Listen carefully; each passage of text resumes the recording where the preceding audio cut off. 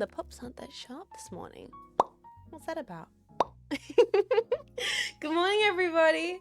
Hello, welcome to the stream. Oh, the jazz could be turned up just a little bit. Let me do that. Ooh, lovely. Good morning, everybody. That's a little better. Wait a second. Why are the pops not? Yeah, no, I could optimize this. No, that's still. What happened to my pops? I leave for a few days. I've been popped nerfed. What is this? Wait a second. That's better. Fell off. True. Real. Good morning, everybody. I freaking popped off. I lost my pop. This is what happens. But anyway, how are you doing? Well, Jets is broken. Go home, lads. No, we are streaming today. I have been forced, made, nay, life things have caused me to be away. But god damn it today, gentlemen, we are streaming. It is happening. And I goddamn hold your packs because it's going to be enjoyable. Let's go over to this scene here. Hello. Hello. Hello. Good morning. Hello. Good morning, everybody. Hello. Welcome to the stream. Hello. My pops are being repressed. Let me try this again. I swear. There we go.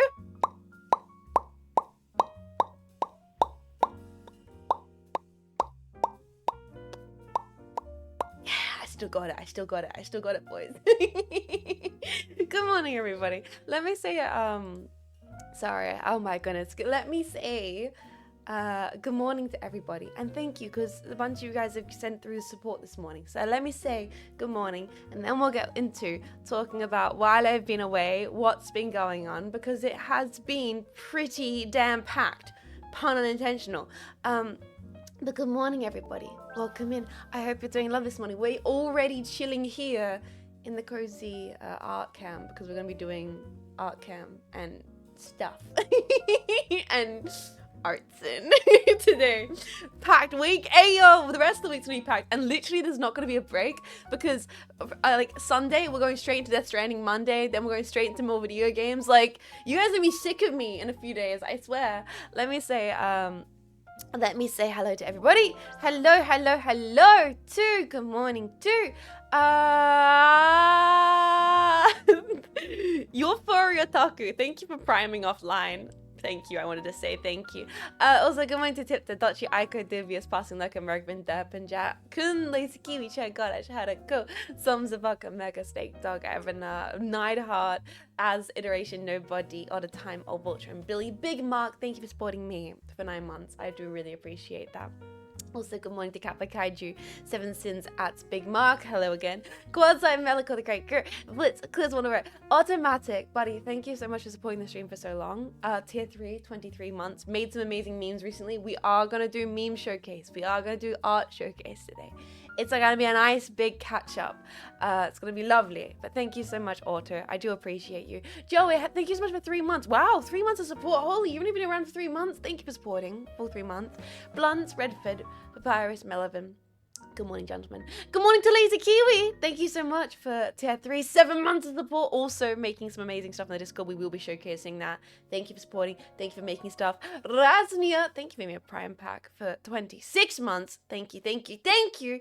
Also, good morning, Raznia. Good morning, Flavor Evie, Johnny Jetstream, Hammer Strike. Good morning, Lecoq, Robzilla, Thomas, Lightsaber, Sword of Bones, Jeff Diamond, Digital Brother, Hose Nose Potion, Mumu, Fire Freak, Skits, Ninth, Braden, Automatic. Hello again. Good morning to Chrono. Whoa, okay, calm down, Chrono. Just flexing casual 41 months there. I see you, motherfucker. What the heck?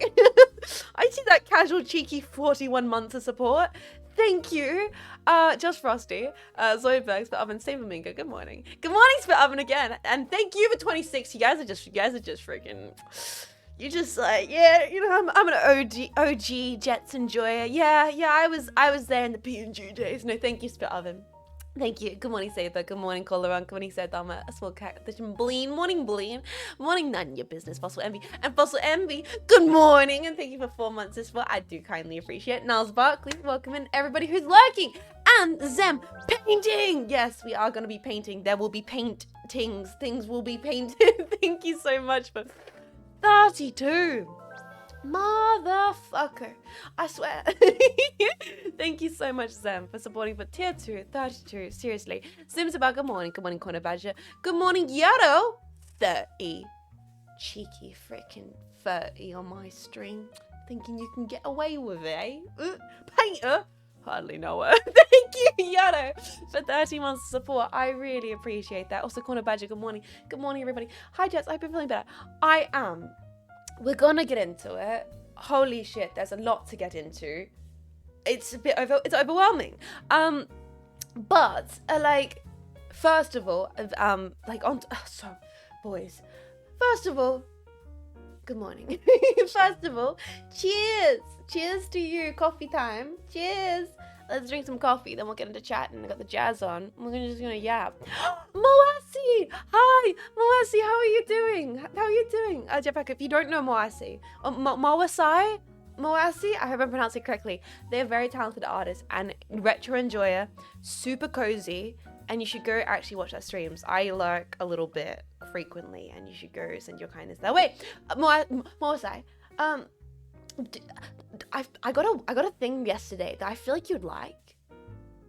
This is me jumping ahead in the story, but for some reason I know your vibe, so I feel like you would vibe with this.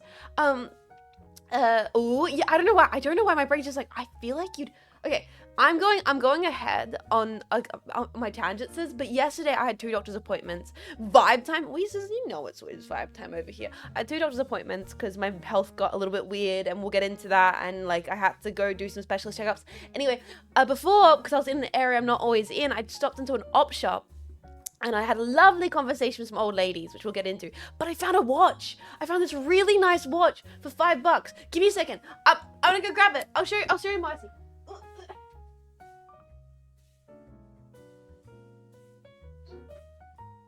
Like so nice. It's like so. The headphones are cute. Oh, thank you. I have my beige porters with the orange. Okay, let's talk out about like headphone gear for a second. I have the beige porters pros. Yeah, boys, we rocking them. Oh yeah, with the Yaxi pads in orange. You know how it is. Yo, she got the porter pros. You know it. Soyabug, thank you so much for giving yourself the Jets is the greatest. Yeah, it is right. The F-14 fighting jet is the greatest, right, guys? Anyway, I'm gonna breathe. Thank you, Yeto. Thank you so much. Well, she's pointing on 3 screens at once. She's eating the paint. Yeto, thank you for 30 months. Also, Zoebug, thank you for giving a sub. Yes, we have all the hands. We have all the cams. We have everything going on. Basically, too much hands. Can you handle? Okay. Can you handle? Can you? Sorry. So, you guys miss me? Do you miss me, guys? You miss me? You miss me? Repeating bits. It's not repeating. It's recycling, and it's good for the environment. Okay, so this is what I got. This is what we got. Who are you again? Honestly, real. So I got this. I saw this in a little cabinet. I never look at the jewelry cabinets. Let me stop that hand cam so it doesn't cut off. I never look at the jewelry cabinets in op shops. But this is just so perfect. Look at it. It's so tiny. Look at it, a little thing. Look at this little guy. Anyways, oh, Soyberg, thank you so much for the 500. I love the shape. I thought you would like it because look at the brown, the shape, and it's like a brand new glove leather strap. Like it's an old vintage watch, but the strap's like brand new, and it looks like a watch for nose. Yeah, but I have little bitch wrists. So I have a Sputnik watch. Have I ever showed you guys my Sputnik watch? I have a Sputnik watch from Russia. Like I've got a vintage Soviet era Sputnik watch, but it doesn't look good on me because it's too big. So I've never wear it. But this, look how perfect it fits me. Sorry, I'm getting so ahead. Look how perfect. It's also, I actually don't know how I'm going to ever put it back on because the little old lady at the op shop put it on for me and now I'm like struggling to, oh no, I think I can do this. Yeah, I can do this. Wait a second. I can put this back on. It's a nice leather, right? It's like a quality glove leather wrist strap, brand new. But the actual watch itself and the brand is it's Pulsar, which I googled it, and it's a subsidiary of Seiko. Wait, what's the watch brand in Japan? It's like and look how cute it looks. It's like a subsidiary of a Seiko. So it's quality. It's a quartz a Seiko quality watch. I got it for $5. Can you believe this? Seiko Japanese steel, baby. Sorry, Miyawasi, I just thought you'd like the vibe. I don't know, I feel like Subject, thank you so much for 20. Oh my god, 24. Nippon. It even says Japan. It says watch, but watch in Japan. Wait, can you see this? It says, if you read it, it says in the bottom, it says Japan trademark or whatever. Watch, but watch Japan folded 1,000 times. Thank you so much, Subject, for 24 months tier 2. I really, really appreciate it. Thank you so kindly. I really appreciate it. So I just got back from a break and I'm already like, dudes, check out my weird little watch I got. Oh, don't you think it's cool? So I need to stop myself. I need to stop myself, man. I need to drink some coffee. That's what I need to do. Look how classy I look. Should I keep the watch on? I feel like it's such a classy vibe. Wow. Oh, she can... You know the funniest thing about me wearing a watch is I can't read a long time. This is purely performative. Keep it. It's Sugoi. It's the elegant look.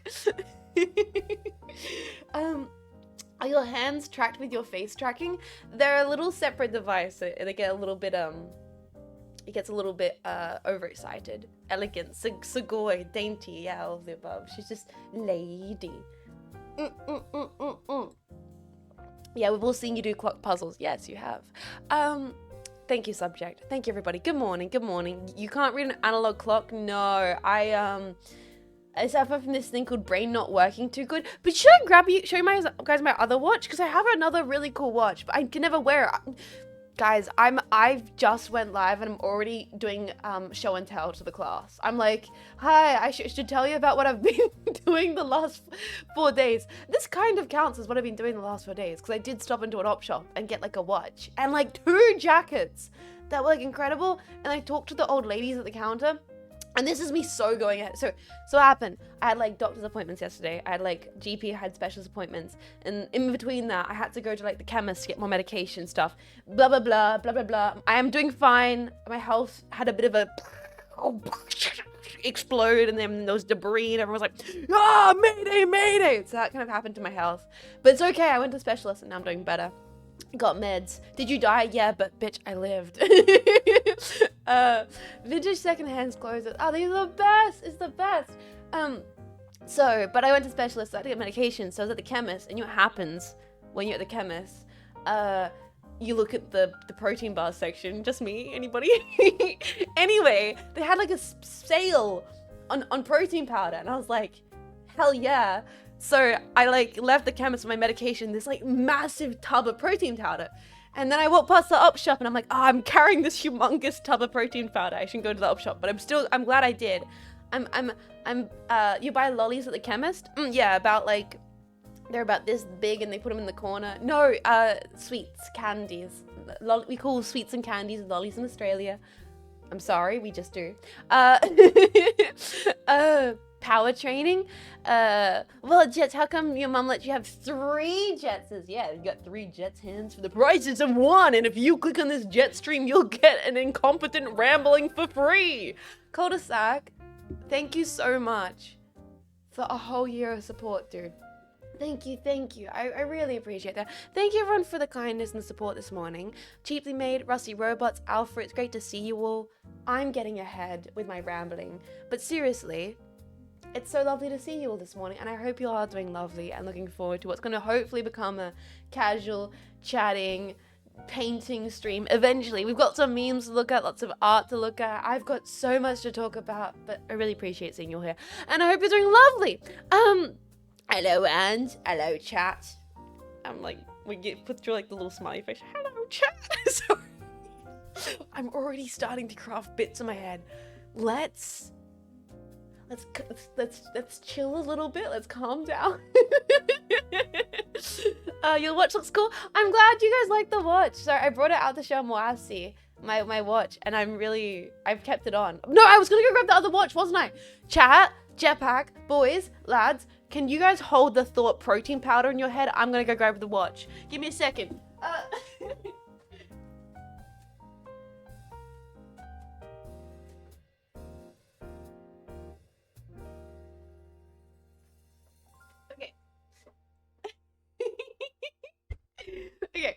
Okay, so this one was a gift from a friend in mech studies, from a friend back in art school days, ye old art school days. Imagine doing art stuff nowadays. This was a gift, and so they got it for me because that's the thing, right? I probably would never have gotten this because it was too big, but such a good gift, and I love it, but I can't wear it because it looks too big on me, and we'll get into it. So this here was my gift from housemate back in mech studies days, back when I was a student. It is a vintage, if you can see this, Russian Sputnik, because I love Sputnik. For those that don't know, I have a little bit of a fixation on Sputnik. It's gorgeous. Like, look at the little Sputnik in the faceplate. It's amazing. It's a nice strap too. It's really lovely. Why do you keep calling it that? It is Sputnik. It's Sputnik. Soviet watch. But yes, isn't it gorgeous? Just. But the problem is, see, watch, when I wear it, watch. That was not intentional joke. Sputnik. Yeah, Sputnik.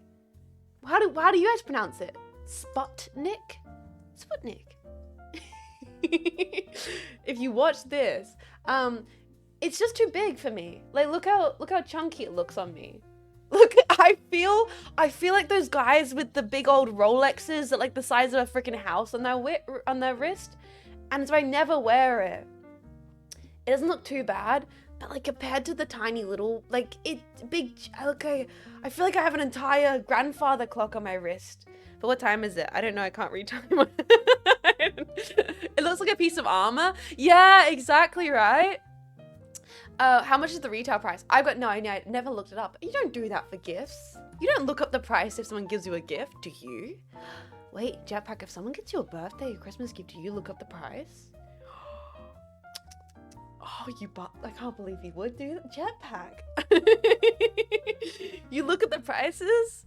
No, because someone gets me anything. Oh, Red Balls, you should get yourself a little treat. Like this. Look, I got myself this watch and it fits me perfectly.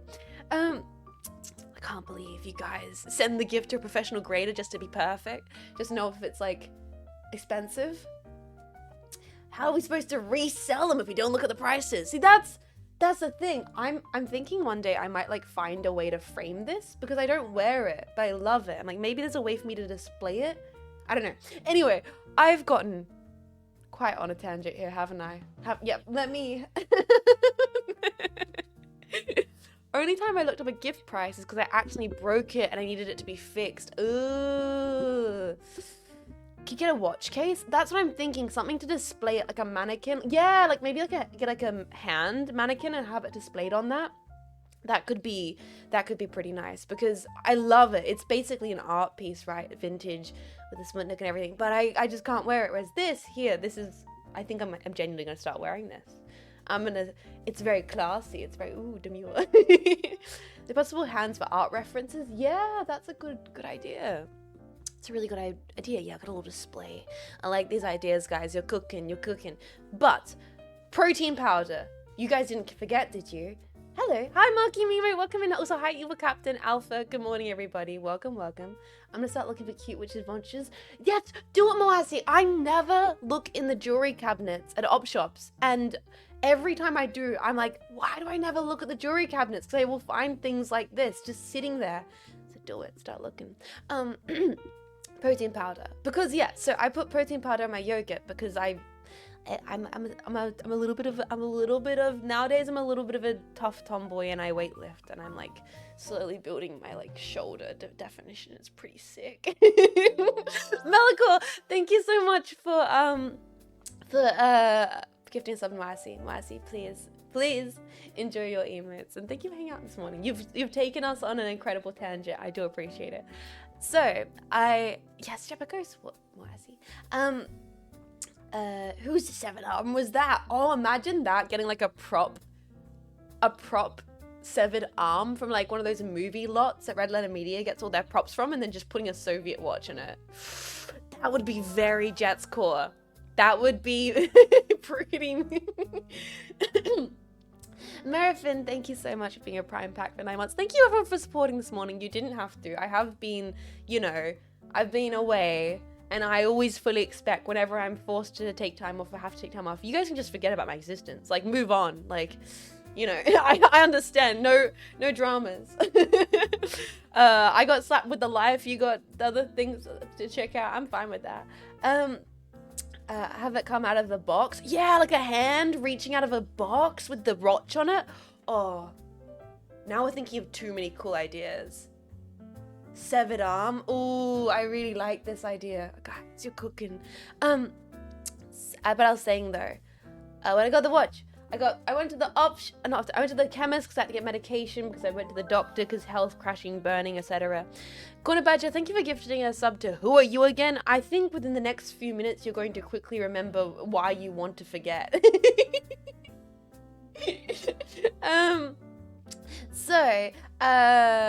Thank you, Corner Badger. I do appreciate that. I went to the chemist. Anyway, had a special on protein powder with the big old whoa! Sorry, that was a little loud. Whoa. Bim Jumper, thank you for gifting 10 to the community.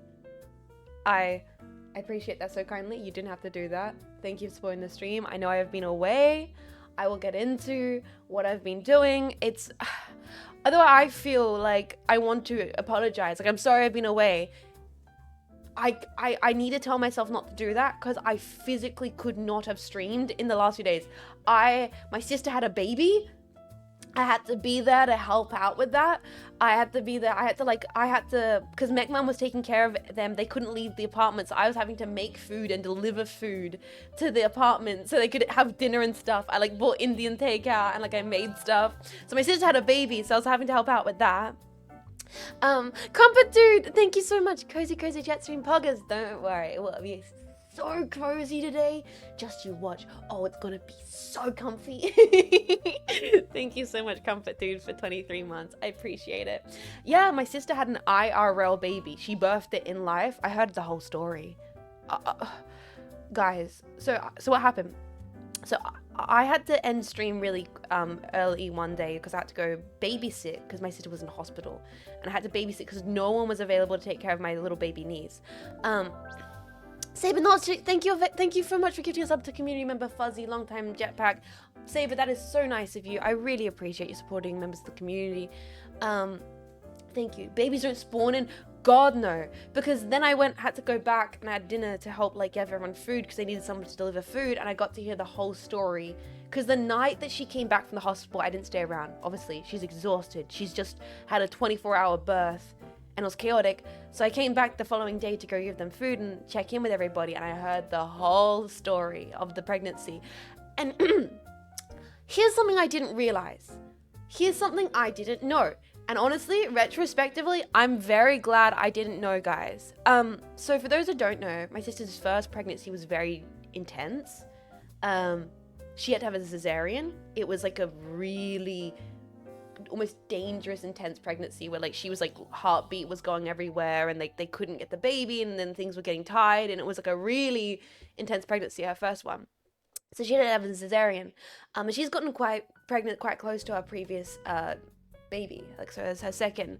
And so how was the second birth? Now, I didn't know this. I found this out after the baby had been born, and I'm very glad. Boys, ranked first casual pregnancy, legitimately. And it gets even more intense, right? Because I didn't find out. One word, breathe. It's so true. I've been away for so long, I'm bouncing off the walls.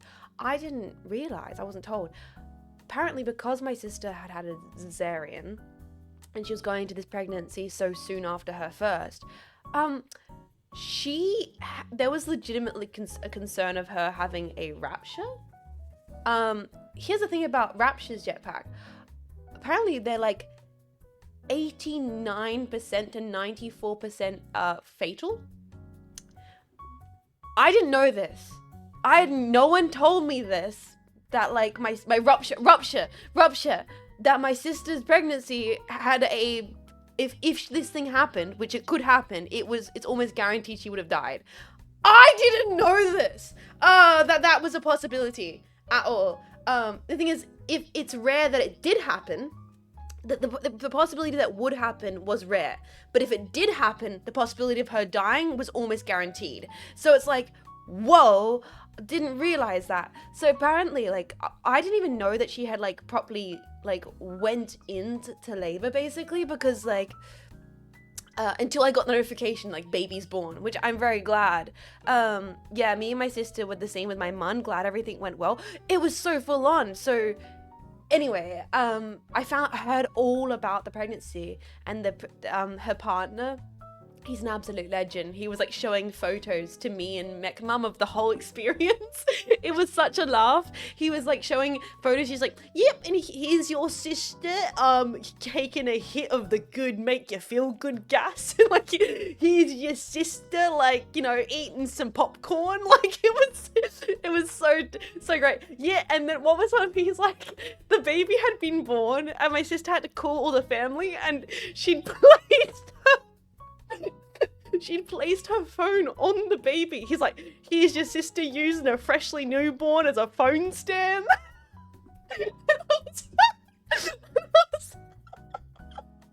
Like, she's so it was so good. I couldn't believe it.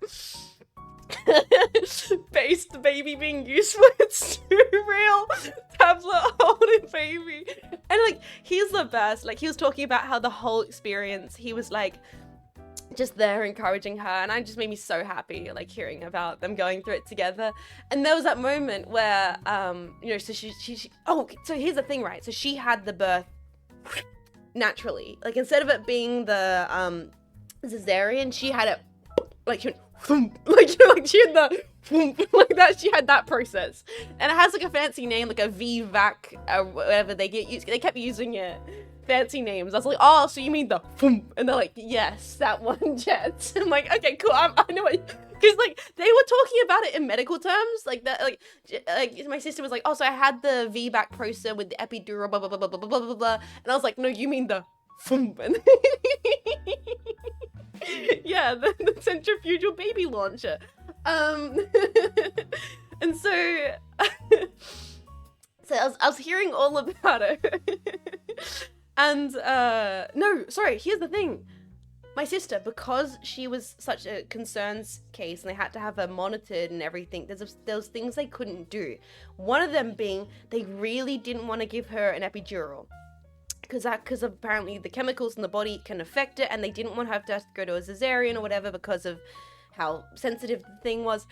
Turns out, so much so, they didn't want to have the epidural so much so that not only did my sister have pregnancy, she had it, no epidural. She raw dogged that shit, boys. She like saw God. She no epidural, straight through where it came. Like, oh my god, powerful, like a boss, like a champ. I couldn't believe it when she said that. I was like, whoa. I mean, that's how people do it for thousands of years. I know. I mean, God bless modern medicine, but I was like, she really did ranked pregnancy and tanked it. Yeah, no anesthesia. She basically just she birthed it. And apparently her partner was telling me there was a point where, like, you know, we were there with your sister, and you know, we're trying to encourage to push it, because it's all getting explained to me like I'm an infant, because I really don't know anything about the process. And they're saying how, like, okay, in the final moments of pushing, they have the baby monitored and the baby's heartbeat. And as you're pushing, the baby's heartbeat will drop because of the anxiety the baby's going through. And as you're pushing, I have to keep an eye on the fact that like the vitals will come back. Like there'll be a drop in the heart rate and they'll come back through every push. And as it happens and it gets more intense, these drops can get further and further apart in like distance until it starts getting to the point in distance where it starts being like concerning. Whereas if it starts being like, okay, the baby's vitals are taking a little bit to come back, they like need the baby to be born or it will die. Like it's like, is she talking about birth?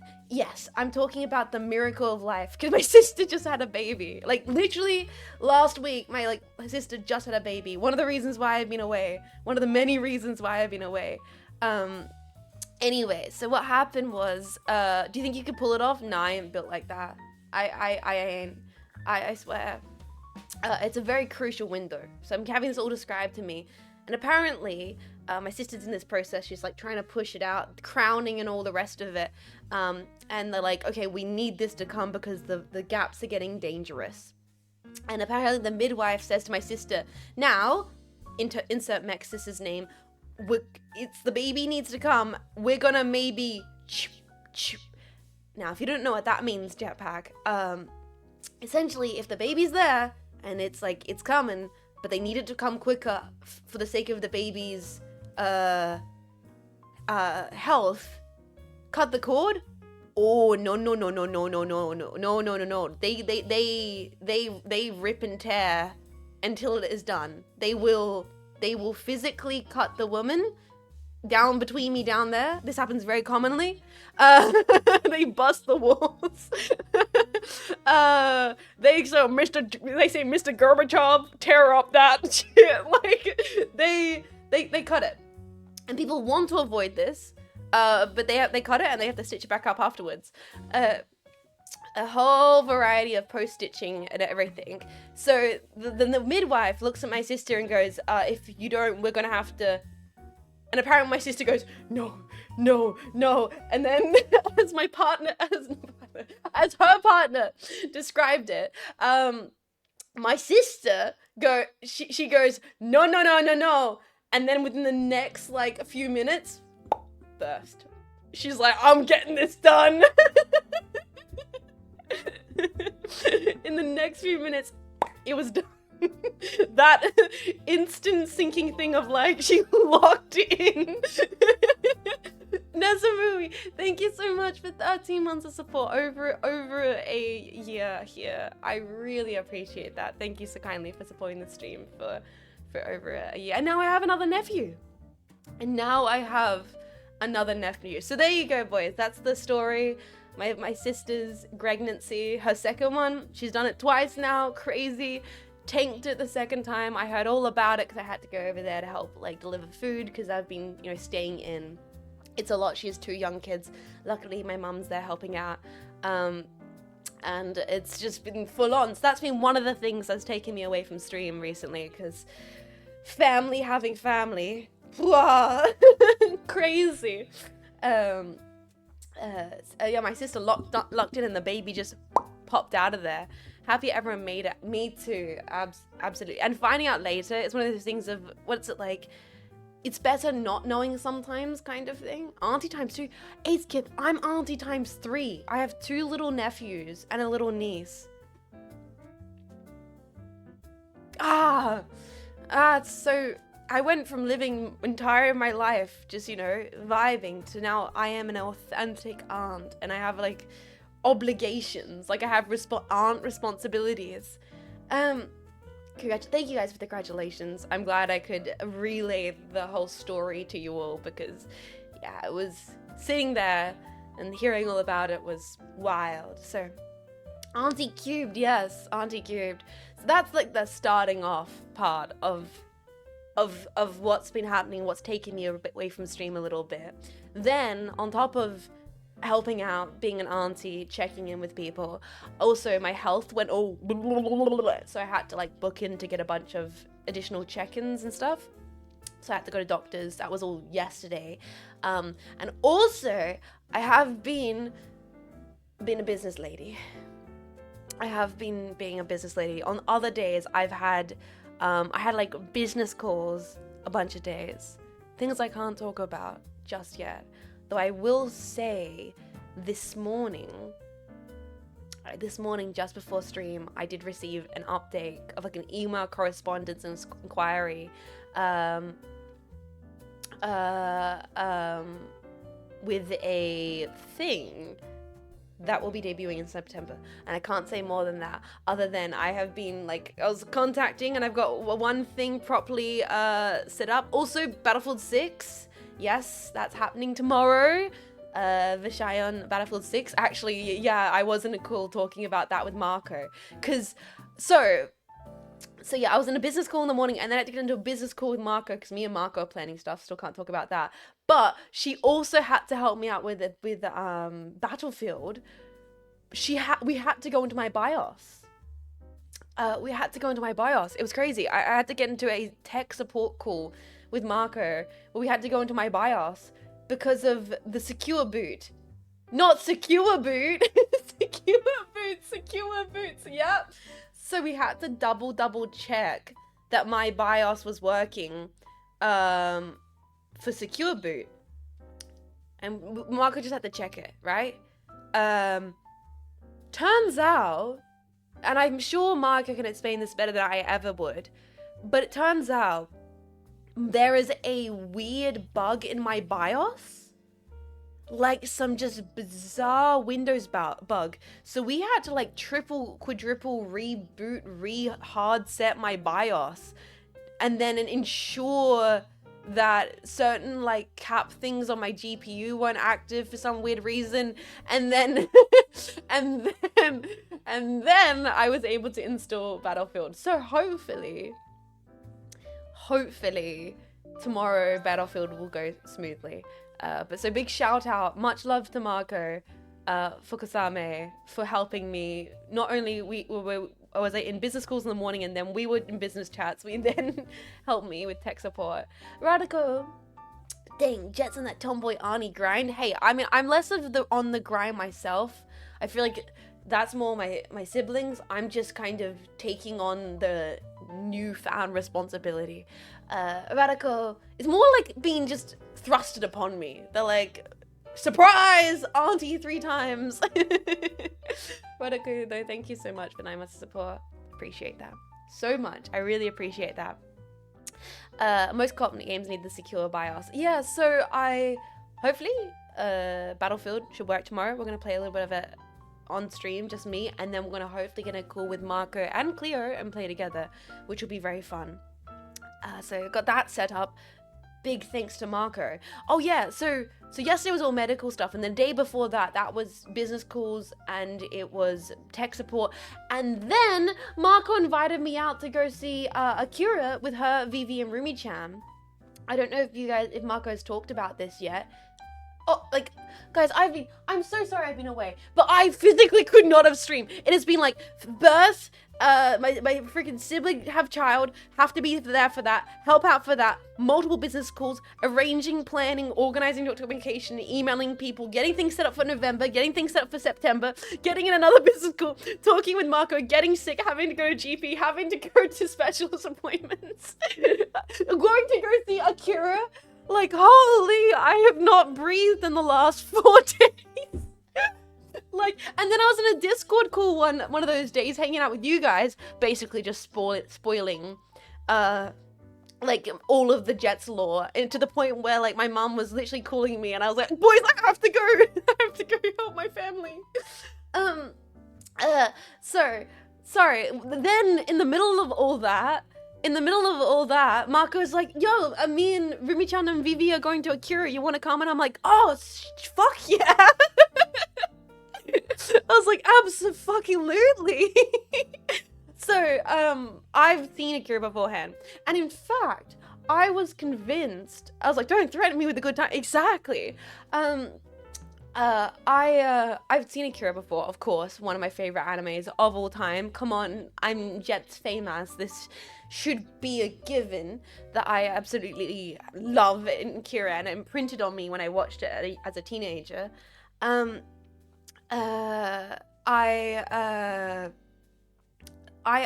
thought, because I watched it when I was a teenager, I thought I'd seen it in cinema.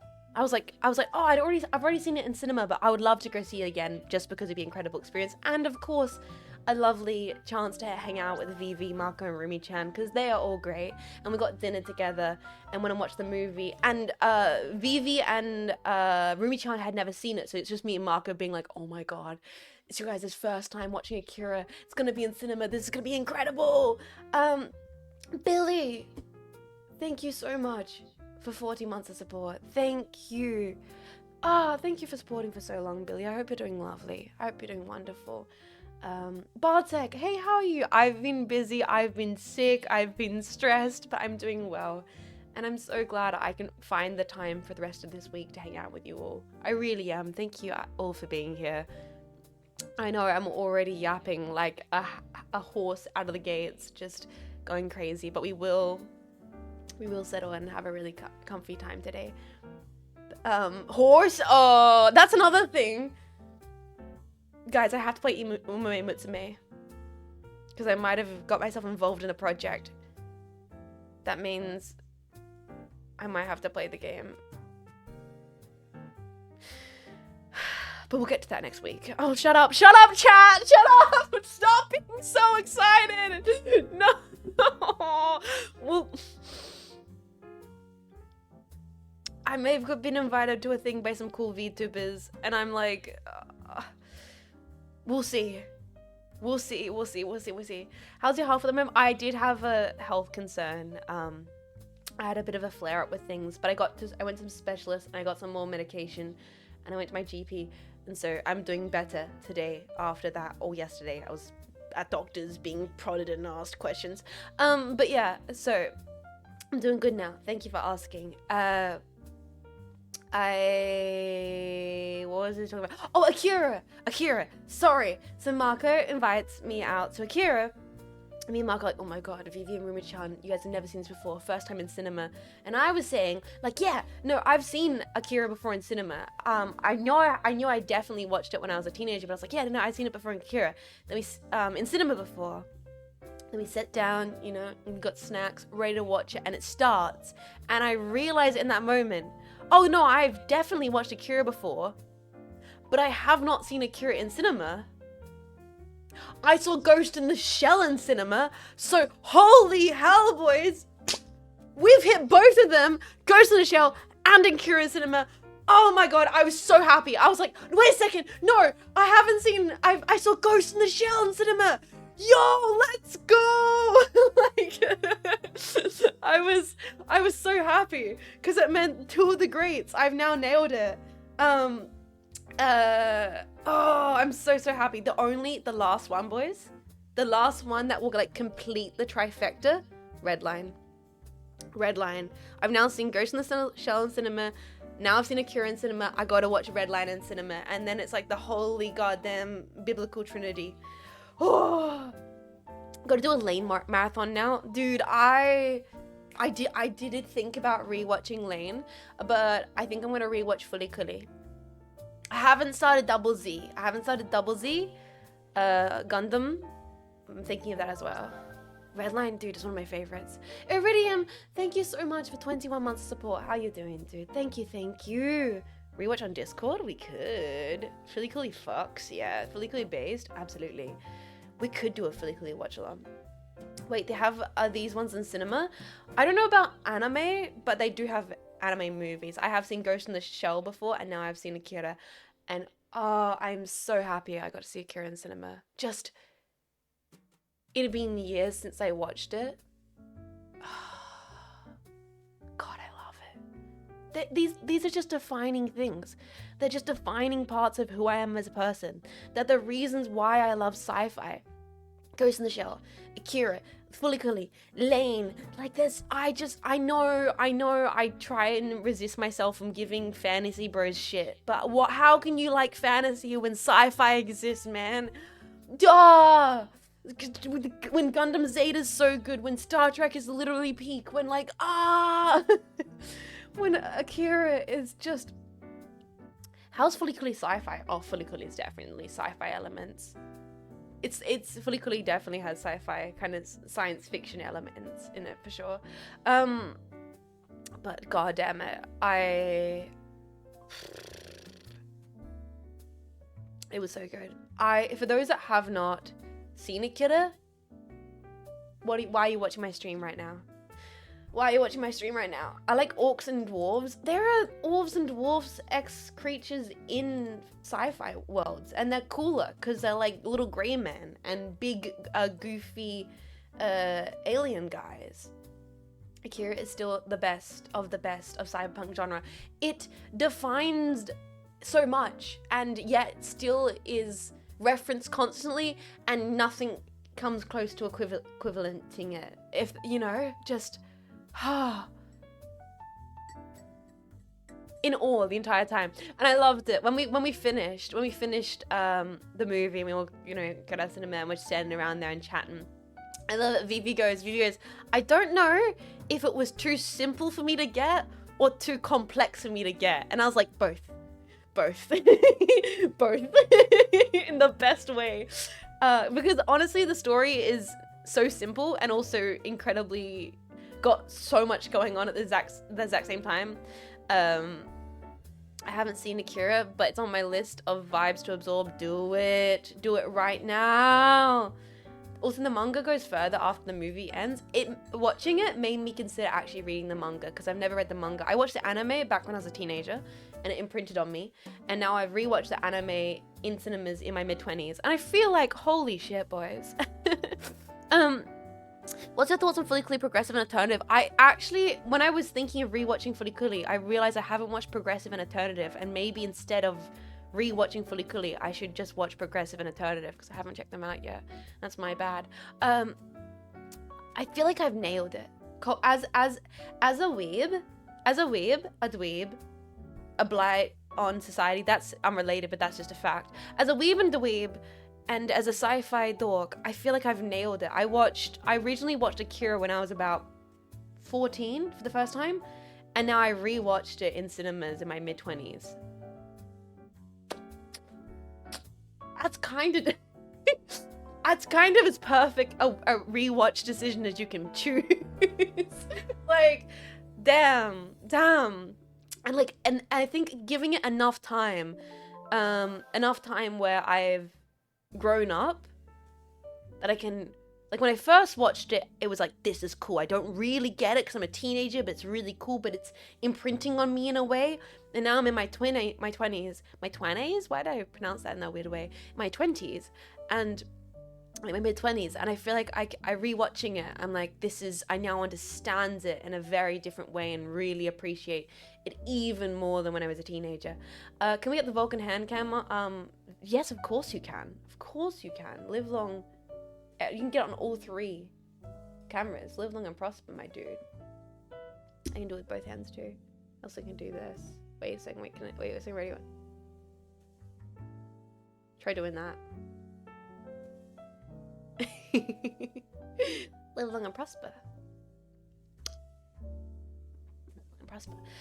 Just as a watch, since when? Oh yeah, I put it on to show it off earlier in the stream, and now I've just kept it on because I think it looks cool.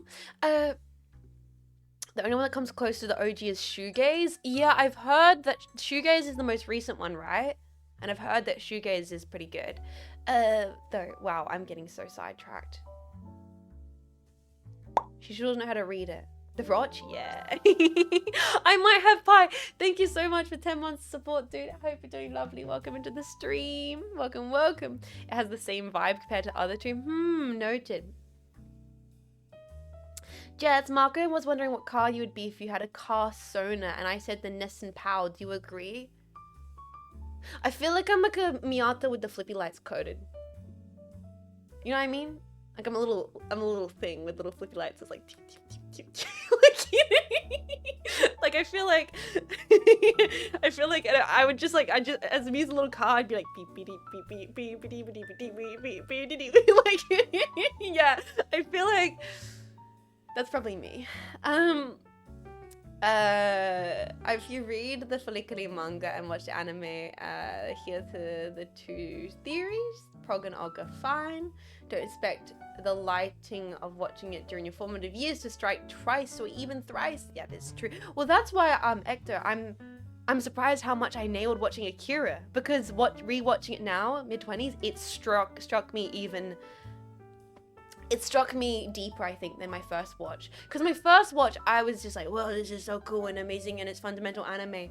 Now I really digested it, and seeing it in like cinema was beautiful. The sound mixing was, the quiet moments really was sunk in watching it on the big screen. And the story, I feel like I fully comprehended it this time around. Speaking of anime, I recently started watching new season of Panty and Stocking. Yeah. I watched the original Penny Stocking. I've been meaning to watch the new season, actually. Too much to watch. I have to decide, do I watch Penny Stocking, do I watch Double Z, or do I rewatch Fully Coolie? When I make dinner tonight, I'll decide. I'll actually sit down tonight and I'll start an anime. And in that moment, whatever I click on, that's what I'm going to go for. I'm not going to put too much pressure. I'm just going to be like, whatever happens, happens. Have you watched City, the animation jets? It's so good. I don't know if I have. I think you can watch Panty and Stocking new season on Amazon Prime. Any Primers in chat? Whereas I'm watching Gundam on Crunchyroll, which you can actually watch through Prime as well by linking or something. I don't know. It's too much. You watch it on Bing Bon, Slim Slump, Hulu, Dingle, Dongle. You can get it on Dongle Plus, Hutu 360 Plus, Alternative, Connected Max. Like, I don't know. It's too much bullshit, man. Did you know you can... Anyway, Primers rise up. Red Walrus, thank you for being a Prime pack. That was a joke, but I do really appreciate it. Thank you for supporting the stream. I hope you're doing lovely this morning. Everybody, I've just been rambling, haven't I? Let me sip my coffee.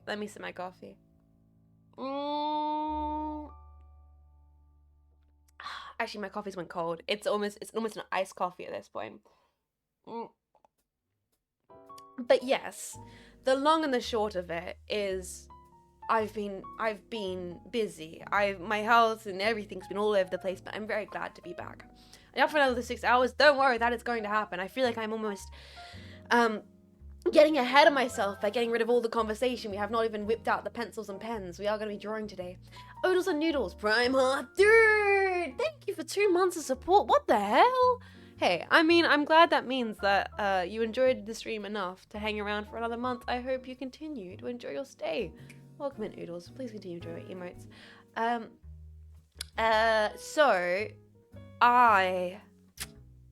Yes. Should we get into the art? I feel like we've got memes to look at. I feel like there's a lot to get into. People have made some really amazing sketches. There's been some really cool edits. There's I just looked at general. Why is there a Miata?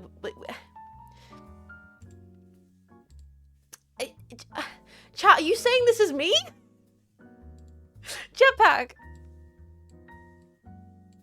Like, just tell me I'm a butterface, why don't you? Alright? Okay? Like, yeah, she squats, like, does 30 squats a day, but a butterface.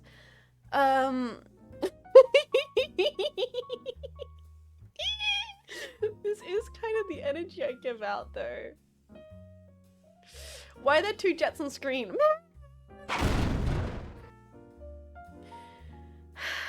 I'm charming and broken. Okay, yeah, that's the kind of thing I want on my epitaph. Here lies Jets, charming but broken. Oh, holy, that would work. Mourner, or I hardly knew her. Yeah, that's what we should do. Here lies Jets, charming but broken. Mourn her, I hardly knew her. That will buff out. Yeah, buff right out, boys. A little bit of elbow grease, she'll be right. So. Should we look at the memes? We can do a kind of little peruse of the memes and the art. And then there are more things I've been up to. There's a lot to talk about because I've been setting up projects. I got so many projects finalized and in the works. I've been like working on things I can't announce yet. And I got some emails back which confirming things that are locked in, as well as I have to order some stuff myself to get samples for things that I gotta do. That's really cool. And then, yes, I've just been freaking family, planning, going to see Akira, which was great. Let me see something here. All right, let's go. Before we get skedaddled.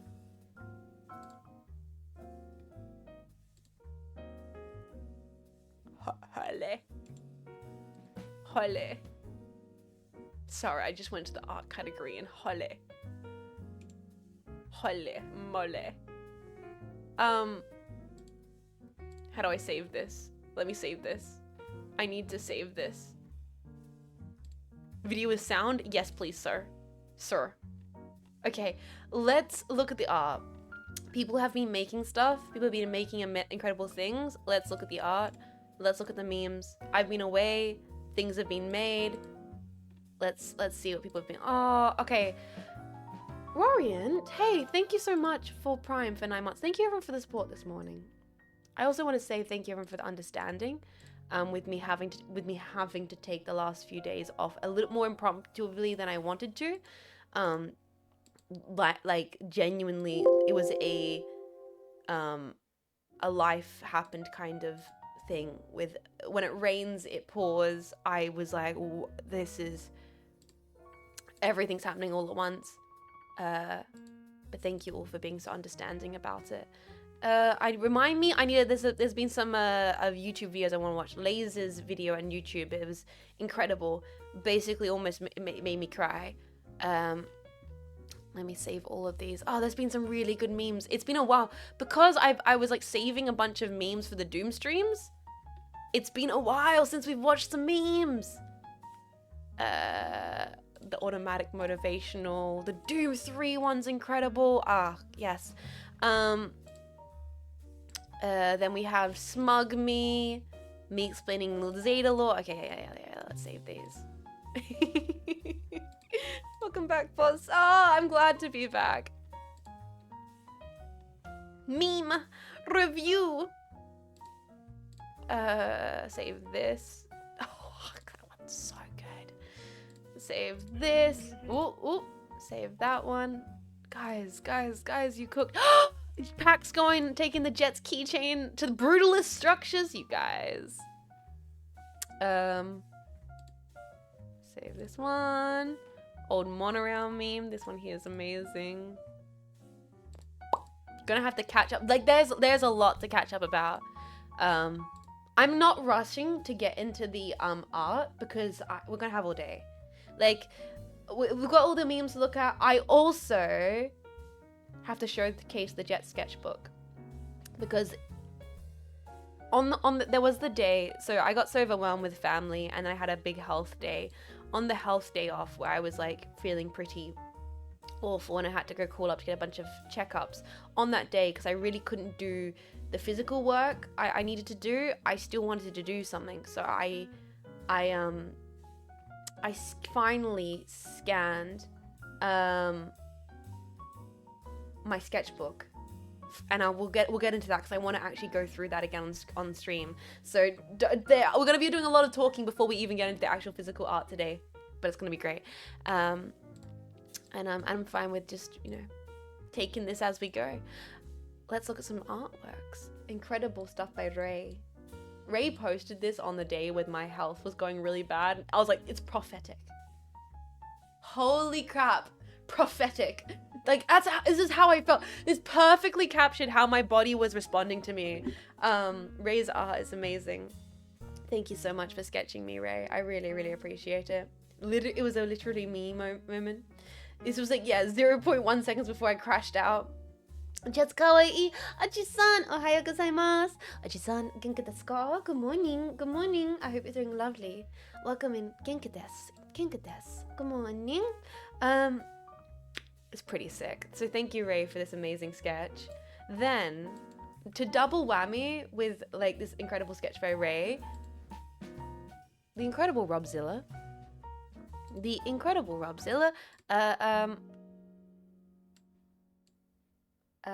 Blessed again with let me transform this to fit to the screen. Is this my current phone wallpaper? Yes. Was I literally sitting there with dinner with Rumi-chan, Marco, and Vivi going, guys, you need to see my new wallpaper. The jetpack made it. Look. And like dweebing out and being like, look.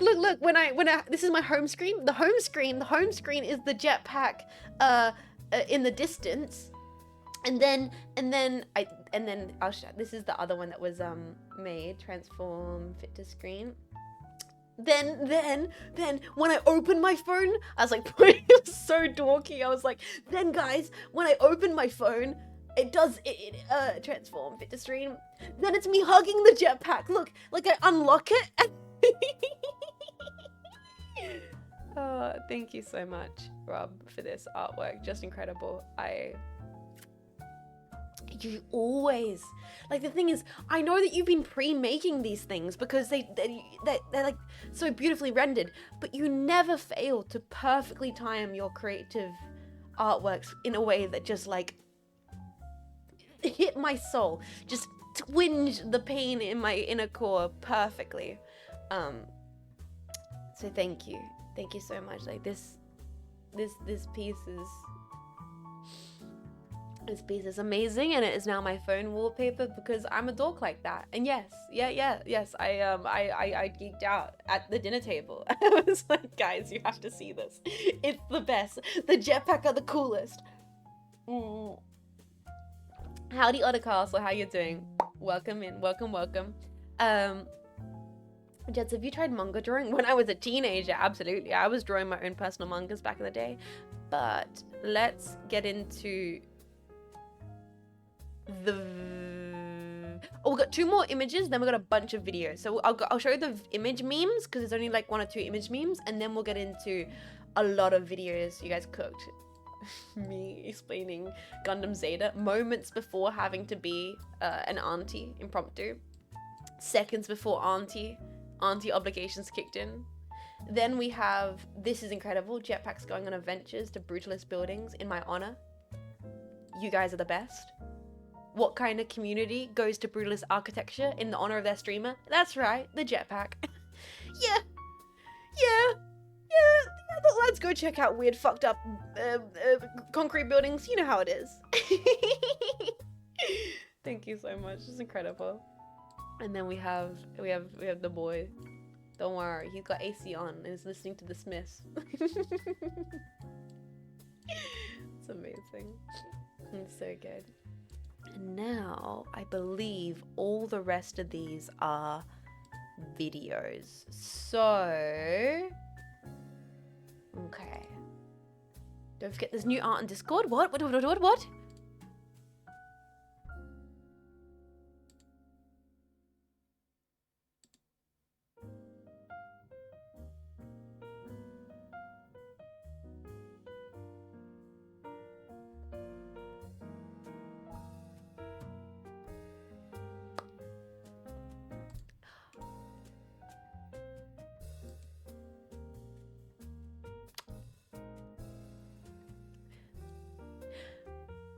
gonna save that to the we're gonna save that to the end. We're gonna save holy shit. What? Maybe Pog 2?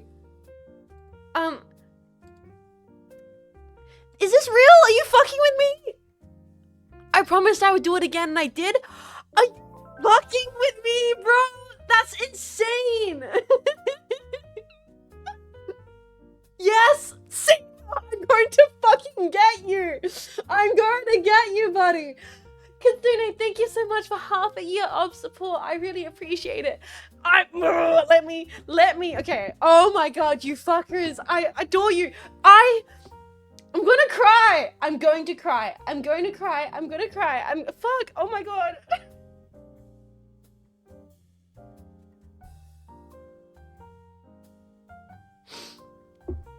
You share with the claws? You're fucking insane. You're fucking insane. You're insane. I am not worthy. Like, bro, I can never ever accidentally say something problematic. Or even intentionally. I mean, you know, maybe I should. Maybe I should get myself cancelled just to make you regret this. You're insane. You're fucking mad. Like, what? I'm gonna start saying horrible things on main. Like, I'm sorry. Like, I'm about to start taking my... I'm gonna saying crazy things like, I genuinely liked G-Quox, and if you don't understand Akira, you're low IQ. Like, oh! Oh my god! Brutalist Jet was supposed to have life brought up by the people around it. Jets brings life to our brutal estates.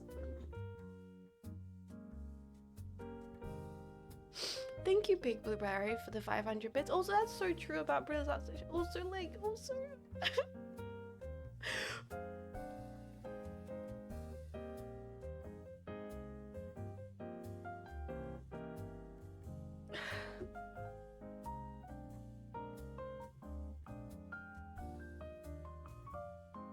Give me a second.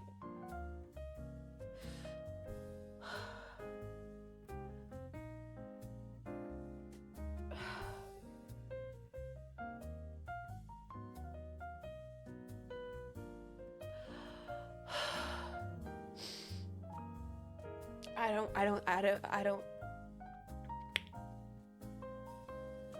Start selling wash up tattoos. Yeah, I feel like you could have done it temporary. It's so fucking cool, dude. It's so cool. We got memes to get into. We got art to get into.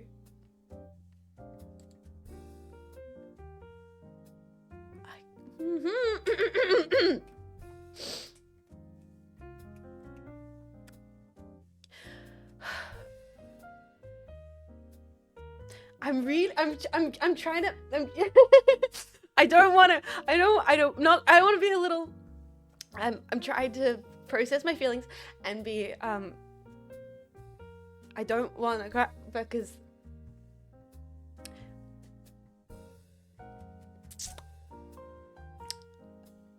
if you're in the Discord, you know that things have been a lot for me recently, and I was beginning to feel very much like I'm like some thoughts in my brain about not doing enough, and feeling really guilty about taking so much time off. I'm so thankful. I don't know what else to say. Thank you.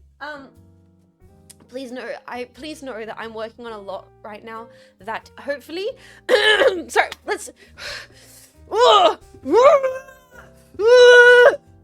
let's go! Lock the fuck in! So what am I saying is I hope you know that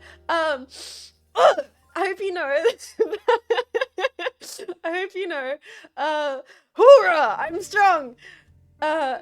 Boys, big things coming. That's, you know what? I'm not gonna be a little bitch. Fuck you. Alright, I'm not gonna be a little bitch. Fuck you, big things coming. Alright, Jetpack, I am cooking.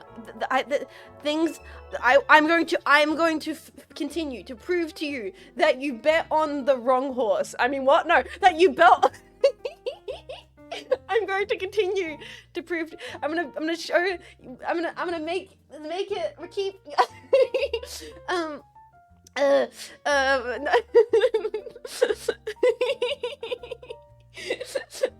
Horse mentioned. Okay, glue factory. I really hope you guys enjoyed to see the things that I have been working on for myself, for this community, and also for Vishayon in the coming months. It's gonna be incredible. I put Bleem's right. I put expectations on myself that end up causing me to end up in a space which I shouldn't let myself, but it's because you guys are sick and you guys do cool things and I'm like, I need to do cooler things because you guys are the coolest. Kalakaska, thank you for 5, and Billy, thank you for 5. Thank you for supporting the stream. You're the best, boys. I was about to be a sad bastard. That's not what today is. I did not go live today to be a sad bastard.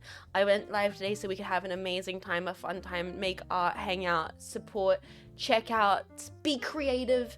That's what today's about. No sad bastard, no posting, no ooh woo woo woo sadness. I want to be happy and hype and sincerely appreciatory of all of you guys just being fucking incredible and sick. And with that being said, let's look at some freaking memes, boys. Let's look at some art, my dudes. Holy...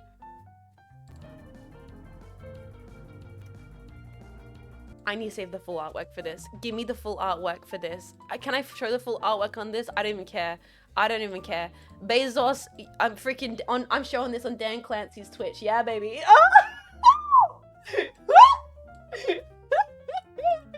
Yes, right. what? Fuck yeah. I should show it. I be squatting for good reason. Brother, this goes hard. Thank you so much. This is incredible. Yeah, I pulled up to the cake factory, right? And they put me behind the freaking counter because I thought I was for sale. Holy, it's so good. Oh, that's amazing. So I should cut the tracks. I got memes to look at. Thank you so much for this, dude. It is sick. Just.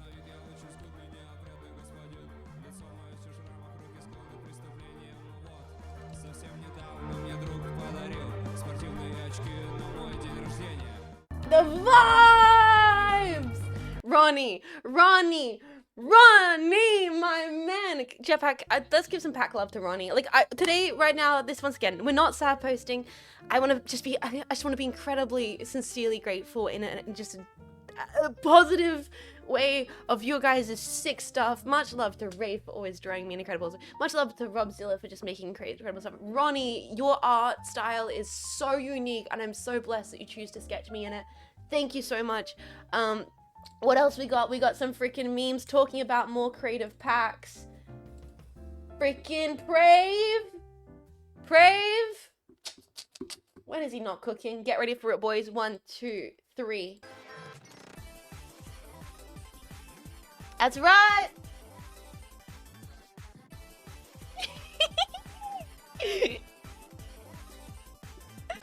Oh, Brave. This is so sick. For those that don't realize, this is the opening of G-Quacks, which is incredible. Like, I actually really love the G-Quacks opening so much. I never skipped it. Never once did I skip the G-Quacks opening because it was so good. Thank you so much, Brave, for this edit. Just mwah, chef's kiss. Thank you. Then we have another brilliant meme by Author, another great memer in the community. And this one also, I feel like, is timely. This one is poetic. There's a poetic synergy to this one here. Tough time never lasts. Only tough people last. Really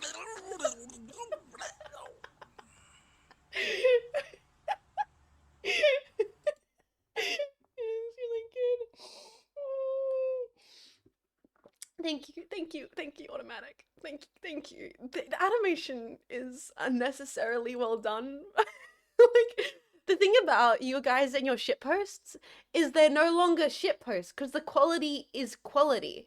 And talking about more shitposts and not shitposts that are just quality. Oh my god, guys, are you ready for cinema? Okay, let me. Doom 3 tomorrow. Okay, let me frame this, because I was thinking of making this kind of edit myself, but I've just not had the time to do so. And so I'm so blessed that that Laser took the time to do this. For those that don't know, with the for the Jasmine, why I talk about this. For those that don't know, with the Doom replay through, I keep mentioning it, but maybe some people are new to it. We're doing the Doom replay through because I originally played Doom right back at the start of my stream, back when I'd never really properly played FPSs, but it was before I had a proper VOD channel. So the only thing that exists of these streams are clips. But Laser went back and did something that I had in the back of my mind, and I'm so happy they did. And maybe it was, once again, on one of those days where I was feeling a bit weird and just being like, wow, how far I've come just is incredible. Also, look, I'm wearing the headphones today, just like the original model. Look! Ah! I could even glow. Wait a second, where's the glow? Where's the glow? Where's the glow? Wait, let's do this. No glasses, no twin tails. Despite it all, it's still you. Despite it all, it's still you. Oh my goodness, Nitter, thank you so much for 9 months of support. Thank you. Thank you everyone for supporting this morning. It's so lovely to be back and have you guys be supporting and enjoying the streams. Tomboy lamp product when? Yeah, I've released merch, it's just my head. One thing, okay, not to Not to big ups myself, not to be on my own horn or anything like that, you know. Not to do that. But I will say, one thing I do really enjoy about my evolution aesthetically on stream, since I have always been the one that's made my own art, and we'll get into it when showcasing the sketchbook, which we're going to do. I'm going to do the whole sketchbook to showcase that today as well. Since it's been like an origin idea and a really dweeby, from the heart creative idea project, one thing I do enjoy is, compared to some other VTuber models, there feels like there is a very, very linear timeline of my aging and evolution on stream. Like this Jets looks like she's her like late teens, early 20s, because she is. This Jets looks mid-20s, because she is. And then Jets in the next few years, when she becomes hag-coded, will look older. There's this like natural, very real evolution of the style where it's like I've not really done like a drastic redesign at any point, and I could never see myself doing a drastic redesign. Will you get a beanie like clear? Cats of a tube. This model did have a little beret, actual beret, and you'll see that when we do the sketch book tour, because always OG Jets had like a little beanie beret, and that's what's like what evolved to the helmet, which what revolved into the little hat that I wear on this model as well. Anyway, let me turn the glow back off, glasses, twin tails, and let's watch this video, because wow, this is so well done. So well done. It's really interesting to me to see how different VTubers approach their model design, especially with respects to big changes. Yeah, exactly. For me, and when I say this, it's not like valuing it, you know, that it's people who want to redesign themselves and do something completely different. I freaking love that. Like Kanya, Cleo, Marco all like have done that with their models, and you know, stylistic changes are really exciting. Working with a new artist whose art style you really change. People like Iron Mouse, where it's like, oh, it's like a different outfit for them. But for me, this is truly a personal approach to it, because I've been able to work on all my own art. I've been able to keep it very consistent, not only when it comes to like the style evolution, but reference points. There are references on season 1 that are referenced in season 2 and season 3, and will be referenced in season 4. There is a pure in-world canonical cohesion between all the models, because I'm a dweeb, and that I enjoy that. Can I enjoy that? Anyway, talking about cohesion evolution, let's watch this, because it's brilliant and laser cooked. What? Wrong thing? Doom 3 tomorrow. Tomorrow.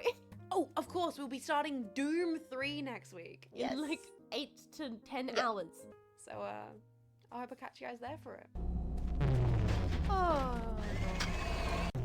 Oh, fuck, dude. Sorry, I just need to pause it and respond. The exact same sound of my voice. Oh. Oh. No way! What? What? Oh, I've gotten so much better at responding to things. Oh, fuck, what? What the? Meanwhile, keep in mind, I had not properly played FPSs before starting the Doom series, and this is my first time playing an FPS of nature, because before this, I played the original Doom. I didn't even play Doom 64, so...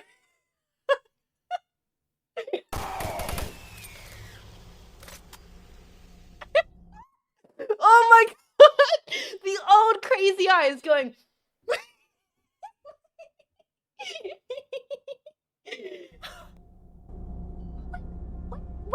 What, down from there? Oh my god, that's fucking those asshole devs. That was so stupid. That was so stupid of me. Pissing all by yourself, handsome? Oh, that's disgusting. Okay, chat, let's do this. We're gonna totally be jump scared by something fucking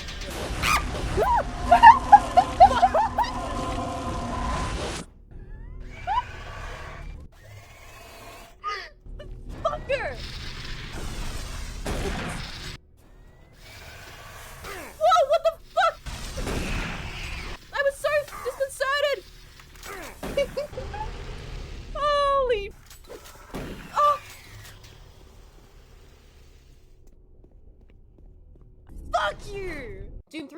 tomorrow. That's so good.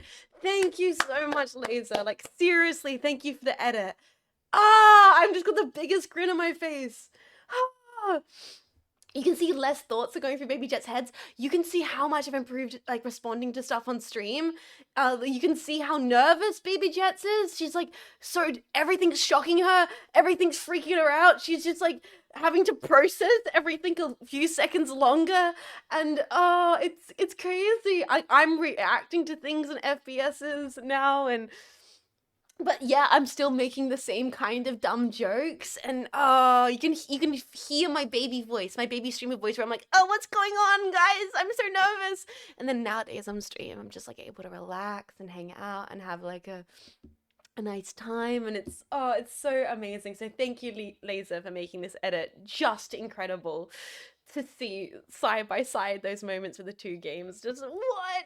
Oh, it makes me so happy. It really does. And I can't wait to, like, in the next few years to have even more of a response to, like, how much I've changed. But next meme. I'm sure the next meme will be like, you know, oh wait, no, this is just this one.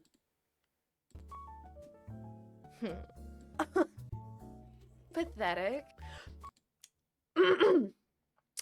Why the way I say pathetic kind of why was that good? Where did that come from? I didn't know I had that in me. I'm sure the next meme will be like respectable and chill and vibey. Radiant sexual energy.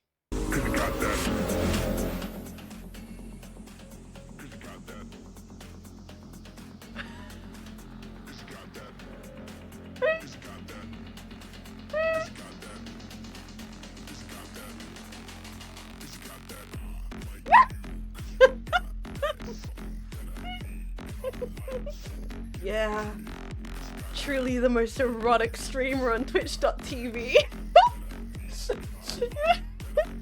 That's right, boys. Yeah, that's me, boys. Nobody brings that just genuine sexual prowess to twitch.tv like I do. What is this one here? Front fella off. Guys, dumping this in the ocean is a good idea, right? So what do you do to protect the environment in cases like this? The ship was towed outside the environment. Into another environment? No, it's been towed beyond the environment. It's Yes, not in the into environment. No, but from one environment to another environment. No, it's beyond the environment. It's not in an environment. It Well, has it been must be towed somewhere. beyond the environment. Well, what's out there? Nothing's out there. Well, there must be something There out is there. nothing out there. All there is sea and birds and fish. And 20,000 tonnes of crude oil. what else? And a fire.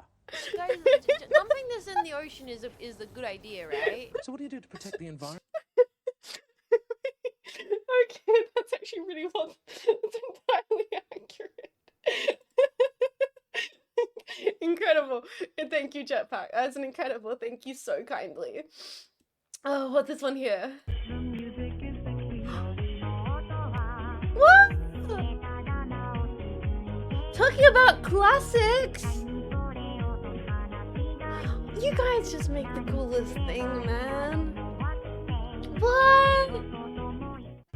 What? Thank you so much. It's such a vibe. Oh, dude. Oh, what the? Okay, what's this one? What's this one? Everything I click on, I'm like, wow, this is so well made. Then we click another one. Wow, this is so well made. God, what's this one?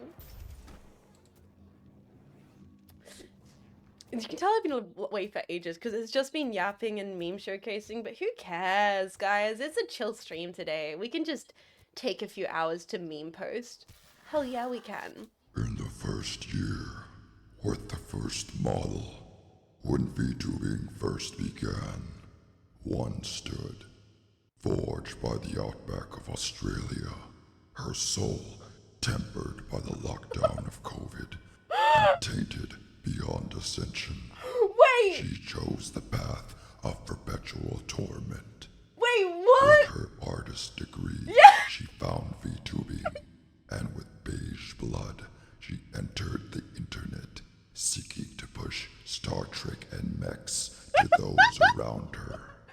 She wore the True. jade symbol Yeah, no, of true. Cynapse, True. and those that tasted the power of her mech named her Jean Faymas.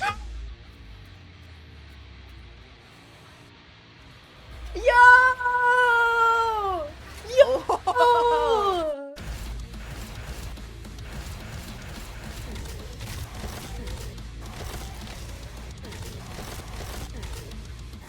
Keep moving. I don't know if you have much use for that, buddy. Allow me to be of assistance. Hell yeah, brother! Hell yeah! That one. This is sick. This is such a good edit, dude. I'm loving this.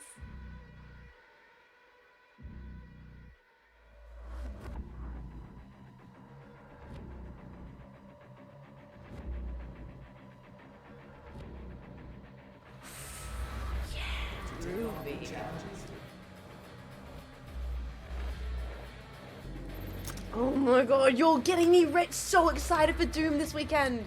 Oh, you're getting me so hyped, bro. Thanks, buddy. Who's next?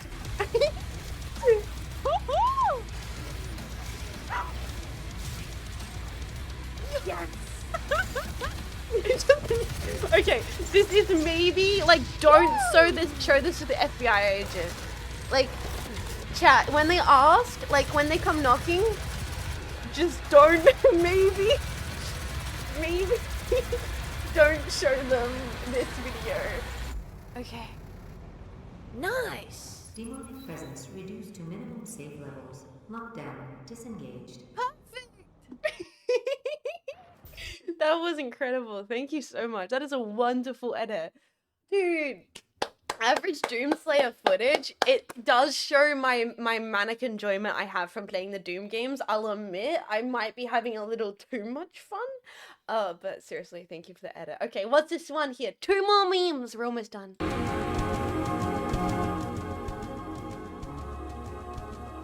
Yo. This is vibey.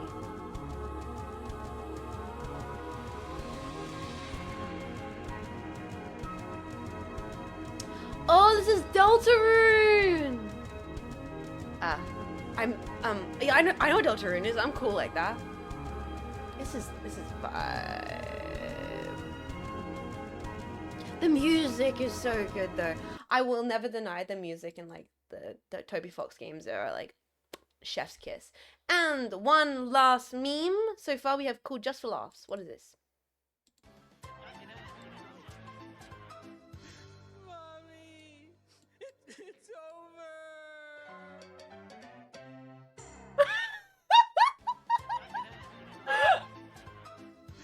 Mommy, it's over. That's so well done! Oh! What a perfect ending to the meme review! Oh! Dude, poetry! Poetry! New end of streams? I totally could. I totally could.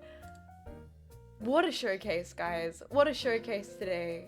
Incredible videos, incredible jet sketches, artwork, tattoos, 3D creations, drawn stuff, renders, animations. It is an honor to have you guys make the stuff you do, and I'm so happy to go through it. Let's go, Handcam! Darwin's, welcome in! Yes, 18 months. Hopefully we'll get into the actual drawing and we'll get to actually use the Handcam in a second. But wow, thank you guys. Art time? It might be art time. But wow, what a beautiful way to start the stream and enjoy ourselves just going through all the awesome art. What are you gonna draw?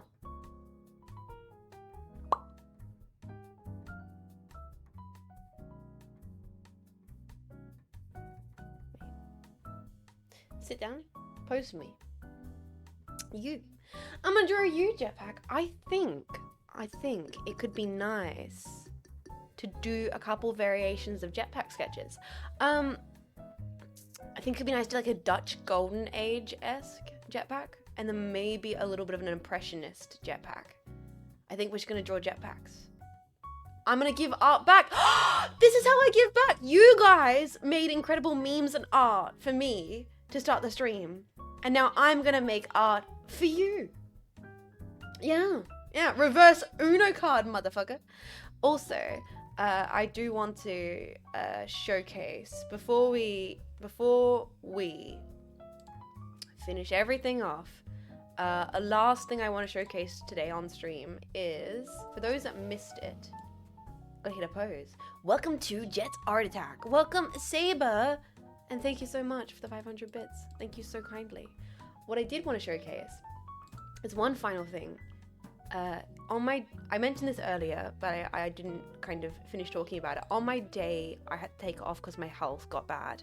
I couldn't do as much physical work because I was feeling bad, but I still wanted to do something because I never know how to stop. So what I did is I finally took the time to sit down and scan all 68 pages of artwork from my original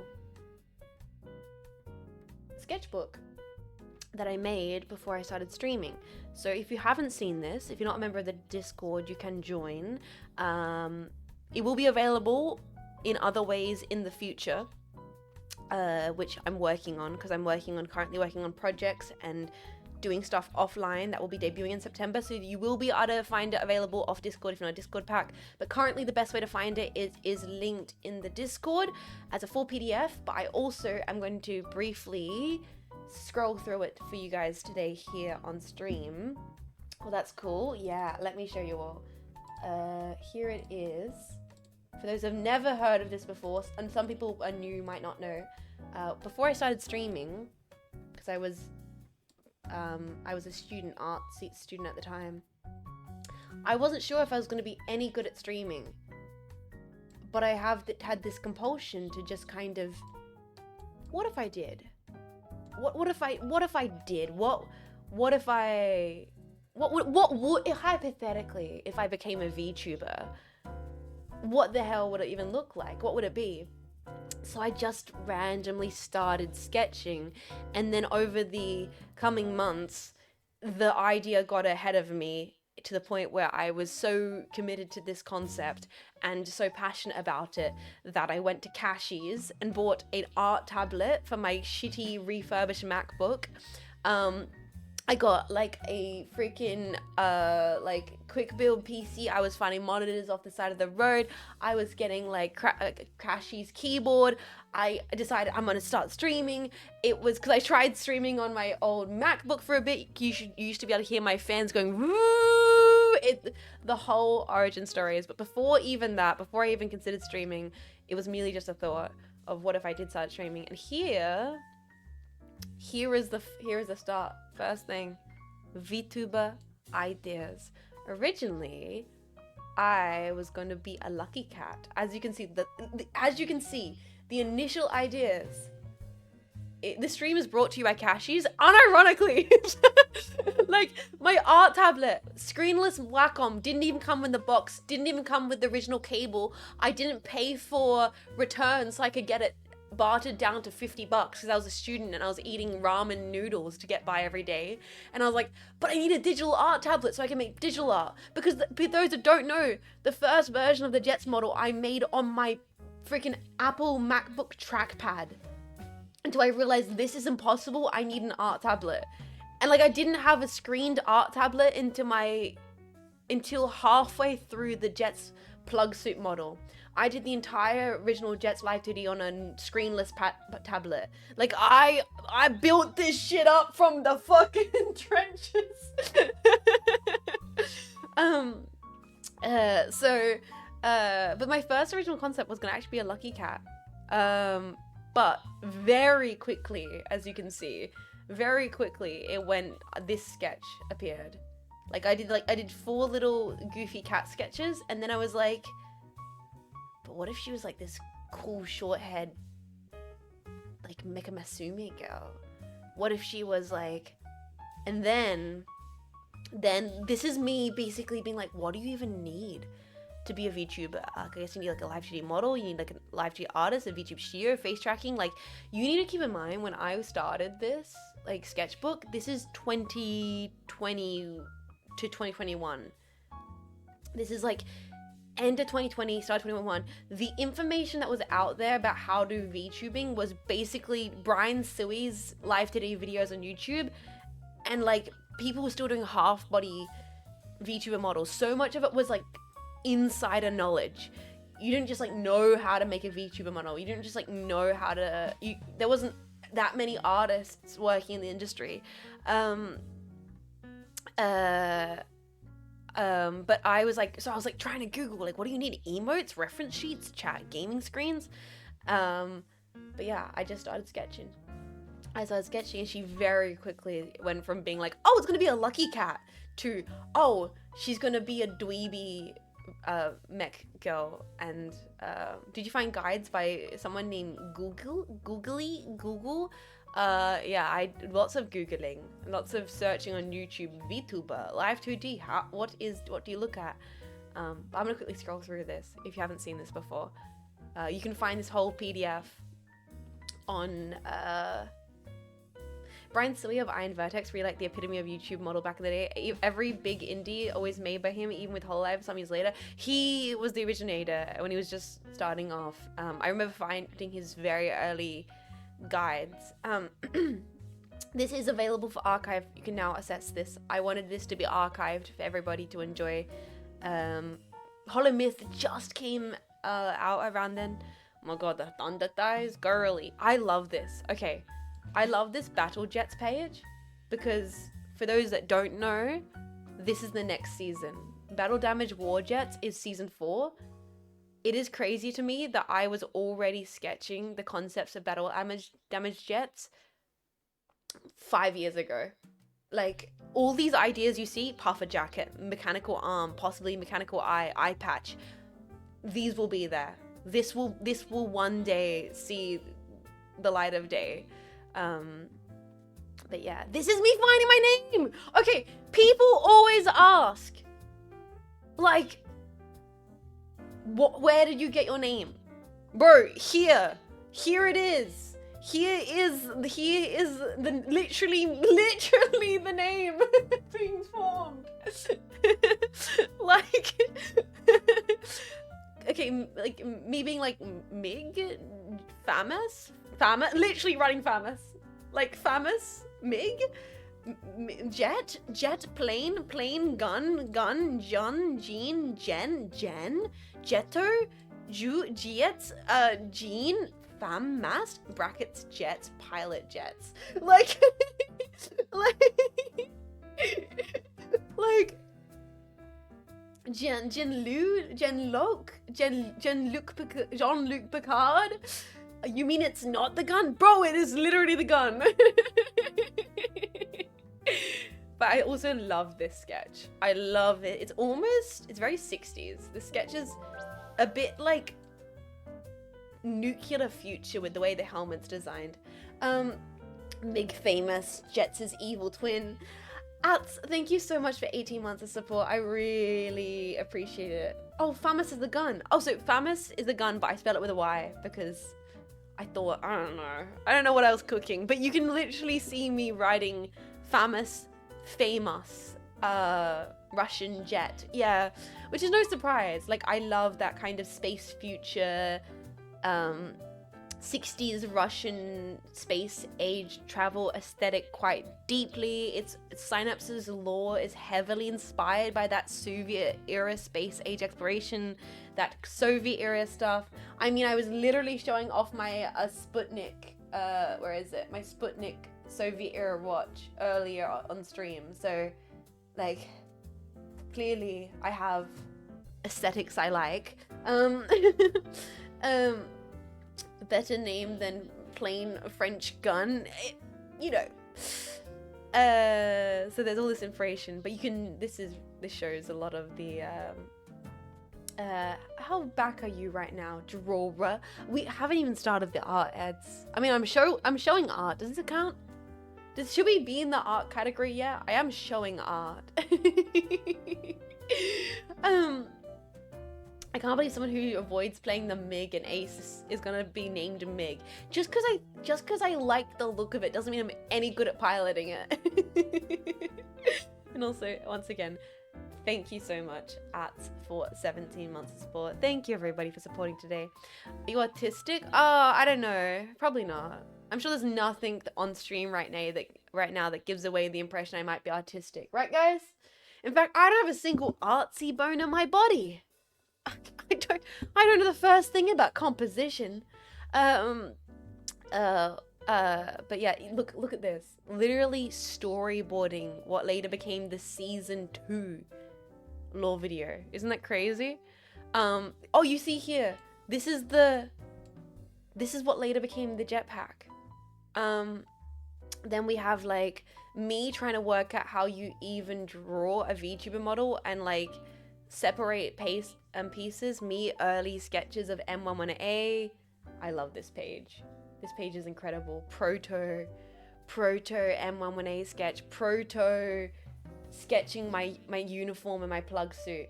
Back before I even did season 2. Because what happened was I realized it was too much for me to do because I started so much of this from scratch. I physically did not have the skills or the equipment to make things or the budget. So a lot of things in season 1 had to be cut back to like, okay, I'll start off with just doing the school uniform, and if this does well and if I'm good at it and I like it, then I'll work really hard and I'll make the mech suit, and if the mech suit goes really well, then I'll work really hard and I'll finally get a 3D, and if the 3D goes well, then I'll work really hard and I'll finally get my dream battle damage jets. So like that is battle damage, like real world war world battle damage mech jets, like Cynapse world building. That's been such a long time coming over the 4 years of me like working on this, of like I've got these ideas, but I'll start small, and if things go well and if I'm able to save and focus and work really hard on it, then it's gonna build. Damn girl, can I commission you? Dave, my commissions are 99.9999% closed. However, as a buddy, I do work on friends projects. Like I'm like, my commissions are closed. Yeah, I literally did like Cleo's opening scream. My commissions are closed. Yeah, I literally work on concept art for Marco. My commissions are closed. Yeah, I've literally done like work for some of Jolly's videos. My commissions are closed. Yeah, I literally helped KK with the overlays. Like, I'm the worst. I am the worst. Because the thing is, I love project creation. Like, I love project creation. I love when people are passionate about projects they're working on.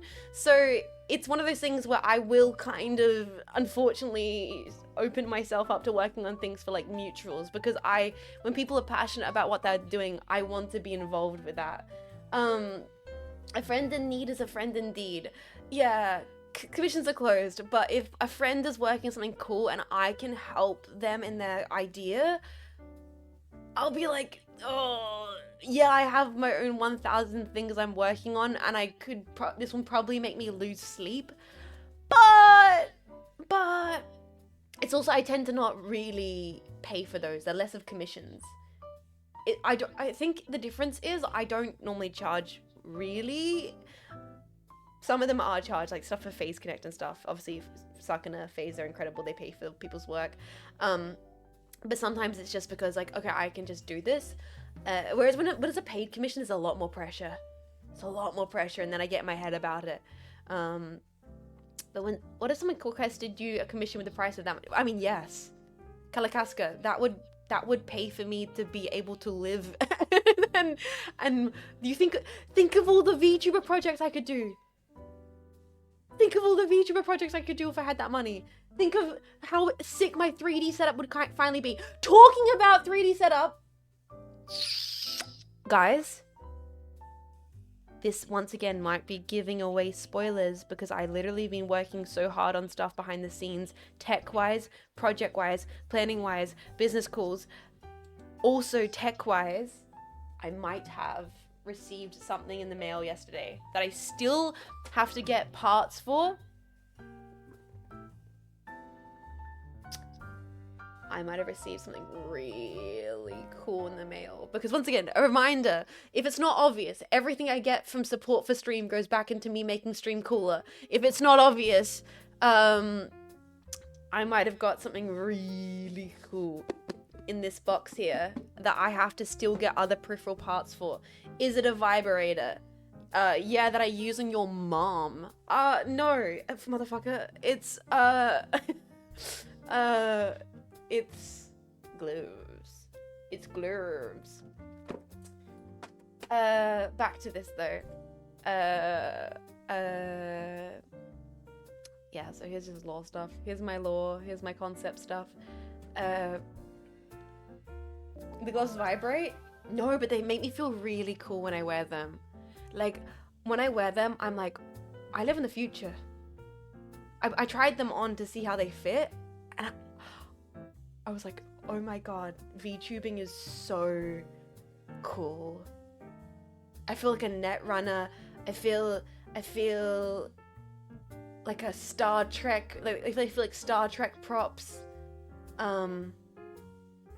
It's incredible. Currently, Kion, thank you so much for 16 months of support. I really appreciate that.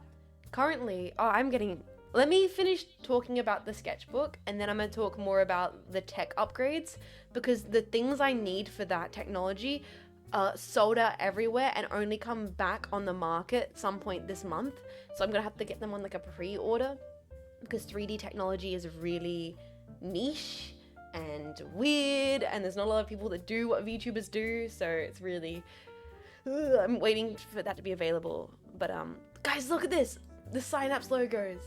Also, if you ever wondered, the nubs, look at this, guys, this is crazy. Right before I even started streaming, sub badges. Look at that, literally what is in the chat right now. People who have these badges. Like, what? Isn't that surreal? And then me having like writing out my full lore because I'm a dweeb. Me writing out all my likes and interests, because this is back when like VTuber debuts were super like HoloLive adjacent, so he was always like, talk about your favorite animes and music and your likes and your dislikes. And I'm like, oh yeah, my favorite animes are Evangelion and Kill la Kill, and you know, I love like, you know, Akira. Literally Akira! Oh my god, I watched Akira the other day. Oh, these are really wholesome. My goals: to become an anime figure, because I am an anime figure collector. To become a body pillow so I can hug myself. It's still a goal. 3D model! Look! Back there! I was like, one day I'll have a 3D model. And nowadays I'm like saving up to get like state-of-the-art 3D tech to make it work. Learn Japanese to fight Japanese mechs. Yeah, so I like just all these things. My favorite music: Fishman, Smiths, Arthur Russell, Kate Bush, Fugazi, Weatherday, Ariel M, YMO, Joy Division, My Bloody Valentine. Oh my god, I'm such a dweeb.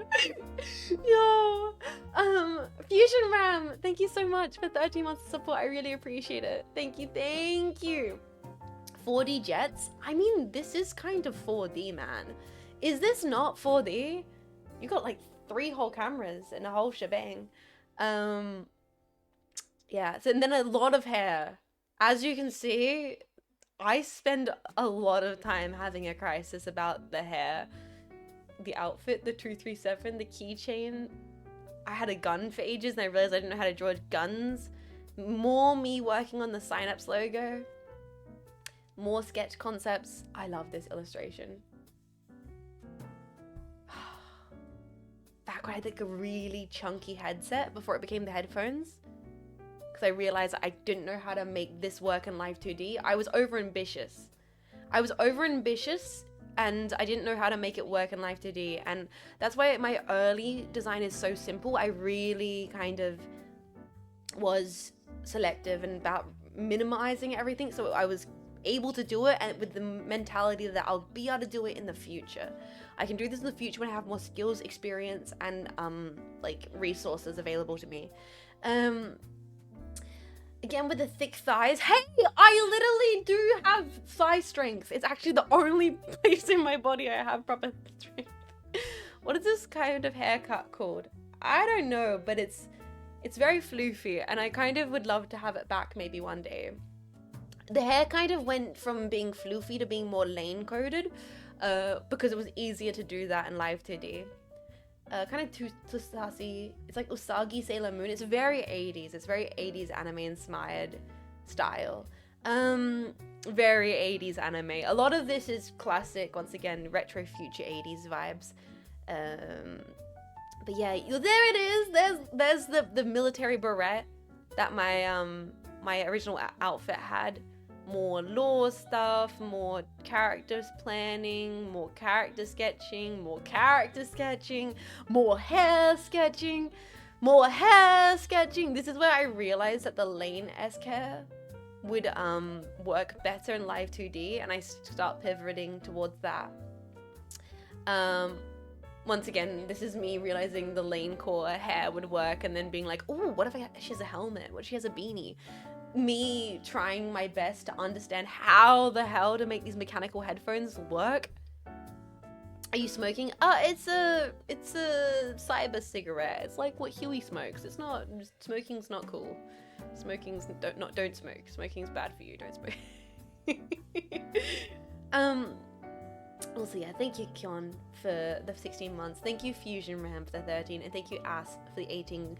Guys, I wanted to properly go back and thank you, because I feel like I've been scattered all over the place. Oh, there it is. Winter outfits. Once again, the beret, the big jacket, long skirt, which was still a concept for ages. And then we get into, like, me working out the Cynapse logo, the Jets logo, the Cynapse logo, which we still use to this day. The links, there it is, the Cynapse link logo, because I, for those that don't realize or aren't aware, I'm a bit of a massive dweeb when it comes to logo design. I love corporate science fiction branding. It's my favorite stuff. Then I have like ideas for my emotes, more sketches, casual outfit, which did end up actually being added in the season 2 with my sleepy outfit, and I would love to get that. You know, I've always loved the idea of a sleepy casual outfit. Then we have more sketches, me having a crisis about trying to work out how to draw the headset. Then we have more sketches here. That one there, really trying to understand the design. More sketches, more lore. More sketches, more lore. And then, once again, I realized I tried so long to get this design to work, and it never settled.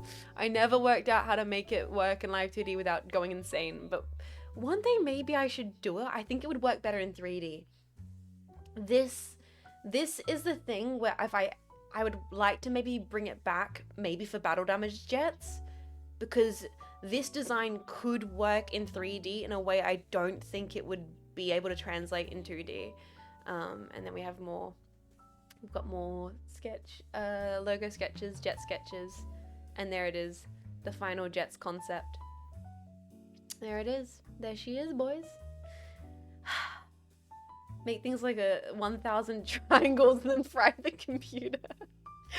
So, if you want to check that out, you totally can. Full PDF available in the Discord. I'm really happy I finally got to sit down and scan that, because I'd been meaning to do it for years, and now it is available for everyone to enjoy. So it's been quite a little bit of nostalgia, going through and seeing the progress of design, because doing that also relates to that, doing that scanning and doing that, like looking back through the development of things, does relate to projects I'm currently working on, which will be debuting in September. Big things coming. Once again, big things coming. I was going back and looking at the design development and the evolution of Cynapse and evolution of like the world building, the bit more of the dweeby lore artsy stuff that is very self-indulgent kind of things. I've been looking at a lot of that recently, and it will make sense within the next month as to why that is and as to why I've been so busy. Oh, guys, I've completely let my coffee go cold. Let me finish this. Bunny suit, not for a little bit. Bunny suit won't be for a little bit, but that will happen. Bunny suit will happen when it happens. You missed a meme. Laser, are you talking about the one you did of me in VR chat? We can watch that, actually. I think we can definitely watch that. Let me grab that. Let's see this one. Mecha Bunny? Yes. That's why it's going to be a little bit, maybe next Easter. I'm not saying anything. I'm not saying anything, but you could just keep in mind about that. You could just consider it, that's more of a likely of a thing. Meme. Jets is back. We are so packed. Lord Cider, thank you so much for 8 months of support, and I'm so happy to be. I'm so thankful for your support. Seriously. Can you give us a hint if it's 4.0? Is it 2D? Is it 3D? Both? Neither? It is not 4.0. It is 3D. It's a lot of this. Okay. A lot of the stuff that's going to be coming in September has been worked on. It's that stuff experience. It's been in the works for a long time. So it's like a 3.5 kind of thing. Whereas projects that will be happening later, like next year, are going to be the newer stuff, like the running and all that stuff. But also stuff that's happening in September, October, are different projects which are newer, but I can't talk about it. But you just have to wait. You just have to wait. You just have to be patient. I'm sorry. You just have to be patient. It's just the way it is. I'm sorry, guys. We got it. Just good things come to packs who wait. It's just, it is what it is. It is what it is. I think what helped with Nexus, Kion, I did talk about it earlier in the stream, but for those who missed it, because I've been yapping for a little bit, my sister had her son, healthy baby boy. He's very healthy. She had a full-on pregnancy, natural birth, no epidural. It was crazy. I had to be around helping her and her family over the weekend with the whole thing, but it was full on. It was a full-on experience, and I'm so proud of her and her family. It's pretty awesome. Okay, Laser made this meme. It's more of an art, I believe. I'm almost tempted not to watch it, Laser, because I know it's going to almost make me emotional. It's going to make me emotional. But it also is a good segue into the art, right? It's a good segue into the art, and it's a good segue into why I wanted to do art today. So let's watch it. It's a really good segue into why I wanted to make art today. Because once again, my health got a little bit bad. And then my mental got a little bit weird. And I thought, well, what do I want to do when things are a little bit all over for me? Oh, I want to make art. Why do I want to make art? Because it's the one thing in life which I'm able to, if I'm just painting or making a vibe, it's truly second nature. It's truly enjoyable. And I always think that. And then Lasers made this video that just made me, reinforce that for me. Okay. Every one of Jets' streams fixes me. What do you mean by that? How can one be fixed by having a dorky Australian do a slow I stand by that. I stand by that. VR world. Well, I should put that music back on that we listened to beforehand. I feel like it's Stand super by swelled. that. Okay, sorry. Should probably put my hoodie back on. Yeah. Hi. We're in the streets of Japan, jetpack.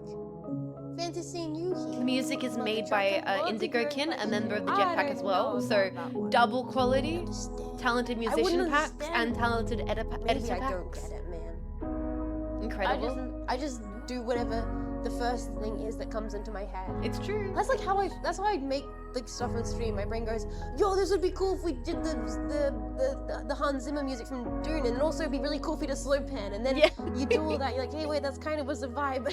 Yeah. I love. Okay, anyone else like that? Where there's this certain pleasure about just setting an atmosphere. Yeah, I There's love something it. this urge I have as a person to create atmosphere, Yeah. little pocket dimensions. Yep. You need to sit by the window as the MC. This is I'm dead not the wife MC vlogging though. vibe. That's what I'm doing. Fuck I'm just, like, you. making really cool scenes. My brain is just like, yes, I'm going to go in VR chat and make it look cool. And then just sit Oh here my and god, my then we're gonna Filgy, just my not talk Filgy, about my sci-fi media. V-Roid I made by hand. That was my V-Roid that I made. I'm chronically an overthinker, True. but it's like it's like the only time where I don't overthink things is when I start wanting to like create something with a vibe. That's the only time I don't overthink things. Okay. My brain goes into like I forgot I even said this. This is from like an earlier VR chat. I completely forgot saying this. And I was watching this, I was like, wait, no, but I agree with that. And I was like, yeah, of course I agree with that. It's my own thoughts. I was watching this edit like, no, but she's kind of right. like creative overdrive in regards of like no thought. What would make Like, why is she this cooking? scene Like- cool? It's like pure instinct. Like Why no is she- thought. Right now, what does this scene do? Like Yeah. right now, imagine this scene if we put like film bars on it. The origin of the film bars. Like, Roby spitting. You were thinking you have ADHD? What? Wait, what? What gave that impression, Chelsla?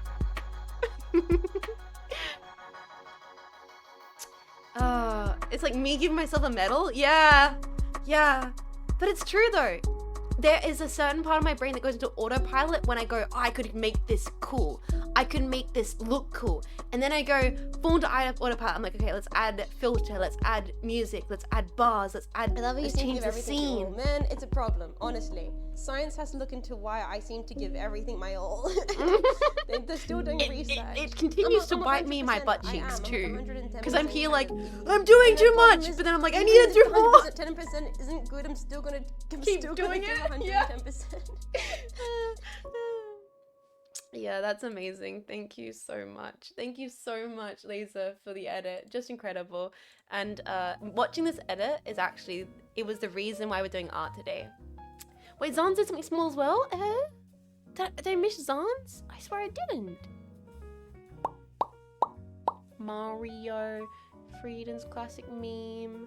Mostly Forever is going on this thing.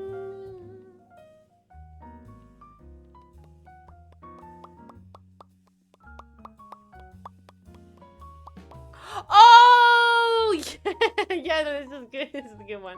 Sorry, it was all the way back at the top. My bad. But I was going to say that thank you for making that edit, because watching that made me go, hey, I've been feeling, unwell and things have been a lot. What is something I really love doing and that I want to do on stream? Painting. I've not painted in so long. I've not just done art and chatted and, hung out for ages. We're going to do an art stream. That's what we need right now. It will heal us all. So we're going to be painting today. Today is going to be a painting sketch stream. We've just been getting distracted and chatting, and I'm not complaining, because here's the thing, boys. They don't want you to know this. The people, they don't want you to know this, but this is secretly an unpacking pod. They don't want you to know this. They don't want you to know. All right, what is this is just secretly an unpacking pod, but like way longer, and we also are just looking at memes and stuff. This is Don's meme.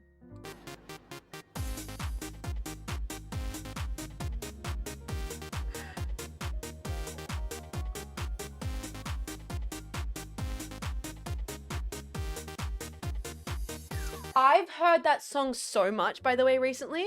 You want to know why?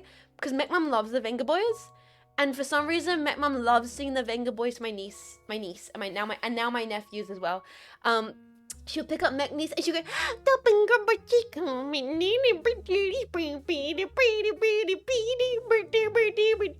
and then I'll join in as well, and I'll go, hey ya, say what you say ya, because my niece is now walking around and standing, and she loves dancing. So we were in the kitchen because I had to go bring food to my family. Once again, I was mentioning I've been like checking in with them, bringing them stuff, because obviously 2 new babies, they can't do everything, so I've been checking in.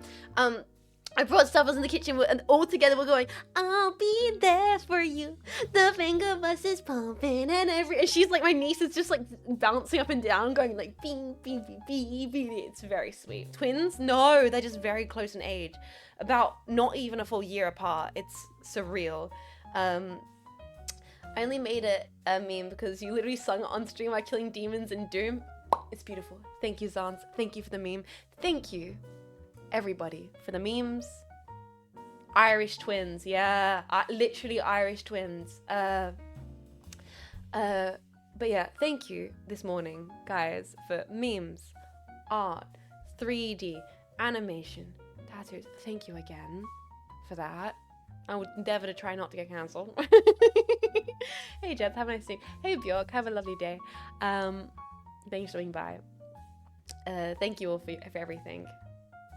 Just incredible. I'm so honoured to have just looked through that and chatted for ages. But we are going to get into the art.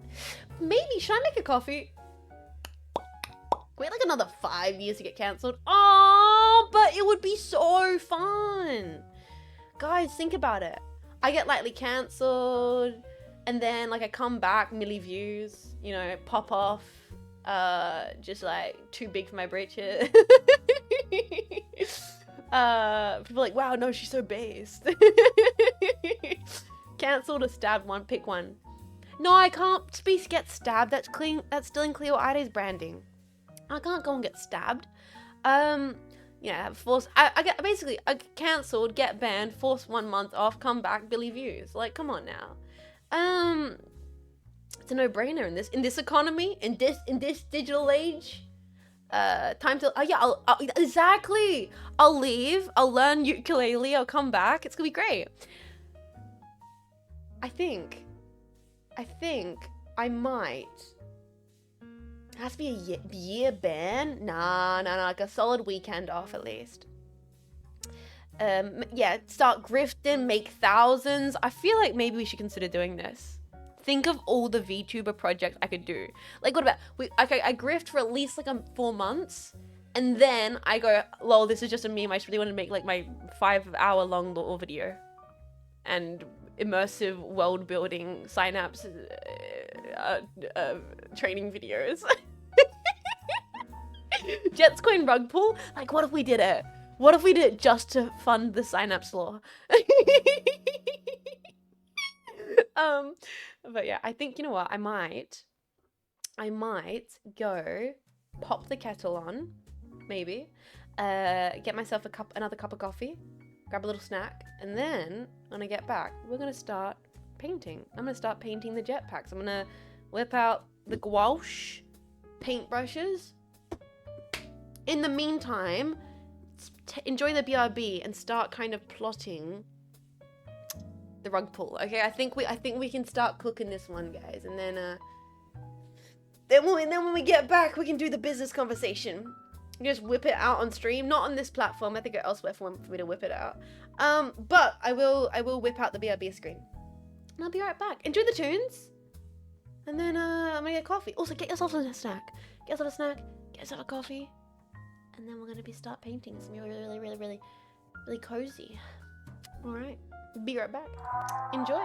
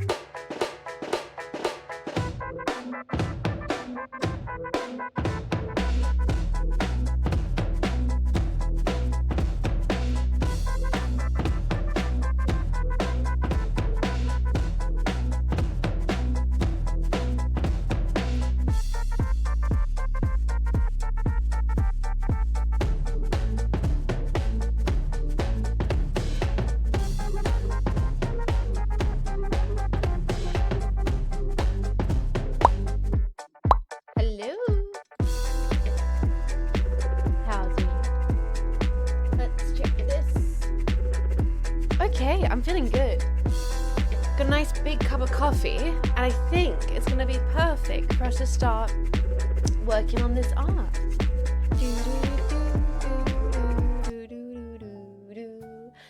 Scatter, she's back. I hope you guys got yourselves something as well. Got a coffee. I got a little instant coffee. Nothing too fancy. I already had my fancy batch brew this morning. So I got a simple instant coffee. I know. I always have my instant coffee with milk, but then I have my normal batch brew with no milk in it.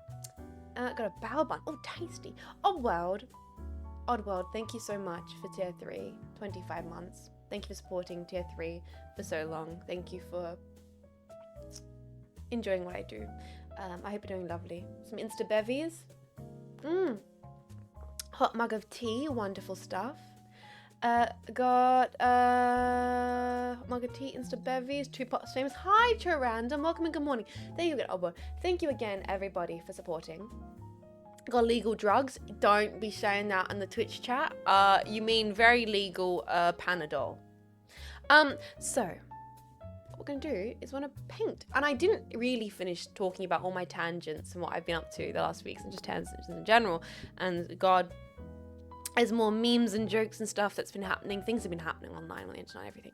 But we can just start talking about that while doing the art. So the plan for today is painting the pack. I thought that would be nice because you guys are so creative. It's my way. I'm now gonna make art for you guys today. After literally spending the start of the stream just looking at your guys' art, I'm now gonna make art for you. So what we have is him.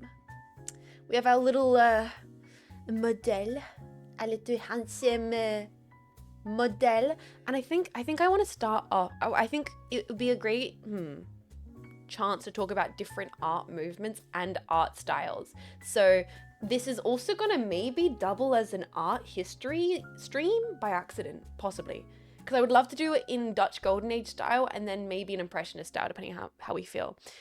So we're gonna display you. Where are you gonna sit? Where's our little model gonna stay? Because I want to use him as like a reference, as like a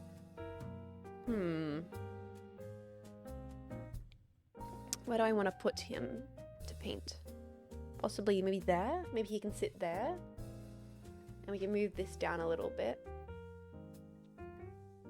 and then I can. Yeah, the lighting there is really nice. Oh, very stoic. Very stoic, very lovely. Oh god, you guys got the scam trains cooking already. What the heck, you bastards? Get in touch with my Van Gogh. So, I love how the jetpack will come back with coffee and a bagel and a different snack, and then there's just one with a hand grenade. That's very jetpack coded. We just need chat to sit very still the whole time, do not move, and I can use you guys as a reference. But for those that aren't... Kalakaska, thank you so kindly for 5 to the community. Thank you for supporting the stream. Thank you again. I've been saying thank you too much. You need to calm it down, guys. Thank you. Thank you, Kalakasta. Jesus. I'm using you as a reference for my cool art. Reference this sane pack. For those that don't know,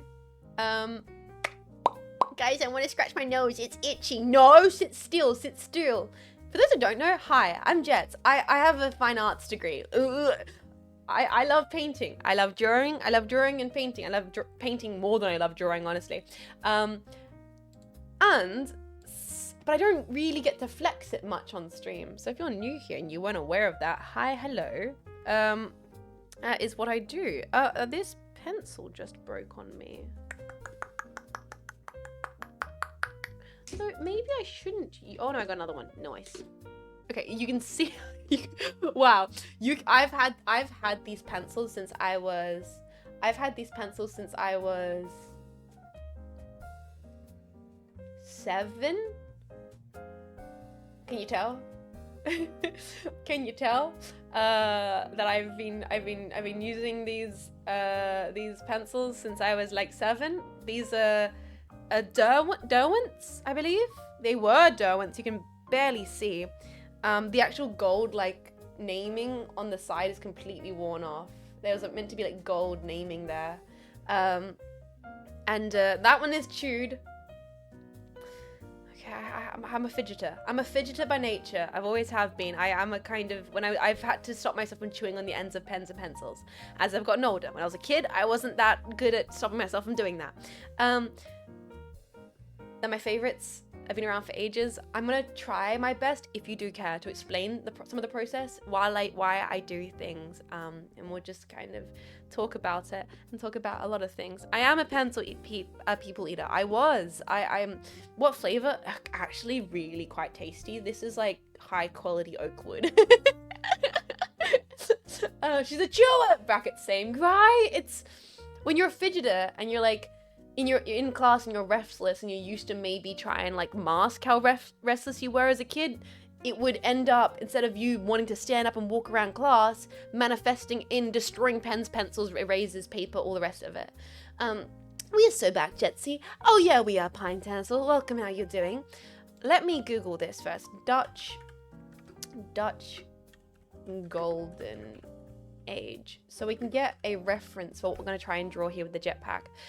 We're going to basically kind of mimic a Vlami, a Rembrandt, a Dutch Golden Age style piece, I think, for this work, which will actually be inappropriate based on the pigments we're using. Historically, the materials and the colors I'm using will be not appropriate for the era that we're going to do, and I'll explain why if you care. Let's grab a reference point for you guys to see. What's a really classic one?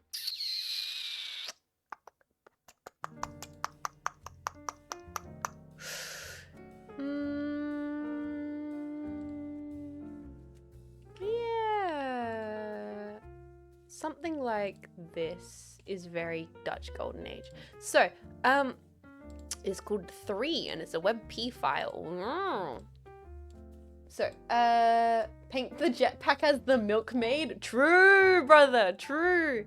So the Dutch Golden Age is a very iconic period in painting history. And it's a kind of, you know, classic ones of like Van Bergens, your Rembrandts. I do adore Rembrandt. I'm a little bit of a hoe for Rembrandt. In fact, let's just say that let's just say, Jetpack, that I'm going to paint you guys like a Rembrandt portrait. That's the goal. That's what we're going to try and achieve here. We're going to do a Rembrandt-esque jetpack painting. I think that's what we're going to try and attempt today to start off. And then we might go from Rembrandt to Manet for an Impressionist-inspired piece. I adore Rembrandt, and we can get into some of the historicism of his paint palette and his technique, because he's very brilliant. He's a master. He's considered a master. There's a few artists that is considered historically as a master, and that's what he is. Show de Manet. We will show Manet when we get into Manet. I think we'll start off with. Otherwise, I'll get overwhelmed with my art history, and it's gonna be all over the place. How many subs does he have on Twitch? At least 2. I'm trying to think of a better joke to make. I can't think of a better joke. Although, actually, if we're going to lose Le Jetpack, I mean, I'm not going to be able to get out a full goddamn printing press, but I could try. Although I do love Toulouse-Lautrec's oil paintings as well. But, actually, if we're going to be honest, the concept of subscribers and supporters is maybe the closest thing we have in a contemporary environment as an idea of being a patron of the arts. because back in Rembrandt's time, artists were able to exist and survive by having people who were considered patrons of the arts. Yeah, they had Patreon. They literally had Patreon. It's kind of the same thing. I never thought about it in that way. Patrons did Patreon for real. Yeah, I never thought about it in that way, really. But yeah, so what we're going to do is we're going to be doing a jetpack-inspired Dutch Golden Age piece. I'm going to keep this little reference on screen here. Keep this here. Keep the jetpack here. We're going to start sketching before I get even more sidetracked. There were tier 3 because the higher tiers would sometimes literally be buying the materials for an artist, housing them, getting them food, and then what would the artist would do? The artist would provide arts, often for council, for church. A lot of stuff for the Dutch period was for council. These Dutch kind of Cleo. I would love to do a stream with me and Cleo where we talk about history and art history, because I could be like, this is what the Dutch was going on in the arts world in the Dutch period, and Cleo would be like, well, this is the wars that were happening, these were how the structures of power were organized. When I know things always from like the perspective of how things were structured in like arts Patreon, who was getting the art, who was giving the art, etc. That's what my always my point of reference. So let's start sketching here, guys. I'm gonna start drawing you. How big do we want to make this? It's a golden age picture, so I mean we'll start here. We'll start like, here's your big old baldy. Wow.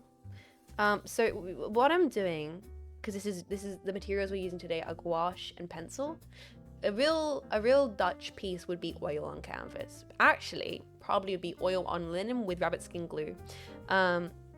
It would be a rabbit skin glue prepped linen canvas, probably on oat stretches, and then it would probably be a thick linen, not cotton. And probably at the time it would have been like linen, and it would be done with rabbit skin glue to prepare the canvas, because you can't just put oil on canvas. Please understand, I'm going to say things, and I always understand that there will be people who be like, I know this, but I hope I'm not coming across with like, you guys didn't know that you can't just put oil on canvas because it literally just stores it. Like I'm not trying to infantilize. It's more just the thing is you can't put oil directly on canvas. Canvas weft, even linen weft, will degrade. Oil is it kind of corrodes. It's almost corrosive. It gets sticky and it starts breaking down the fibers, and it makes the canvas very weak. So you need to treat canvas before you paint on it. Always. Unless you get to the ages of like modernity, we have like your Helen Frankenthalers and your Rothkos, in which they were imprinting paint and pigment solvents into the canvas. And nowadays, art historians and art preservers hate their fucking guts, because all the Rothkos and the Helen Frankenthalers are just falling apart, and they cannot restore them and fix them because they just directly put the pigment into the weft, and so they're like, we cannot fix this. Meanwhile, classical Rembrandts and such, you can basically fully restore, because the way they've been painted allows them to be preserved quite efficiently, even though things still get damaged over time. But one of the reasons why that is, we should be in the art category. Should we? Yeah. Should we? Yeah, we should. Art category. I guess technically we're doing art. Oh my god. Art on a jet stream? Art on a jet stream? More likely. I just started talking about art history, didn't I? Should I keep going? Won't stop a lady from trying to restore a Jesus painting. We all know that turned out. The lady Jesus painting thing is brilliant to me. It is beautiful. In fact, I kind of love I love what she did to it. Yeah, you're right, Flamingo. It is good for the VOD to change categories. People know, hey, for the first 2 hours, we just looked at amazing community art. Honestly, we should have been in the art category while looking at you guys' creative stuff. We should have been. So what I'm doing right now, I'm just sketching out the jetpack, and I started talking about art history. So the materials, that's what I'm saying. One day I think I would love to do an oil painting stream as well. I do have oil paints. I just don't currently have an oil painting board to use. I don't have any canvas. I probably have like some scrap canvas, but I don't have it stretched. And you want your canvas stretched. You basically want your canvas to go, you click it, you can flick it, go dunk, dunk. It's like a drum. You can play goddamn drum solo on it. You want your canvas to be tight. You want to be able to, you don't want it sliding around. So that's because you can't paint on oil on paper unless the paper is treated in a very specific manner, because oil wants to degrade stuff. Oh, you think oil degrades linen and canvas poorly? It will fuck up paper. Jetpack, you've ever like had a burger and the burger got on the napkin and then now you can see through the napkin? That's the kind of philosophy we're working with here, right? That is literally what we're working with here. Oil, like oil fucks shit up, man. Love me a burger, yeah. I'm trying to communicate art theory to the Americans. You guys ever get a burger? Like trying to explain art theory to my broadly American audience. Yeah, so when cheeseburger gets oil everywhere, so art's like a hamburger. Sorry, as I was joking about art's history. I think we're gonna make this further down. So you really need to prepare. You really need to prepare. There's a large part of art, specifically like classical art, is actually takes place in the preparation of art, on like the materials. There's a lot that goes into like, yeah, when you really get into like, yeah, making an image and it looking good, very important. Like making an image that looks cool, important. But then you start getting into the technical stuff. And you know me, guys, I love technical. Get going, and now she's speaking my language. I love technical things. That's why I like Gunpla and building and mechanical stuff and old cameras. There's a lot of technical stuff that's really cool about art, specifically like the preparation for it, stretching canvases, cutting canvases, preparing canvases, getting the right shapes and dimensions, whole art of framing, the trips, the trades. So canvas resembles Jet's chest. Mods, can we time out that chatter for solid 7 minutes, I think. Yeah, taking the canvas out, whining and dining the canvas, giving the canvas a compliment, and then putting the canvas in the friend zone. That's what we do, right? 365 days, please, mods. Let him think about what he did. So what we're gonna do, so when it comes to treating the canvas, what we're doing is wrong is because it would have been done on oil, on prepped linen, and the linen back in the day was treated with rabbit skin glue, which is exactly what it sounds like. Chat, well, Jetpack, what if I told you that rabbit skin glue was rabbit skin glue? Because nowadays we do it with polymer. Nowadays we do it with acrylic polymers and things that can only have already been made post 1940s. But pre 1940s, you couldn't use efficient, cheap polymers. The ume mutsume, yeah, sometimes it was made with horse glue as well, no joke. But rabbit skin was more accessible and practical, and so fish glue is also a thing. Commonly in East Asia for a lot of art, they use fish glue. But obviously, because of accessibility in Europe, it's very common to use rabbit skin glue. Crazy thing, right? It's such a part of the history of art, and it does have a different quality than the acrylic polymers we use nowadays, that still, to this day, artists use rabbit skin glue to treat canvases. I know this because students in my course use rabbit skin glue. And you know how I know this? It smells awful. You have to warn the entire art studio before you're going to do it. You have to be like, hi guys, I'm so sorry. I'm going to be prepping rabbit skin glue. about this time frame, I'll try and do it during lunchtime when everyone's out of the studio. Like, you have to like put aside a time to make your rabbit skin glue and prep your canvases in a way which was like considerate of your fellow peers. It's like fat and meat and it's hot. It's just like, it's really icky smell. How readily available is it? I think any kind of specific fine art stores will have it. You might not be able to get it at like a hobby store per se, but you should be able to get it at like any kind of fine arts like place. Look at this. Look at him. He's coming together as I'm sketching. We'll get the boy forming on the page here. Much more sketchy than I normally go, but it's probably because I'm rambling while I'm talking. And it's okay because we're going to cover this up. But all this is to say, what I'm currently doing is I'm using pencil on paper. Oh wait, this is not the paper I wanted to draw on. This is my shit paper. Oh, bitch! This is the one I want to use for color tests. I want to use my Stonehenge white. Well, starting over. Start over. So I'm gonna be drawing the jetpack today. This is the paper. This paper we're going to be using to color mix. This is color mixing paper. This is student paper. This is studio paper. There is a difference. Well, hey, we just had a our first learning moment, right? So the difference between this is I don't know if it will show on camera. It might because the quality of the camera. Can you see a little bit here?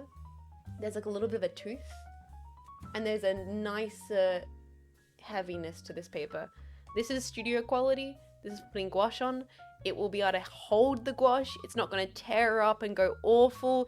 It can handle more like material. This thin, it's gonna start tearing and ripping up. You won't be able to blend as well on it. This we're gonna be using to color mix. That's what that's gonna be here for. Now, Jetpack, could you just sit still for me? I need to sketch you. There are so many. Holy crap.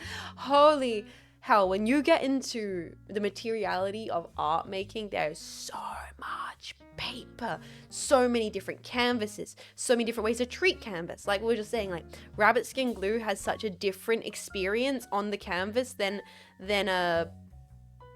even your acrylic polymers. Pre-painting with with an oil underlayer will give you a different experience than going directly on acrylic. I always paint on top of gouache because I love the textural contrast between a matte gouache underlayer and a thick oil overlayer because it creates in person, like you can see the different dimensions because of like matte on top of gloss on top of matte.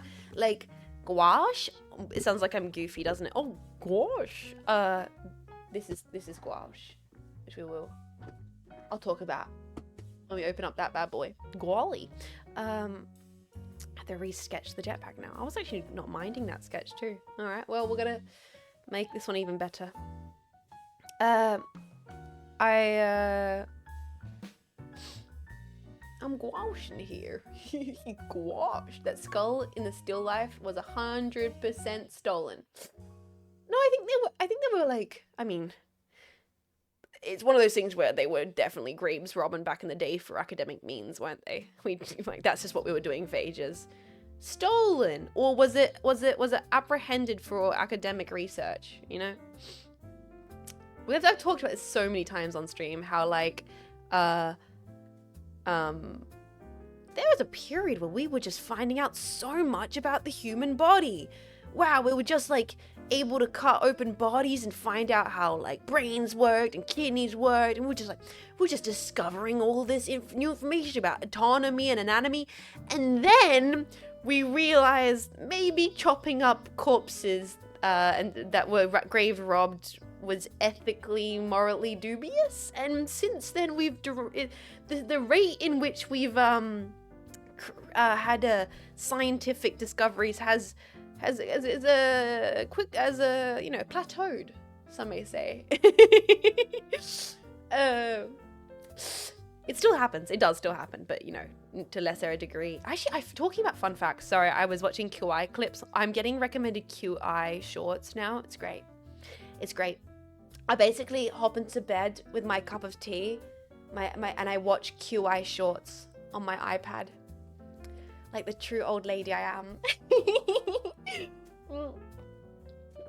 And sorry, I'm just drinking my coffee. Comfort girl. And so I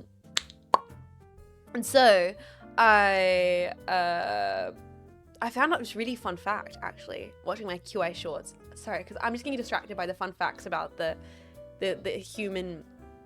You know, there was actually an opportunity as part of my degree to go to the morgue. I didn't take that class. I think I was doing mixed video media, but a different class went to the morgue as part of like anatomy and drawing, and they got to see corpses and stuff. Like I did many a nude life drawing class. I did many a nude life drawing class, so I did see like nudity quite a few times in my course. But I didn't actually get to go to the morgue. But a bunch of students came back and like, yo, we went to the morgue today.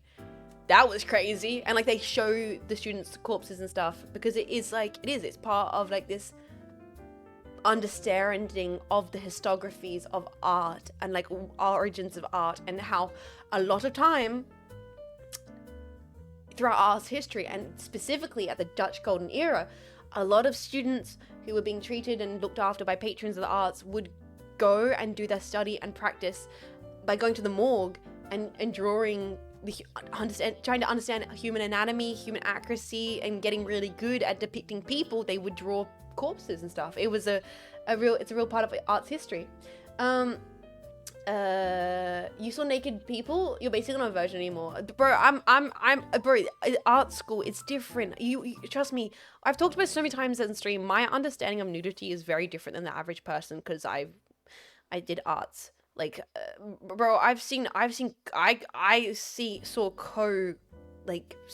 peers of mine's nudity, like, because like my performance piece, I wasn't prepared for my class. I'm gonna flash my tits, and I'm like, power to you, queen. Like, honestly, yes. Like, it's art school, man. My brother joined an art class, was not ready to see another man's penis. That's on him, my dude. You should be ready. If you can't handle the fire, get the fuck out of the kitchen, my dude. Like, come on. This. Also, you got your own one. It's just human body, man. It ain't deep. It's like, it's not, none of it's sexual. It's truly when you have an arts understanding of the human body, it's incredibly pragmatic. Some of my favorite artworks of all time are female nudes. Like, I've talked about this many times, that Ophelia by Manet is one of my favorite pieces. It's the reason why I have my black choker on my model. It's the reason why I wear a black choker all the time. Ophelia is one of my favorite artworks, and it's a nude. It's a nude. It's very controversial, very interesting. Denmark is banning topless mermaid statues for objectification. Interesting. I don't know. I'm not opening that can of worms. It's not my place to talk about that. I think nudity in art should be a thing forever. I think it's just male, female, all of the above. I want galleries to show penis, balls, boob, vagine, the human body as a subject, as a muse, is always will be part of our history. And like right now, I'm drawing a sexy nude little jetpack. Could this be considered a nude?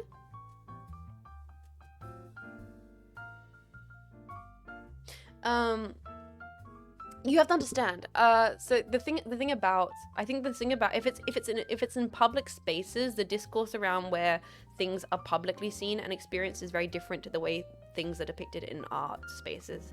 There's this. We're getting on a bit of a side tangent here. I will go back into talking about the materiality of art's history and like paint in a second. But just because it came up in the conversation, I want to just kind of touch on it. One thing you need to keep in mind, and this is very, very significant when it comes to like things I've seen in art school, things I've seen in galleries, is you are entering into a space of context and understanding that that's something you're going to be presented with. The artwork you can see in in a gallery is of like a nude of a woman or a man or anything, or a sculpture, or like a classic Greco-Roman sculpture where, you know, little Dave is dingling by, you know, freaking whatever his name is, statue of Dave and all the rest of it, is you are going into that space with the context you're going to see it. You're not getting flashbanged. It's not a guy in a beige trench coat going, "Ha, my balls!"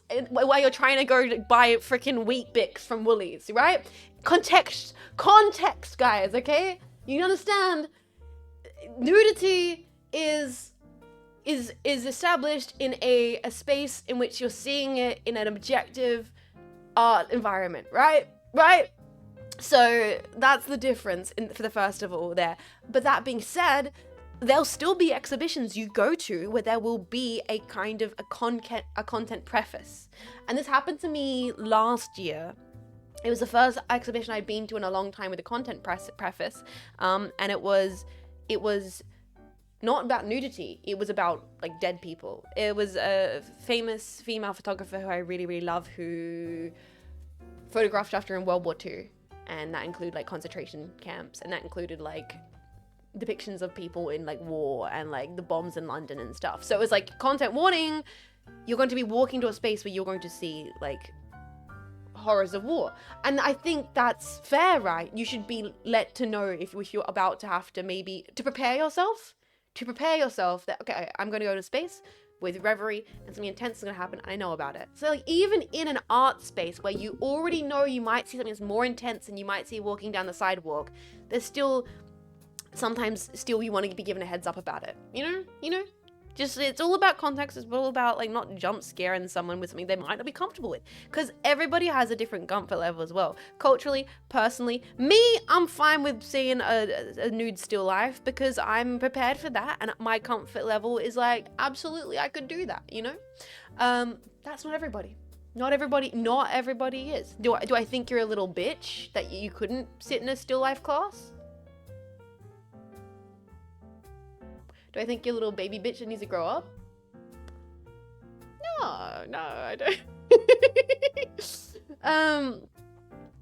Well, nude still life implies that the human body can be seen as a form, you know. Tell him, Jean, I'm not saying nothing. You know, if I think you're a little like, oh my god, a nude person, that's icky. Do I think you're being a little bitch baby? No, not at all. Sorry, let's keep sketching this. Let's see. I'm not gay, bro. I also saw nude guys during life drawing. It's equal across the board.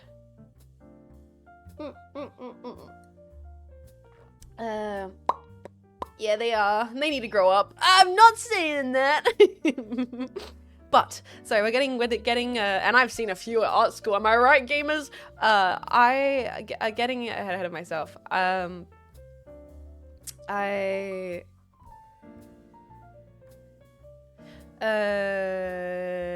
this is looking good. The sketch is looking nice. Look at him. He's coming together. I think I wanna move with my capture devices. Give me a second, because I keep looking down at the art and I feel like it's gonna become a problem. So we're shuffling things around. I want to move where my capture thing is, so we can so let me fix this. I'm not saying. I'm just saying. I'm not saying nothing. Let me move this here. That might be better. And then if I move this, what? Don't mind me freaking out. We're gonna have to recalibrate everything. But this will hopefully mean that I don't cut out as much, guys. I'm wibbly wobbly.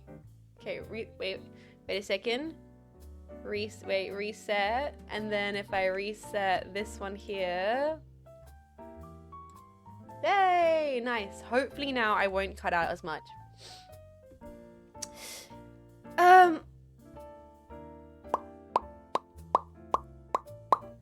Okay. I got the wibbly wobblies. Let's keep sketching. Is Dutch Golden Age called the color, or is it because of a lot of big and great artists? It's got to do more, I think, actually with the economy. I think it's actually got to do more with export. It was a period in the history of the Dutch in which they were quite economically well off. They were doing well. It was a golden period. And I think wheat as well. Oh, golden wheat. Yeah, they were economically rich because of, I think, like wheat production. Lots of councils and stuff. That's why I'd love to talk to Cleo about it, because I understand it in the sense of the painting history, but I would love to hear it in the sense of the actual historical context. The thing about the question about the paintings being gold, it's not because it's AI, so it has a weird yellow hue. No. Oh my god. Oh! I just thought about something. I just thought about something really interesting. A lot of like AI classical art pieces have a yellowy hue to them.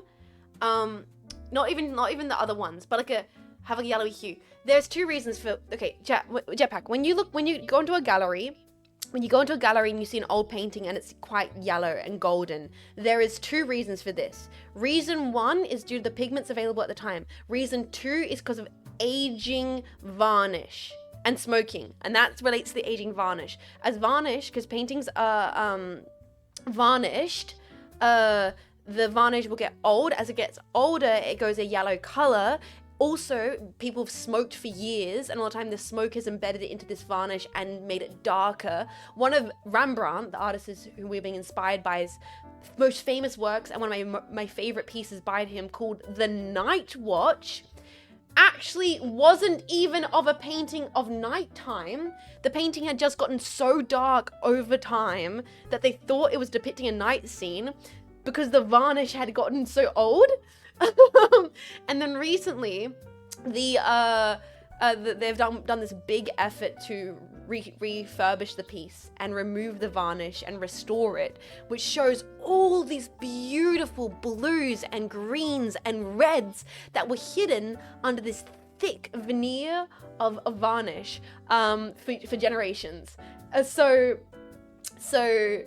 I've done this tangent too many times. I've many times have brought up the history of the Night Watch on stream, but if we are going to do it, I should. Once again, it's one of my favorite pieces of artwork of all time. The whole the museum of Rembrandt, like the history, it has it. Like they have a whole webpage breakdown of the history of this work, of the restoring it, the refurbishing of it. It's not called the Night Watch. It's now called like Council Emerging to the Daytime or whatever. But like this piece is like it becomes so old.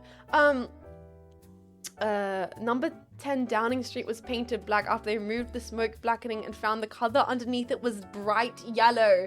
Right? So a lot of the times for those who don't know, when I went into my practice, like my study, I specialized in arts theory and color theory and color history. I am so fascinated by color and the materiality behind color, the way we originally made color, from like piss and shit and blood and mummies and bugs and how it's evolved. And a lot of the reasons paintings look the way they do lives within a context of the society at the time, the social context, and also a material context. And material context is often like what is available, how things have changed throughout history, as well as like maybe what was the aesthetic appeal. So it's a combination of those things. Dutch Golden Age is very, very brown for two reasons. One, a lot of the paintings are old, so they all have this brown orange sheen to them because of the degradation of the materiality. If you removed that, you'd realize a lot of them have pinks and blues and reds. But Also, not a lot of them have pinks, blues, and reds. Possibly the more expensively, the more like well-funded, that's what I'm looking for. The more well-funded pieces, the political ones, the council ones, the ones for churches, they might have blues or reds. But an everyday Rembrandt sketch like this, there was not a single dollop of color on Rembrandt's personal palette. Let me try and find you guys an image of Rembrandt's palette. Paint palette. So there was not a barely a shade of blue on his palette. Here is what Rembrandt's palette would have looked like. We can probably compare it to like an impressionist palette, because that's very fascinating to look at.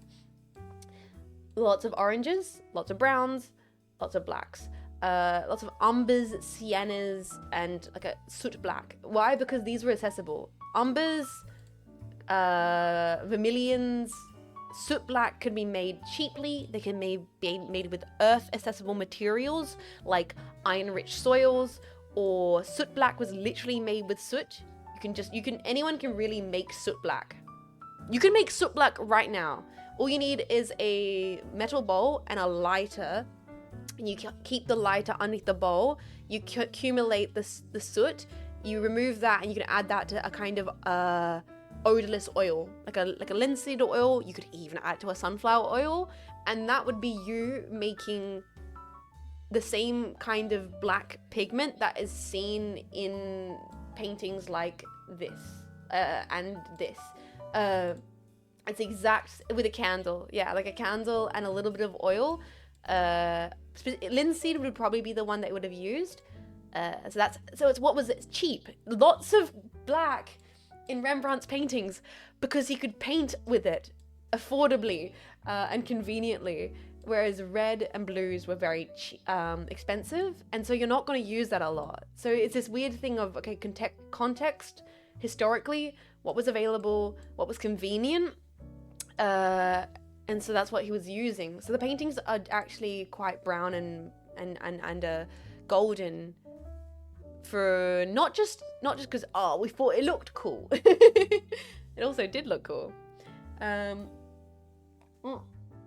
Purple was made by beach snails. Purple is made by beach snails. Red is made by cockchail, which is bugs, or kind of like a iron-rich soils. And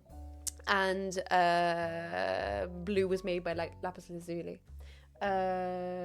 Interesting, dyes for clothes have historically been the opposite. Bright reds, blues, greens, yellows were easy to do, but it was a gigantic pain in the ass for anything purple. And also you get into the fact that for a lot of history, purple and blue also in certain parts of the world were protected colors. You could only use it if you were part of a certain world demographic or part of a certain religious collection. Like you actually was restricted to nobility or restricted to authority, royal purple, etc. And a lot of those dyes were crazy toxic. Well, that's when you get into more of like the Wilson, Everett's kind of early English design, where you're using like your toxic greens and stuff like that.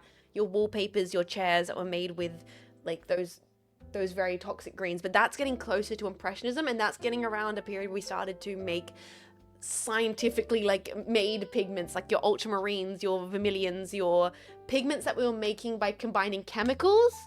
When prior, we're talking about Dutch golden era, pigments were being made by combining dirt and bugs. Like we only really got into like scientific pigment is part of the Impressionist period, which is what we're going to talk about when we work on the Impressionist pack. But we have to actually finish our Rembrandt pack first, which we have not even started painting. Guys, who's not surprised that I'm going on 1,000 tangents? I'm almost done though. I'm almost done the sketch. I need to keep focusing and not getting. I just talk on my hands too much. That's my problem. It's my goddamn problem, man. I need to stop talking with my hands and keep drawing with my hands. But I do appreciate the question you guys are having. Marco and us found on stream there's an entire huge conspiracy about some blue paint. Well, blue paint is interesting. It's probably my favorite. Ultramarine blue. Oh, the jazz stopped. No, give us more jazz. More jazz. More jazz. No. Yes. No, wait, what? What? Yeah. There we go. More jazz. Ultramarine? Warhammer? Do you know why? I don't know anything about Warhammer other than you know why the Ultramarines are blue, right? Because Ultramarine blue is the color it came before Warhammer. That's like one of the reasons why they are blue. Like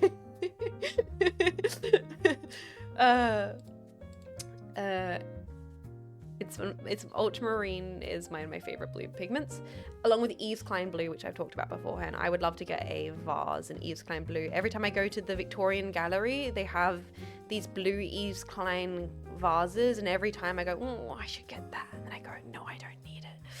Oh, but I want it. Oh, but I don't need it. Oh, but I want it. Oh, but I don't need it. That happens every time.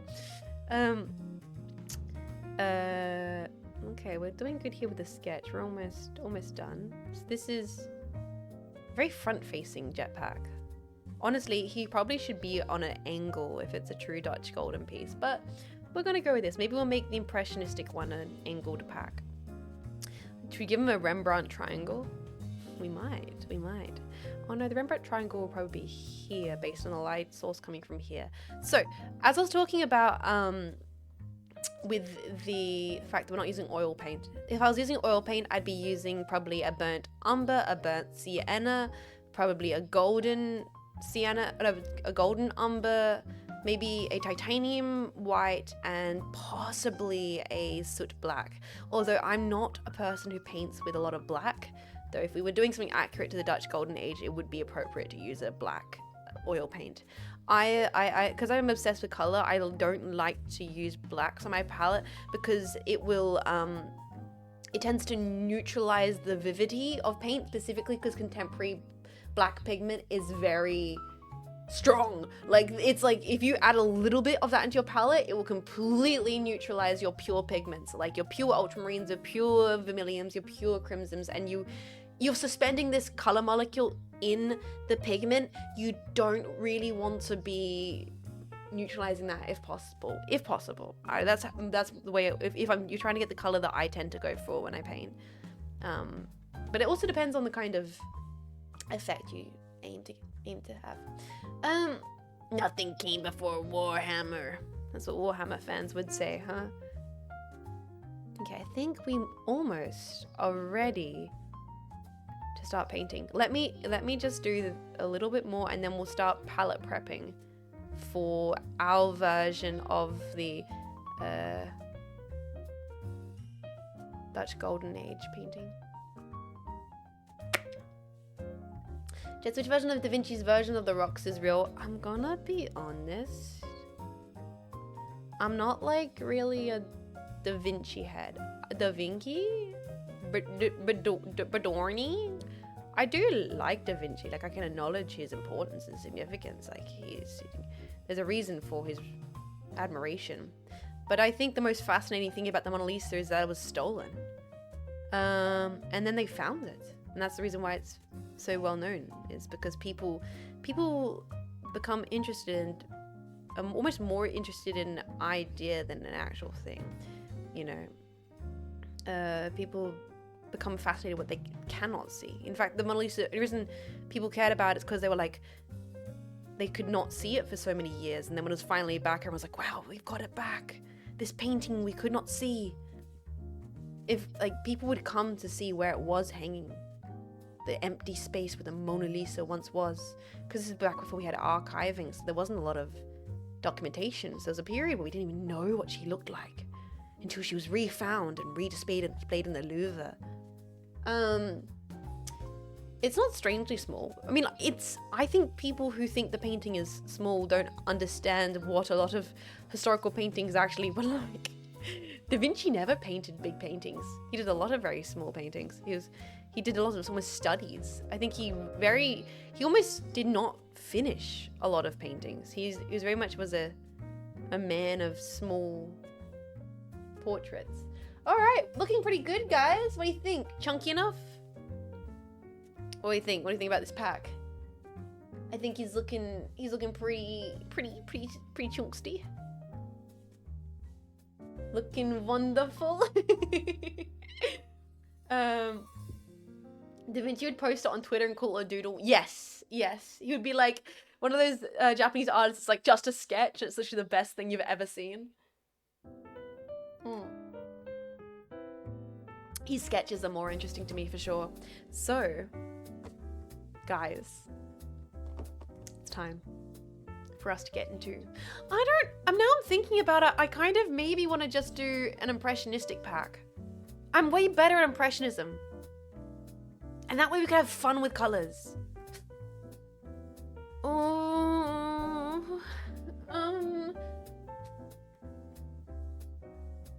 I kind of want to just have fun.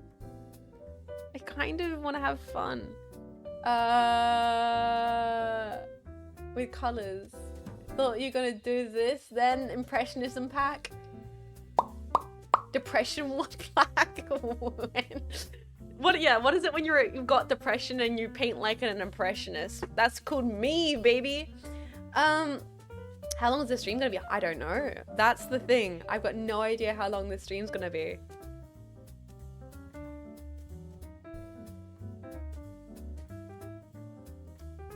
You know what? We're gonna let the flow happen. We're gonna let the flow happen. I'm gonna paint him how I want to paint him. That's probably gonna be a little impressionistic. We're chasing the bliss. Do both, no balls. We'll see. I think I'm looking at my palette here. See, I do have a raw umber. So here is my gouache box. Oh god, this is, ooh, here it is. So now for people who don't know what gouache is, chat, raise your stars if you don't know what gouache is.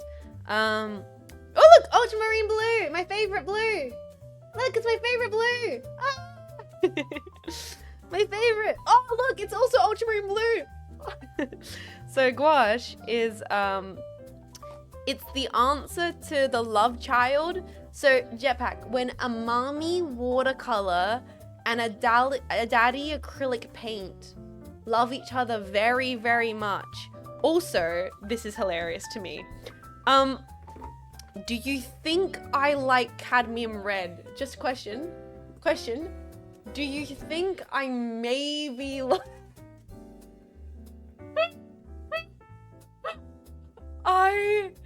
Also, don't eat this. This is actually toxic for you. Do not get this in your mouth. Do not. Yeah. This specific color of cadmium red I use in almost every single one of my paintings.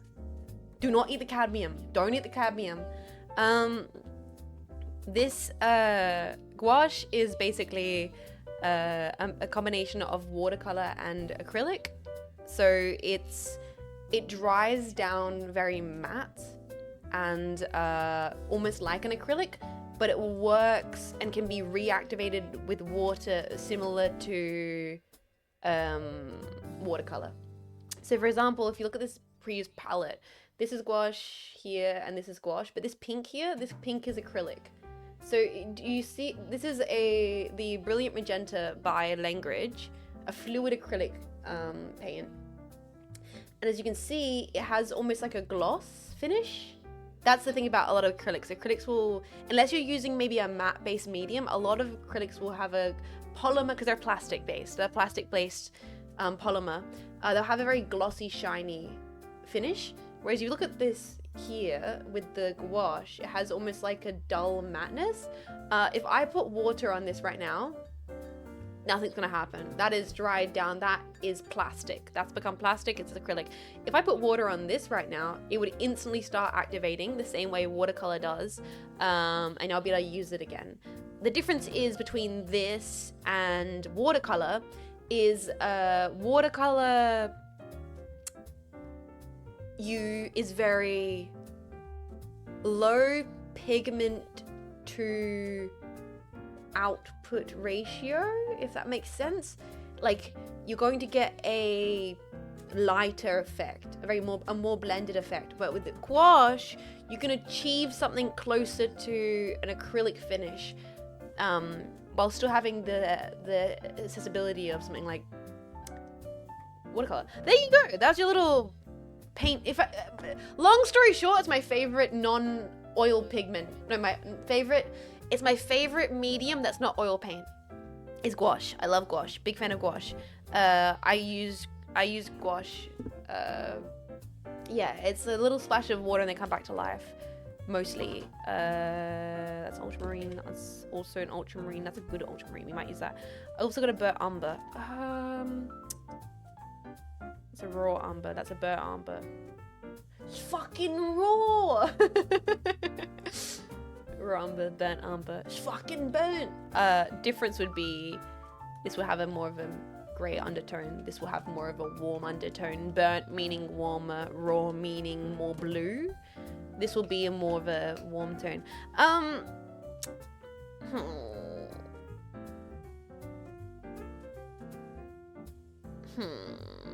Let's just palette prep and we'll go for it. I was putting this near my mouth. Don't eat the cadmium. Don't do it. It looks tasty. It's not. Don't eat the cadmium. Let's just palette prep. Let's just do some palette prep. Little palette prep. We'll get this off the screen and we'll start on working on. We'll just start making art, man. That's what we're doing today. I'm gonna let the. I think I might go impressionist. I'm an impressionistic artist by nature, so, which is funny because I started as a realist artist. I when it comes to my paintings, I started as I need to get myself some more yellow. My primary yellow is running low, man. I started as like a hyper-realist painter. I can draw like a hyper-realistic eyeball. I can draw skin with like 4K Unreal Engine RTX on, kind of shebang. But then I realized actually playing with colors, kind of fun though. Oh no, my yellow dried up. Well, that's gonna be interesting. So, that's okay. We can activate that. But I'm gonna have to get some more primary yellow. I could grab some acrylic yellow because you can mix acrylic into gouache. That's one thing about gouache. Why I love gouache is it's so versatile. You can mix gouache into acrylic, you can mix gouache into watercolor in a way which makes it a super useful pigment for mixed media. I've got a little bit of the mustard. Problem with mustard though is mustard has a slightly green undertone. It's not a pure student yellow, so it is going to not give you as a vivid orange as you would like. So, but if we need to, I can go grab myself an acrylic yellow and then we can just fuck around with that. But for now, we'll just see if the mustard works. Let's get creative. What do they say? Pink? Is it pink? Is not a creative color, or is purple not a creative color? Oh, ultramarine blue. What are student colors? Student colors just tend to be, broadly speaking, your primaries. It can either be called student color or primary color. It's the difference between cadmium, which is a specific. They're using a specific metallic compound for this, cadmium, and it just being generic red, where it's like, it's just red, fire truck red, like it's just red. That's probably like what I would refer to when referring to a student color. It's a standard. Ooh, it's bubbly. The standard kind of like what a student would need when you want to start color mixing is a. Ooh, what's happening to that paint? It's going weird. Ooh, this cadmium's going weird. Fun. That's kind of dying. Ooh, it's getting all strange. Ooh, look at it. What is it doing? Oh no, that's a lot of red. Stop doing that. Go back. It's alive. It's alive. Okay, and then we'll put some schminker gouache. This is like the true artist palette of just like random different brands that I've collected over like years of painting, all shoved together into a box that I just had on my desk for like my entire study. And then we'll put like a bunch of the schminker white. Yeah, there we go. That's a prepped palette for the most part. What's going on, Jets? Oh, yes, it is EXO time. Wasn't it Evo? I was seeing a lot of the fighting game cosplayers, which is always exciting. I do love when fighting game season comes around and you get all the fighting gamer cosplayers. It's very good. Evo, yeah. I hope you're having fun if you're watching along with Evo Jetpacks.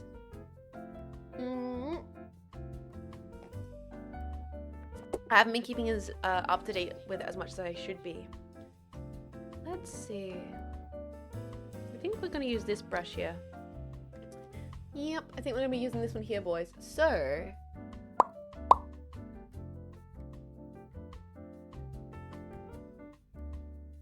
yeah, I'm gonna paint my style. I was going to try and mimic Rembrandt's. We'll see how it goes. I think I want to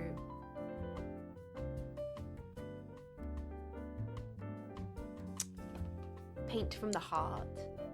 This is for you guys. I want to paint from the soul. Paint from the soul. So, what I want to do though, before we get into anything else, is I think I want to,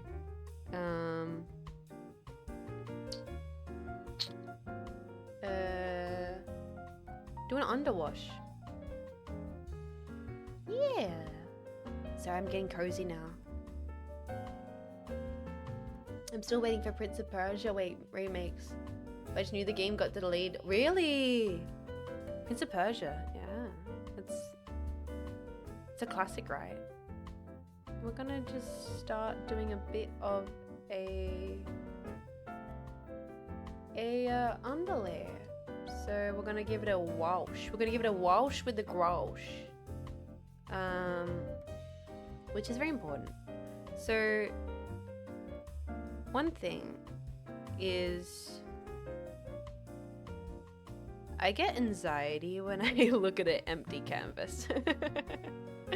When I was younger, I look at a white canvas and I go, ah! And I learned, bro, just fuck it up. The secret, boys, fuck that shit up. You gotta feel that shit in.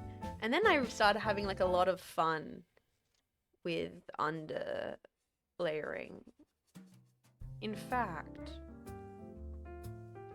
like a fun thing to do would be to add a bit of underlayer in core areas where you know certain colors are gonna be.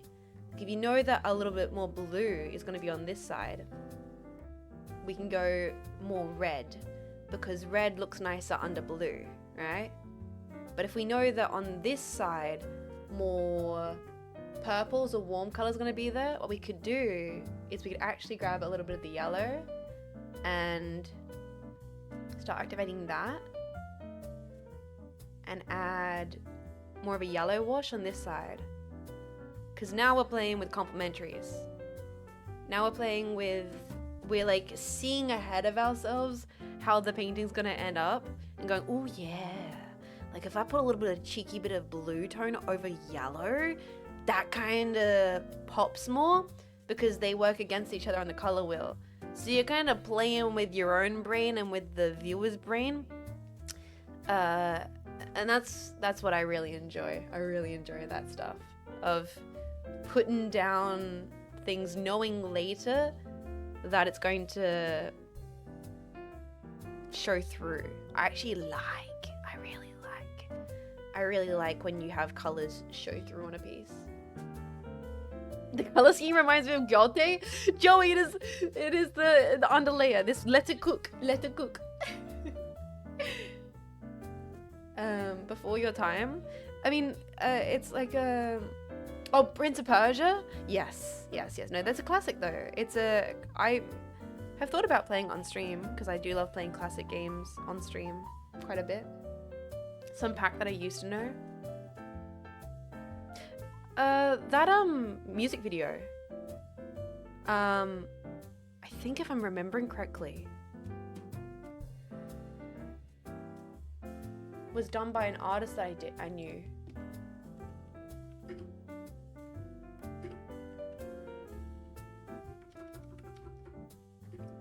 Body art painter. I might be wrong though. I might be wrong. No, I'm pretty sure they're Australian.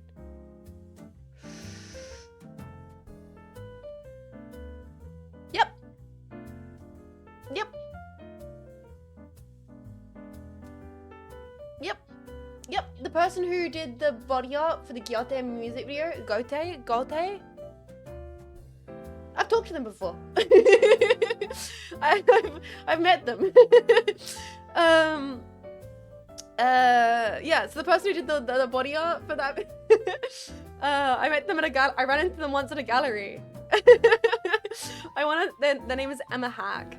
They are an Australian body painter. Yeah, and they gained international recognition for being featured in Gyote's music video, Somebody That I Used to Know. Her work has been exhibited in galleries, museums worldwide. Yep. There you go.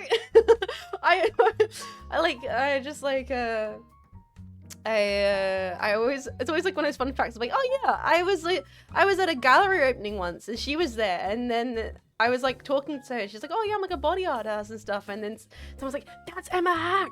She did the Gyote music video. I was like, what the fuck? I wouldn't do body painting. It's not for me personally. No, I'm the same Eds. I don't get the appeal. I like painting, hell yeah, but body painting is like, doesn't do much in my brain. But pretty cool, right? Absolute bloody legend. Yeah, just was literally at an exhibition, and like, you know, you're drinking your few glasses down on the free wine, and you're like, oh shit, hello. Nice to meet you, Emma Hack of fame.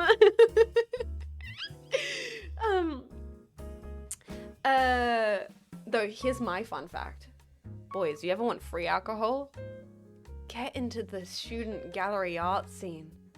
You can do a whole 5-gallery pub crawl, get absolutely wasted, free wine the entire night. Just get into going to student gallery shows. Some places even do beer. That's my student life hack. If you ever want to go out with your mates, and also you get to look at some cool paintings and support local arts culture. So it's a win-win for everyone, honestly. New weekend plans, dude, do it. You can look them up. Most cities or towns will have like a zine or magazine that says all the upcoming gallery exhibition shows, and a lot of them will happen on the same night. You can hit a bunch of them, you look at a bunch of local art, and you get free alcohol. It's great, it's genius. Gallery Pub Crawl should be the name of a compilation of an album. Gallery Pub Crawl. Yeah. Oh, I love that. I've not done a gallery pub crawl since I was a student though. In fact, I do miss it. Like, obviously when you're a student, art student, you're going to like exhibitions like every weekend. So it's been a long time since I went to like a student art show. Now, what we're gonna do is start really getting jetsy with this one, boys.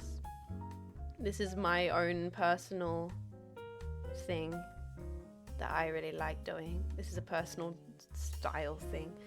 I'm gonna get some red in here.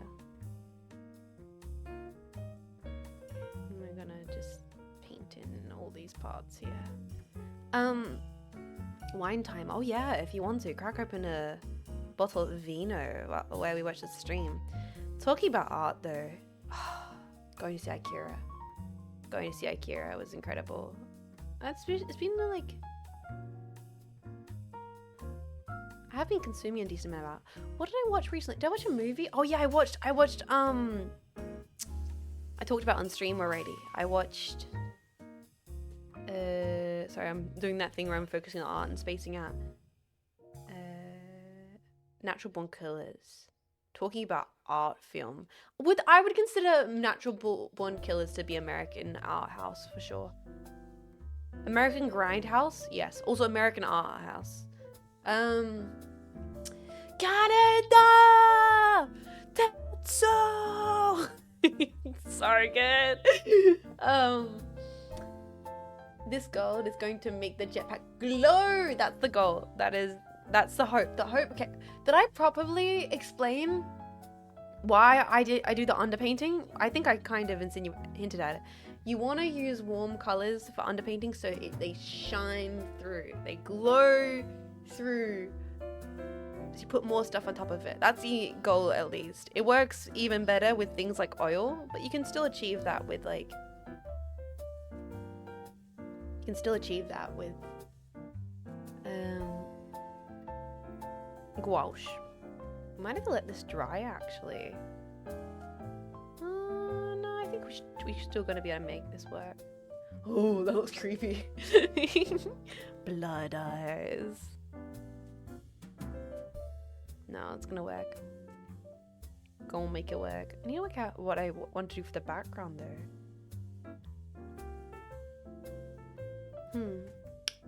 Kidda kidda. The red pops. Yeah, it's gonna hopefully show through in a few spots. That's the hope at least. We'll see. Is that a larger than normal piece of paper? Jets' hand's really full. It's an A4 sheet! It's hey, that's shut up. That's a totally reasonable size for my hands to be, bozo. Alright? It's totally reasonable and fine, okay? You shut up. Shut the fuck up.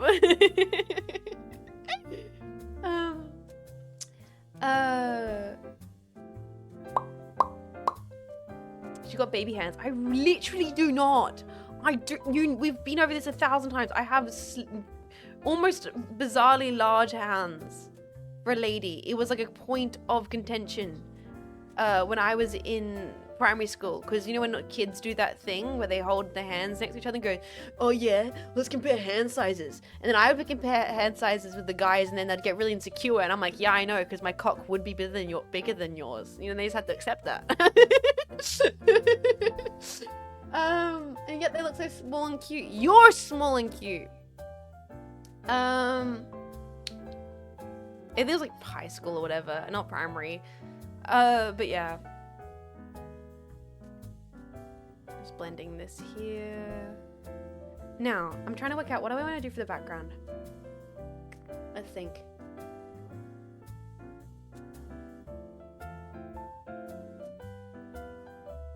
I think I want to do...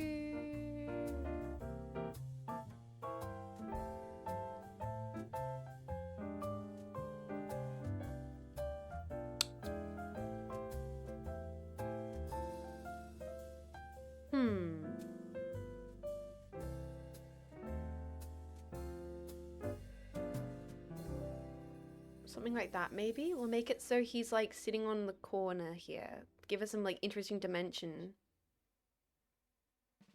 And we'll have the light source coming from this direction. And then we'll have the shadow cast this way. And hopefully that will give us a decent amount of like interest and play that we can have with the background for the shadows. Hopefully. Because you gotta, if we're doing something more impressionistic, we've gotta, you know, oh yeah, get some real red in there. Build that color up. Nice. We gotta be prepared prepared to do something interesting with the background. Heading to sleep, Metalum? That's all good. Take care of yourself. Looking forward to seeing this when you wake up. Hell yeah, we'll see how long I'll stream for. There's a chance, I thought, because of I might end up only doing one painting, because I was cooking on this and I'm like, I could see myself really wanting to work on this one and really wanting to make something interesting with it. So this might be the whole stream dedicated to making this painting, guys. And I am getting to that point where I am starting to lock into the flow state.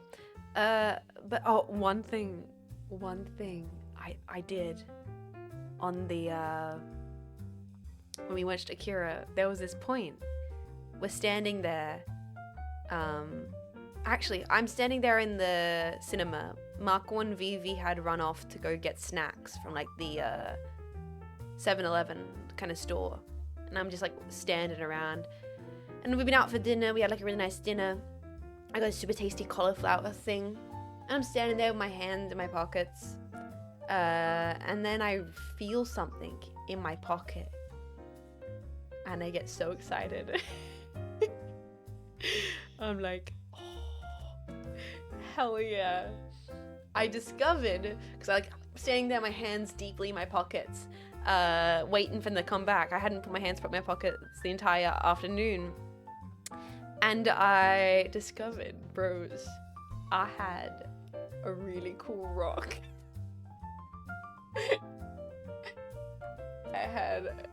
I had a really cool rock in my pocket. And so when Marco and Vivi came back, I was like, guys, I got a secret. They're like, what, Jets? Guess what I have in my pocket? And then I'm like, rock? I was like, I have this little rock in my hands, and it's a good rock. It's a really good rock. And then I got to fidget with the rock for the rest of the movie. It was the best. I got to fidget with it. I was like, oh, I'm so glad I found this. The best fidget toy ever. You want to? Wait, you guys want to do the rock? Okay, give me a second. I'll go grab the rock. Let me get the rock.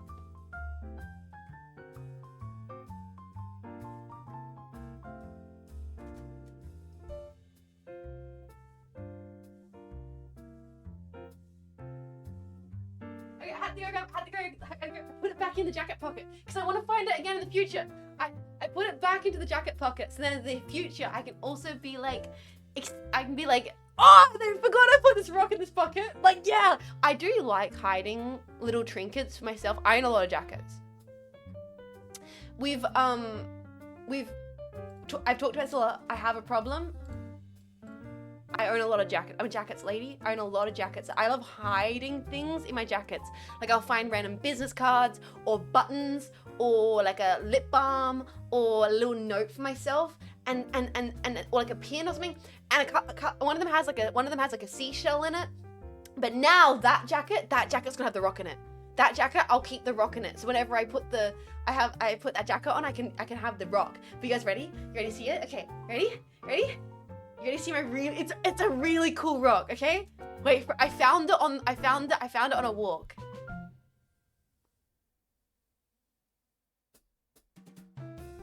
Look. Isn't it a really cool rock? That's nice. The stripes? Right?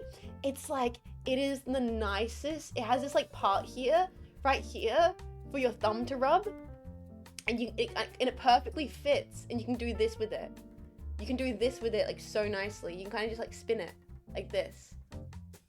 It's so nice. And here's the best thing. Look at the bottom of it. Look at the bottom. It stands upright. It stands upright. It has like a flat rock on it. So you can like stand it.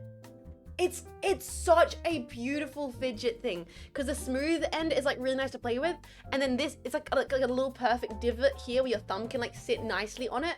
It like perfectly fits in your hand, and then you can just kind of like spin it. It's like it's a really good rock.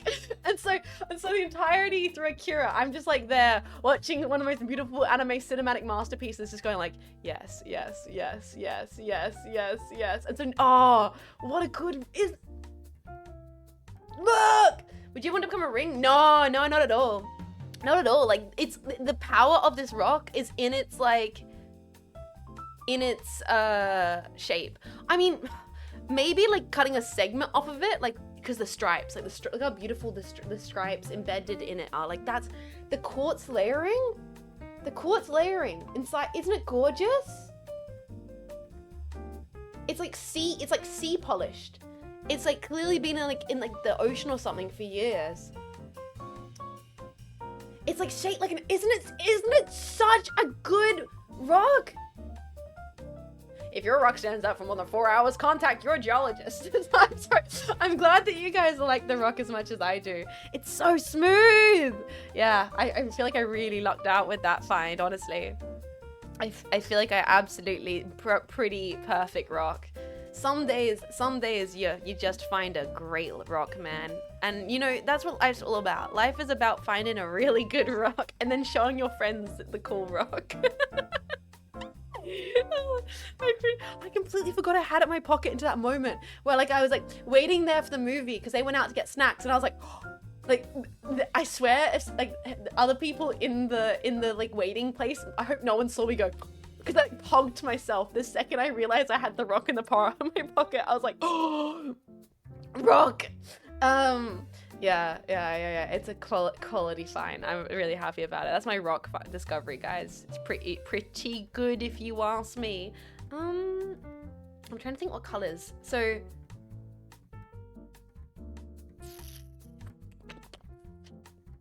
jetpack's purple. So we probably want to keep the tones of the background quite orange to complement that. Or we can work out the background after we build up the colors on the jetpack. Let me sip more of my coffee. What's a lady doing, mommy? Don't look at her son.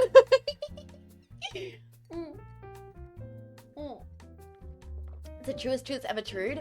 I had a rock like that once. It's giving me, oh, that's so sweet. See, I'm the kind of person that would find a good rock and give it to someone else, but I do worry that people wouldn't appreciate that. I don't know. I like to show my appreciation for like making little trinkets or giving little trinkets. It was so funny when I hung out with my friend from school, like my school friend, when I hung out with her. She was talking about how she still has all these things I made for her. Like this like little charm necklace thing I made. I've always been like that since I was a very young kid. Golf time, welcome, how you doing? Welcome. Oh. Sorry, you lost it, Zons, no! I'm just letting this dry a little bit. I'm gonna let it dry, and then we might start mixing up a purple color, because that's gonna be very interesting. I'm gonna get a nice bit of white here on this brush down here. This is gonna be where we mix our purple for the jetpack. And a little bit of blue first. Blue predominantly, so it's very easy to neutralize your, like, it's very difficult to get purple. Purple is a very difficult color to mix as a painter. You'll find that it likes to go gray, it likes to go brown. Specifically cadmium has an orange undertone, so cadmium and ultramarine don't really make the best purple necessarily. I'm gonna put a little more blue into that. We'll try and see if I can get a good purple for us today. It might end up being a bit more of a blue toned jetpack, but it's okay, it's impressionistic, right? It's not looking too bad, not looking too bad. Let's start putting that color down on top of the orange and see how it looks. Yeah, like I thought it's gonna be quite blue, but we can build up the purple color. We'll just start, you know what, we'll start by doing the blue. We'll start by putting down a blue tone. I mean, this part here's gonna be blue anyway because of the shadow, so that's okay. We'll just start building it in. Hiya, Jets. Hiya, Marco. It's not watercolors, it's gouache. I'm actually shark. Marco, I just showed the chat the rock I showed you guys. I talked about the cool rock I found in my pocket. How are you doing, Marco? How you doing? Welcome into the stream. Welcome in. I was just talking about my cool rock discovery. Ritz, thank you for giving us up to Marco. I really appreciate that. Marco, please enjoy your jetpack emotes. Please enjoy them. Thank you, Ritz. I hope you're doing lovely, Marco. I'm really happy to be back to stream today. We're just painting, hanging out, and talking about random nonsense. It's a true classic Jet stream. I did warn you guys that today was going to be an unpacking pod secretly while I painted. And that being said, I do want to get into some of the music I've been listening to recently, because I haven't done a Jess Rambles about music she's been listening to recently. I do want to do that, as well as just I want to ramble more about Akira and just ramble. A lot of rambling. Big rambles. Warning, big rambles incoming. You have been warned. This streamer will be yapping and painting. I need some more music reps. Oh, I've been listening. I've been listening to a lot. But I want to finish the other tangent I was going on before. Making hot dog? When the heck this shark not making hot dog? Hell yeah, though. That's incredible. I actually need to think about what I'm gonna make for dinner. I've been eating so much soup. I've been eating the most soup ever. I love it. I'm so enjoying soup season. Though I think I might make myself like a stir fry or something like that tonight. Be nice. Could be nice. A shark dog. I'm zen. I'm getting in the zone. I really am. Sally must eat. That's all good, Renford. You have a lovely snooze. It is getting late anyway. Hey, I'm back tomorrow. We're doing Battlefield, so it'll be less chill. But for now, I'm getting into the painting zone. What's happening? Wee woo, wee woo, wee woo. Painting zone. Just adding different bits of blue here. These parts here are going to be more blue toned. I'm just going to have to build. I think that's going to be more blue here too. Yeah, I'm going to have to add more red there. 6 shot. All right, ramblers, let's get randling. Brian, Payday 2. 6 shot, thank you so much for over a year of support, dude. Thank you so much. How are you doing today? Thank you for stopping by. I hope you're doing wonderful. Please continue to enjoy your emotes, dude. Thank you. Thank you for support. I hope you're doing amazing. Let's keep on painting. Now the thing about gouache is it does dry down a different color than what you put it onto the canvas. You have to be kind of conscious of that. That it does go a different color. I think I want to grab. Alright, let me grab something. I think I want to grab this. This is a pure red. I think this is a more pink undertone. I think that's going to help us make purple better. Because cadmium has an orange undertone, which actually can dull out the blue ultramarine. And so I'm not going to be able to achieve as... Oh, that's very red. But that's better. That's closer to what we want. Just mixing. Cool rock. Oh, God. I really do feel like finding a cool rock makes everything okay. I gotta go more rock hunting for cool rocks. I don't care if that's silly. I don't care. Cool rocks are cool. Brain was so real for that. Does it darken? Yes, it does darken slightly. Thank you for exploding in the chat. Sorry, I'm going into stream of consciousness mode. Chat, did I ever end up talking about the old ladies and the op shop? I don't think I did. I started talking about the protein and the protein powder, and then oh, that's a nice purple. We did it, gamers. We got it, purple. Ladies and gentlemen, we got him. I don't think I did. I think I started and then I got distracted. So, old ladies, op shop. Spontaneously went to op shop when I was coming back from the chemist because I got my new medication. So, just getting distracted, that never happens. No, not once. I've never been distracted in my life. But I went to the chemist, get medication, saw they had protein powder on sale. I was like, hell yeah, that's a bargain. But it's a big old tub of it. And it's in this humongous tub. It kind of looks like baby formula. Because, you know, it's like a big tub. And I don't really get the protein that has, like, the whole gym bro aesthetic on it. I get the kind of everyday use looking stuff. I get the even more clinical, boring... I don't like the things that are like, maximum gamer protein. It just kind of... it's not a vibe. So I don't get that kind of protein powder. I get the one that's like a neutral... supermarket style protein powder. And anyway, so it looks like this big tub of protein I'm carrying. So I want to go to this op shop because I'm like, oh, I should check it out. And I'm just carrying this massive tub of protein powder, and I'm like, this is gonna be awkward walking to the op shop. I was like, I don't care, I want it out. So I'm walking around this op shop with a big tub of protein powder, and then I like get the watch, and I get like 2 jackets on special, and it's freaking incredible bargain. And then I'm talking to the old ladies. Comment, I literally swear I had protein. That's how that's advertised though, dude. It's advertised like protein. Yo, are you a bro and you need protein? It's protein. And it's like, has like a freaking monkey smoking a cigar on it. It's like, you can hear it playing. And you can hear it off the packaging. And I'm like, I just want to add this to my yogurt. Please, calm down. So like, I have this big tub and I just feel so goofy. I feel so goofy walking around with this big tub of protein in the op shop. But it's funny because what ended up happening is ended up causing me to have a bunch of like bants with the old ladies behind the counter. I don't know, I was like, do you ever get in a good riff with a customer service person? I don't know. What does this make sense? You ever like, you know, you go up to a counter and you, for some reason, you have a really good back and forth with the customer service person and it puts you in a decent mood? I don't know, like you nail a few different little quips. Like yeah, I really S-ranked socialization. You know what I mean? You're like, you know what? Maybe I'm not so socially awkward. I kind of nailed that social interaction right there.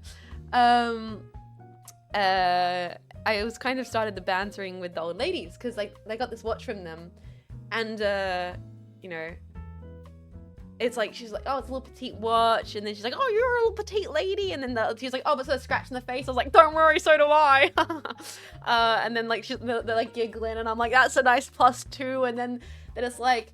Then they're talking about the protein powder, and they thought at first it was baby formula, but it's like, no, I didn't have a baby, but my sister did. And now me and the old ladies are talking about having babies, and she's like, your sister did? Oh yeah, of course you didn't. You look too young to have a baby. And I'm like, well, my sister's even younger. They're like, oh, really? And they're like, oh, you know what? That's so true. Back in the day, we were putting babies out when we were 18, weren't we, Carol? Oh yeah, we were. Oh, I shouldn't be so judgmental. No, I bet my sister. And they're having this like, you know, just a really good like back and forth with the old ladies about stuff. It's like, what is it? Protein? Oh, you're lady of protein. I was like, yeah. Like, and then Carol's like, no, I do protein. And then Vicky's like, really? You have protein? Why are you having protein? It's like, well, it's good for your muscles, isn't it? I was like, yeah, no, it's really good for your muscles. So it's just me and these old ladies having absolute banter. It was great. It was a bunch of just, oh, have a lovely day. Yeah, no, you have a lovely day. Oh, it's been a pleasure. Oh, you got a sale, absolute sale. Just like ultimate yappers. I feel like sometimes me being old lady coded just makes me, I just lock in. Sometimes when I'm talking to old ladies, I'm like, these are my people. They get me. We can have some bands. Like wholesome conversation. Lonico, thank you for the icon, and thank you so much for 19 months of support. I hope you're doing awesome, dude. Welcome into the stream. I can practically hear the convo. It sounds, yes, it was, yeah, that's what I mean, but the riff was so good. It was like, everyone was doing little, like, comments and back and forth, and it was very funny as they were, like, packaging my jackets that I got. It was wonderful. But I mean, I worked in a fabric store for, you know, what was it, like, 3 years, 2 years? So I was the youngest person working in the fabric store, too, so I got very used to bantering with old ladies about old lady stuff. And I think every now and then my little ability to do so will pop out. This is already looking really fun, isn't it? This is looking very fun, very nice, fun, impressionistic pack we got going on here, don't we? Ooh, look at him. He's starting to come alive before our very eyes. Just building some fun color. Ooh, hoo, hoo, hoo. Layering it down, because that's the thing about gouache. Unlike watercolor, I can build this. I can add more and more and more until it gets to the point where I really like it. Watercolor, everything kind of just like seeps. It constantly, you can layer it, but not in the same way you can with gouache, which is why I like this so much. I feel like I can do a lot more with it closer to oil than you can with the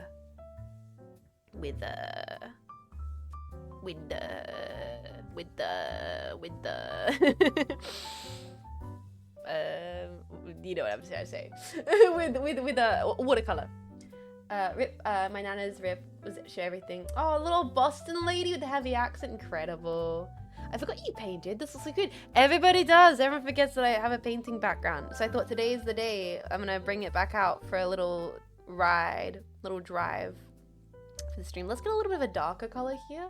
And we'll build in some darker shades, and then so we have some contrast going on, and then we can build more color on top of that. Also, turn left, man. Hiya! Thank you so much for 24 months of support. How are you doing?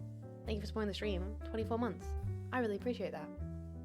Good night, Jets. Heading to bed. That's all good, Kalikaska. Take care of yourself. Thank you for hanging out. I appreciate it so kindly. If you are heading to bed, you do have to skedaddle. That's all good, guys. I am just gonna be painting, talking, hanging out. I'll see you around. See you around. As you can see with the way I'm painting, this is once again personal aesthetic choices. I like to leave that red showing through. We might not cover that at all. I like having that pop through in the painting. It's personally think it looks really cool when you see that underlayer showing just through. Adds like some depth to it. So we'll see. Maybe I'll keep it, maybe I'll overpaint it. We'll see how the vibes are going. Look at him, he's already coming to life! With a few little brush strokes, like so. Yeah, nice. And then we're gonna just build in the mouth. And we'll keep on building towards this. It's alive. There is something alchemistic about painting. All arts really feel like a little bit of like alchemy. You are bringing something into existence from your mind. What? You're just kind of like, if I think, therefore I am. What is it? Rene Descartes. But there is like that element, that fun. Let's put some shadowing in here as well. I like the two cameras because you can see the whole piece and then you can see the closer up little bits. He kind of looks like he's wearing clown makeup right now though. We will have to fix that. He looks like he might be part of the Insane Clown Posse if we're looking. Jetpack Insane Clown Posse. Currently we might have to make it look like he's consuming a little bit less Fago.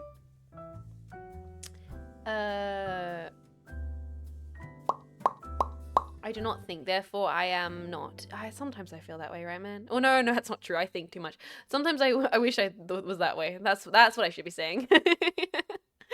I wish. That would be nice. What is that like? I bet it's lovely. I love to study alchemy. This old book, everything's written in a circle. Oh, dude, you would really vibe with, what's my favorite artist? The lady, the surrealist lady who painted those weird biblical, alchemistic, spiritual paintings. I always forget her name. Oh, if I think of it, I'll say. It'll come to me in a second when I'm not focusing on painting. Okay. Putting some shadows here. I think I might put a little bit of shadow up here. And then we can blend that down later. 20 years from now, this would be venerated as a religious painting. The deity of Zepak. Oh no, I'm already out of coffee. This is tragic and miserable, and now I feel awful. Oh, that's what I was talking about. So ages ago, because I was talking about fun facts and talking about how I was watching QI clips, and now I'm reminded of it because I was talking about old lady stuff, because nowadays when I go to bed, it's just, I drink my cups of tea and I watch QI clips. It was a really fun QI fun fact clip that I didn't realize that I thought was really cool, and now I'm going to share it with you all, so deal with it. Here's my fun QI fun fact. Did you know rice? Some of you guys are gonna know this and you'll be like, yeah, Jets, duh, everyone knows that. And I'm like, oh, I didn't know this is so interesting to me. Did you know rice, right? So rice patties and rice fields, they are often farmed in water. And the thing about this is not so much that you have to farm rice in water, but that you can farm rice in water. The rice could be farmed completely fine without the rice patties being flooded with water. The reason that they do that is because rice, unlike most plants, don't need the bed to be dry to breathe. They can breathe through their leaves. This is really, really good because it acts as its own pesticide in some regard, because most invasive it acts as its own pesticide and its own weed repellent, because most weeds will not be able to grow underwater. It's like, that's so cool. Then, fun fact, also, what you do is if you keep them flooded, then you can have ducks, and then the ducks will swim around in the water, because ducks can grow in water, and then keep the water moving, which is really cool. And then also, like, when they have droppings, the nutrients from the droppings can like keep the rice healthy. I was like, what? Isn't that cool? It's the circle, and they quack, and then ducks can be cooked and eat as duck dishes with rice, and like that's why there's so many duck-based rice dishes, because you farm rice in water, ducks help eat the thing, and then it's just like, isn't that sick? I didn't realize. Also, Issa, how are you doing? You used to farm rice? That's sick, girl. That's so cool. Oxes and shit. Bro, that's awesome. My family used to farm like produce, like oranges and stuff. So I grew up around oranges. So I know a lot about like farming oranges. I didn't know anything about the history of farming rice. But when I found this out, I was like, whoa, that's sick. It makes like so much sense. Doesn't that make so much sense? Okay, so finding out they don't actually have to farm rice in water, but that by farming rice in water, it's like a really efficient way for them not to have to use pesticides, because it just kills all the invasive plants. And also having ducks around is just a really practical way to keep the rice nutrients and the water rotating. Oh, not your grandparents. Oh, that's cool. That's cool.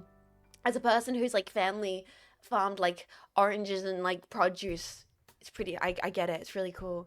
Like hydroponic greenhouses. Yeah. You see Simba. The duck poops on the rice. Then we eat the rice. Also, we eat the ducks. It's the circle of life. But real. I thought that was, it gave me a whole different perspective on the agricultural history of rice, and I thought that was very interesting. It's my most interesting fun fact, is finding out, because when you think about it, like, that is a no-brainer. I feel like I should have always known this, but I never sat down and actually thought about it.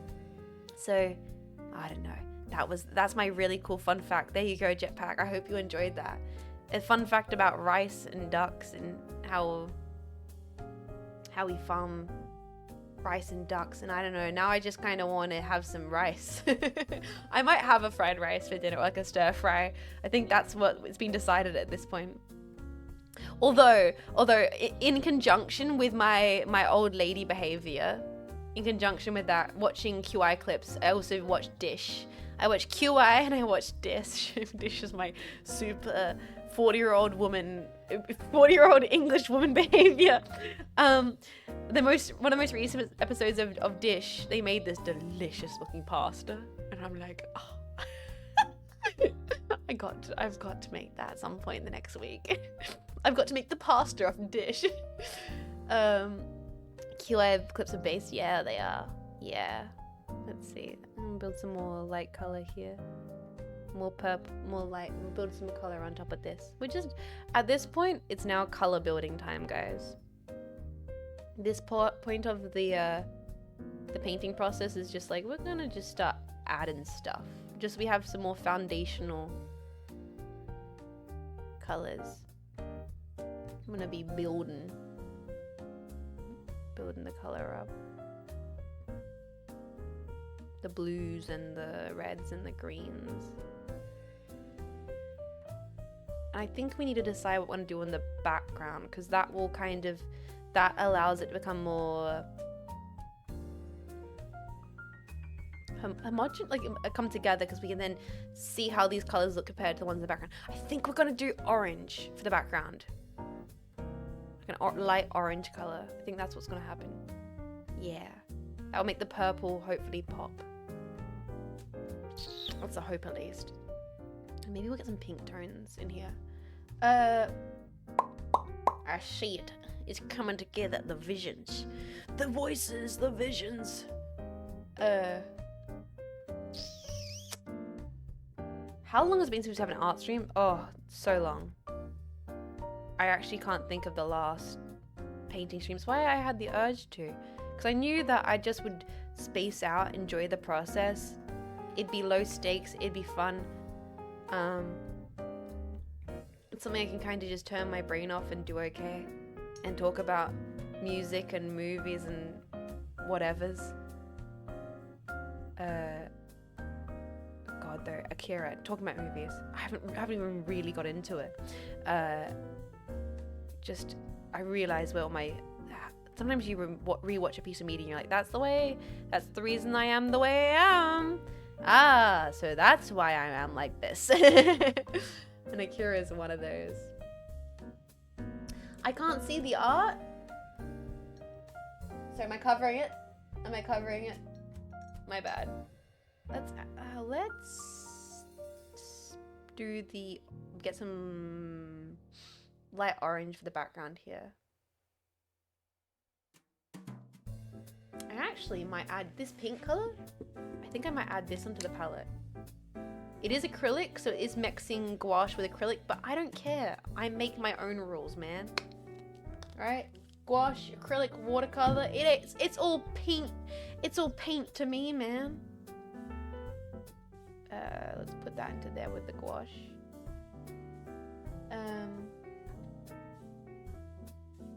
Is there any music recommendations you'd want from the packs? Oh, we'll see. I'll get into it, and then maybe based on what I'm talking about currently listening to, you guys can give me suggestions. Hey, hold on.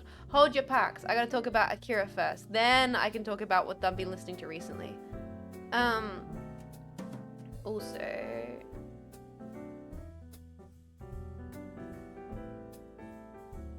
grab some of that. Akira? It was so funny though, because the moment I realized that I hadn't watched Akira in cinema, but I had watched Ghost in the Shell, because I was like, oh yeah, when the drums come in, you know, like at the start, oh, it's so incredible to see that on cinema. It goes like, ah, and I realized both movies do open with drums. Both movies do open with drums, but different kind of drums. But both movies do, because I thought, no, these are different drums. Akira the anime, yeah, I watched it in cinema with Marco and Vivi. It was so wonderful. I'd seen it before when I was a teenager, and I thought I'd seen it in cinema, but no, I'd seen Ghost in the Shell in cinema. That was a plot twist realization. Yeah, this is what we need. We need to put the background in, so we can then contrast the color with that, and maybe make the table like a warm orange to really make the jetpack stand out. It's all about layering. It's all about layering, baby. It's about making that color you can see. It's making about adding the contrast, adding the tones and textures, maybe. It's all about that. The bike, everything, the style. I love, okay, here's my Akira thing. Akira is an analogy for, Killer is basically just like, what if an insecure teenager became God?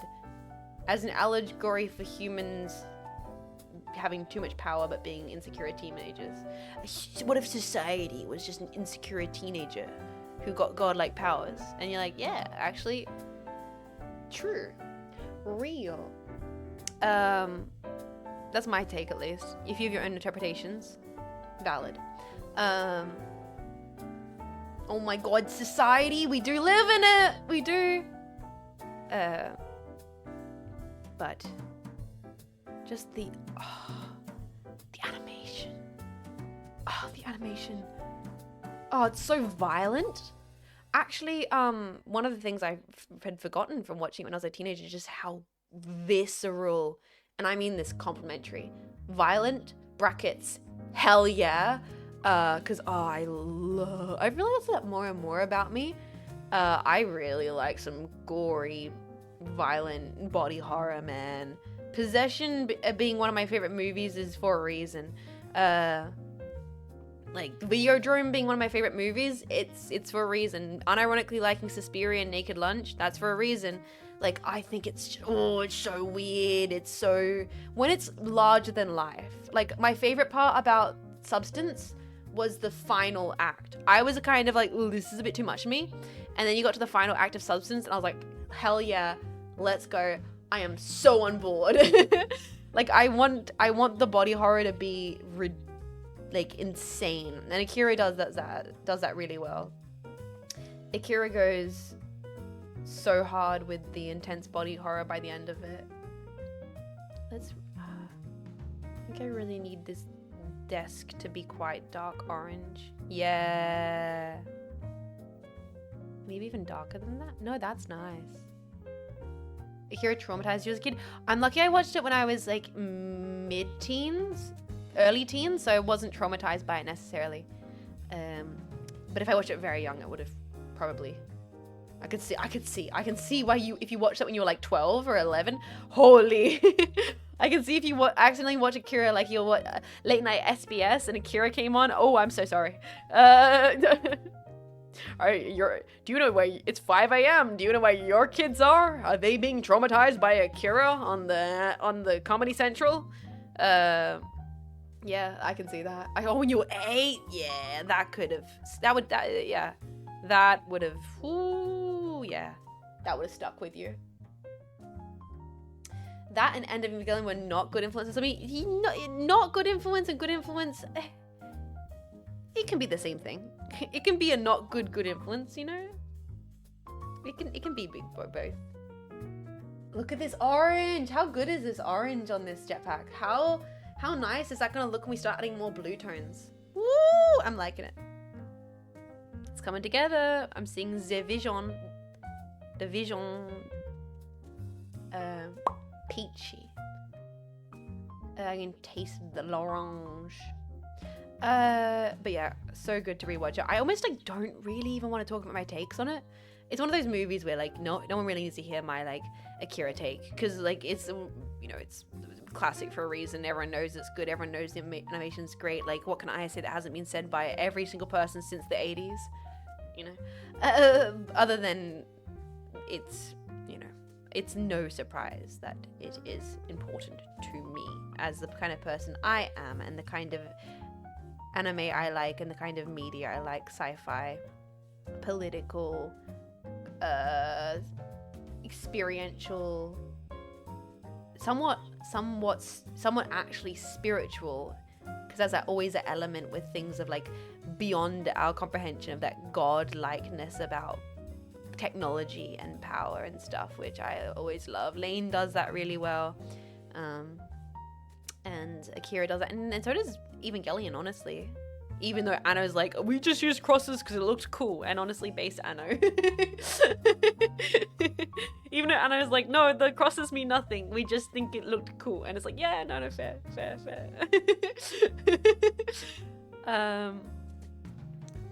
keep on building this up.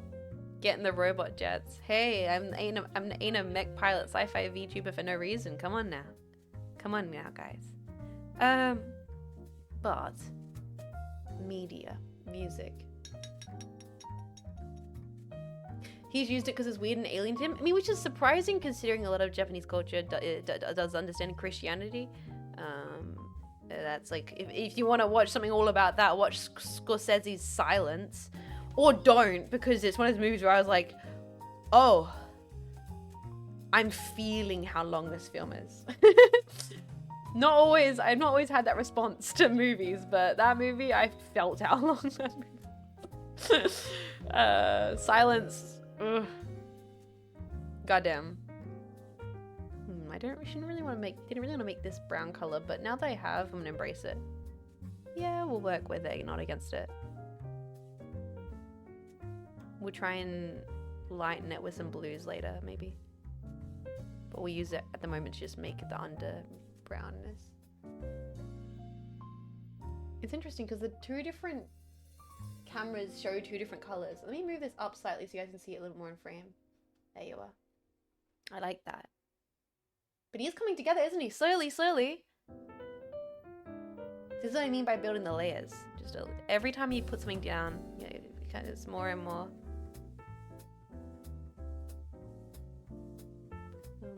Here as well.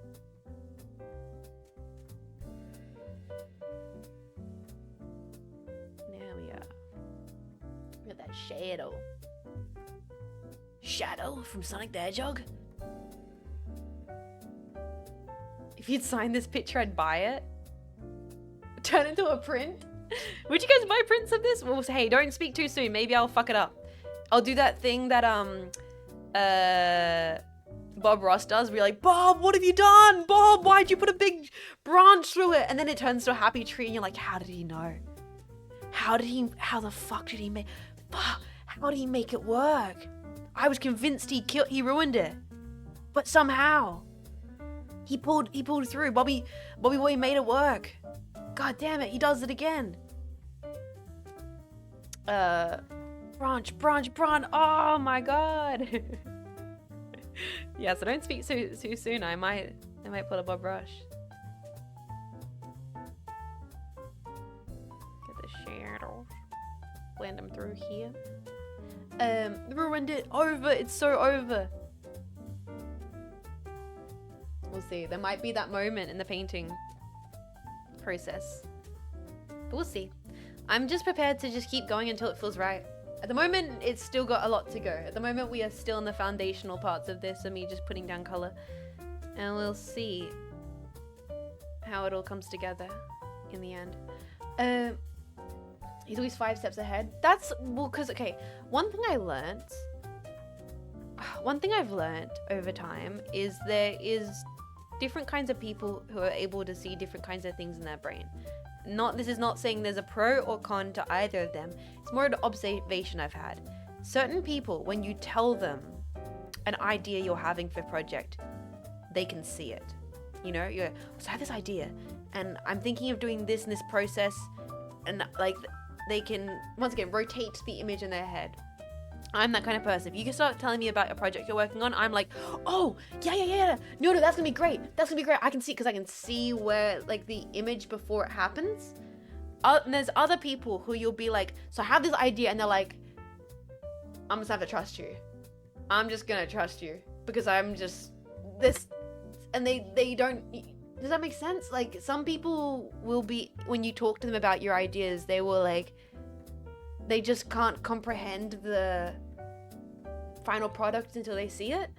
And that's why sometimes when you're an artist and you asked for advice halfway through a paint, like when you get advice halfway through a painting, it can piss you off because someone's like, this looks weird, and you're like, yeah, dude, I put 2 brush strokes down. I see the Mona Lisa.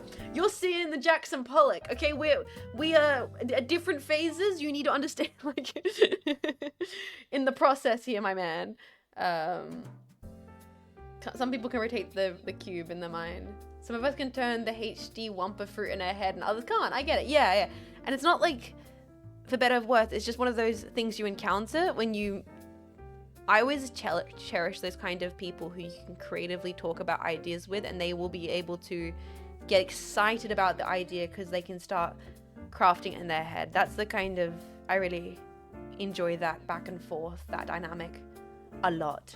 I kind of look for the dynamic in people because it's because I feel like that's where I always come forward.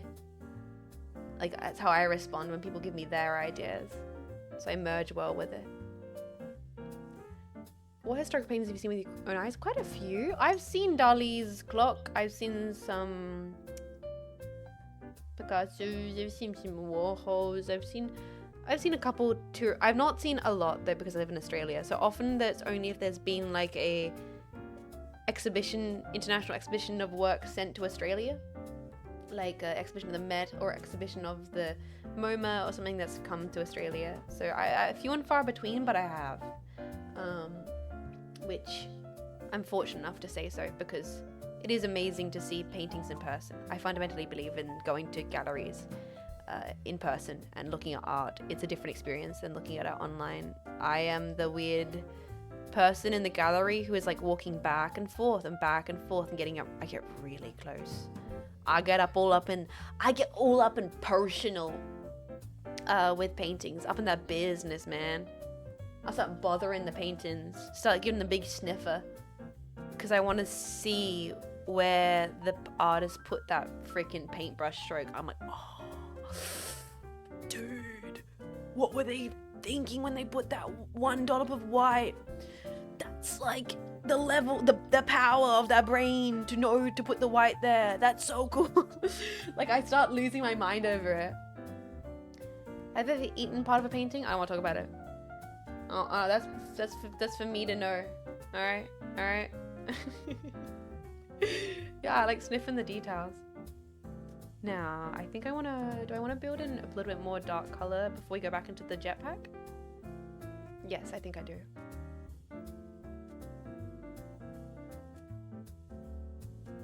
I think I do. I want to put a little bit more of a darker color in here. Yes. Yeah, ingest the essence of the paintings. Man, I love that shit. I really do. I haven't been to a gallery in a little while. I really should. I almost thought about it the other day. I was like walking around more of a city area and I was like, I could just stop into the gallery. I should just do that. I really should. I should just make a day of it for myself. Get a coffee. Go see some art. I wish there was a way to bring you guys POV tomboy yaps in your ear while you look at painting.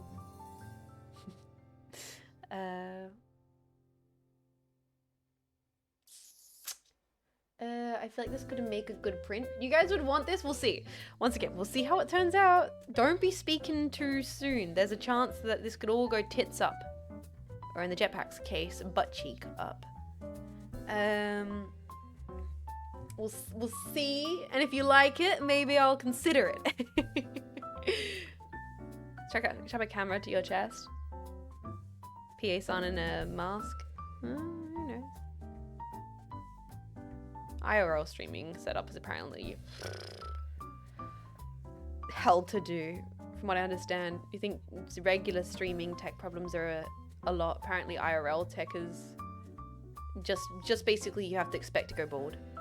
Just expect to lose all your hair. You are not keeping it if you're deciding to become an IRL streamer. Okay, I think we're gonna start putting back into the purple on the jetpack. We're gonna start working back into the jetpack, then we're gonna go back into the background and back and forth as we get to a level where I'm happy with it. But I think we're gonna try and make a nice neutral bright purple color now. Bold, caked up. Apparently even the special backpacks, they often fail right when people want to show something. Yeah, exactly. And those backpacks are expensive. I just did a massive investment in a bunch of stuff for 3D. I cannot afford an IRL backpack. I wish I could, that'd be sick, but no, I gotta pay rent and eat food. Considered being a curator at an art musician? I've talked about this before, guys. I was gonna go to Masters for Creatorship if I didn't do streaming. The second year of me streaming was like a trial stream, a trial year of being like, I love this. This is my favorite thing in the entire world to do. There's nothing I've done that I've enjoyed so much before. Like I graduated my bachelor's, and I was like, I really love streaming. I'm gonna try it. If it goes okay, I want to be able to keep doing this for as long as I can, but I don't know. I need to be realistic. I don't have the financial stability to be not sure. And so if it didn't work out, I would have had it go back into being a hobby and would have went and done like masters and honors in exhibition curatorship. I've worked in galleries before, worked, unpaid interned, which is just like, hey, can you do all this work for exposure? Yeah, I love the arts industry. Hey, can you like literally fix the back end of our website and storefront And we're not gonna pay you? Yeah, of course. Wow. Woo, yippee.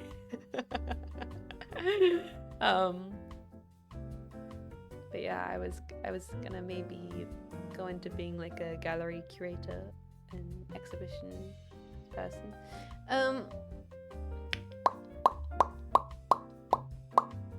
It feels like it was not long ago you were talking about going back to school to become a teacher. Yeah, well that's the thing, but like once again, I'm so thankful. Don't ever, I hope nothing I ever do, ever, would ever indicate that I'm not incredibly gracious that I am able to do this. And probably why I push myself to the point of not being able to do it some days, because I'm like, whoopsie doopsies, are we crashing out? Oh no, generational crash out, oops. Which I gotta get better at not doing, but I'm trying my best. Streams of VTuber is such a neat intersection of things, and the communities that come out of it make me happy. I completely agree, I'm Rita. It's such a beautiful combination of future technology, past anime technology, passions for creativity, passions for hanging out, entertainment, socializing. It's why when I first saw VTubing all those years ago, I thought, that is cool. I wonder if I could do this. And it's why I started that sketchbook and why I started thinking about it. And I don't know. I'm very fortunate to be able to do it. And lasers! Yes! Don't forget about the lasers. Laser, I haven't talked about the music the music I've been listening to. So also, Cats for Tube, take care of yourself. Thank you so much for hanging out. Rest well. I really hope you have a lovely rest of your day. I will try not to scream and shout and let it all out. I'll try and keep myself quiet for the jetpacks that want to sleep to the stream. Although I know that the second I start talking about music, I'm going to literally want to show you guys the music. Okay, the reason why I keep on being like, oh yeah, I want to talk about music. And then I go, and I get sidetracked, is because I know the second I start talking about music, I'm like, oh, time to bring up Spotify and go on a full tangent where I show you guys my most recent listens. Oopsie daisies. I know that's gonna happen, and I'm basically like avoid prolonging that inevitability as we currently speak. Oh, this is coming together, guys.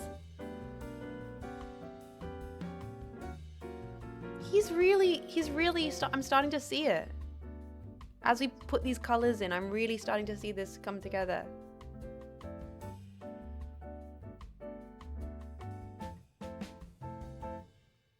This is great. I'm really enjoying this. I'm glad I chose to do it in my style and not Rembrandt. I feel like this is going to be more true to me. And then if you guys do want a print of it, it'll be more personal to have the jetpack painted in my style. Because what we're currently seeing is me painting just from my heart. Like, I don't know how else to say this. I'm painting this just from my gut, from my belly. Deep down in my belly.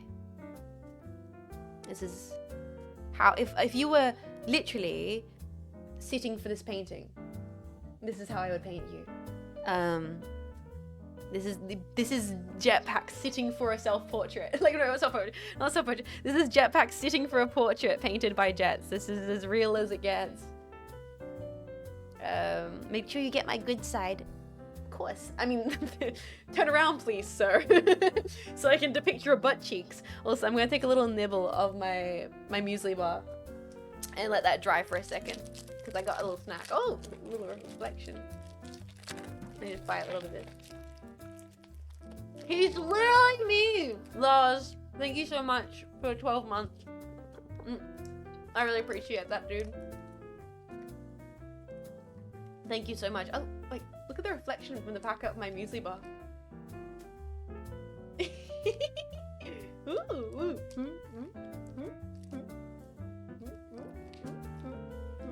Lays.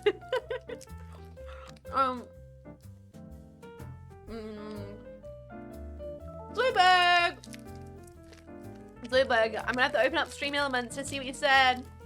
You always say something nice, Zoidberg. You always do. Let me see. What did you say, Zoidberg? You bastard. Thank you so much. I'm sorry, Bergen. Thank you so much. We're one of her French girls. Yes. You are literally being painted like one of my French girls, boys. Accept it. Accept it. This is good. Solid protein bar. So I'm gonna keep painting while I keep eating. Don't mind me being rude and munching on stream. But yeah, oh, I'm enjoying this. It's coming together. I think this is gonna be quite fun when it's finished. But it's nowhere near finished. Sit comfortably, boys, because we have got more to do on this painting. We are not even close.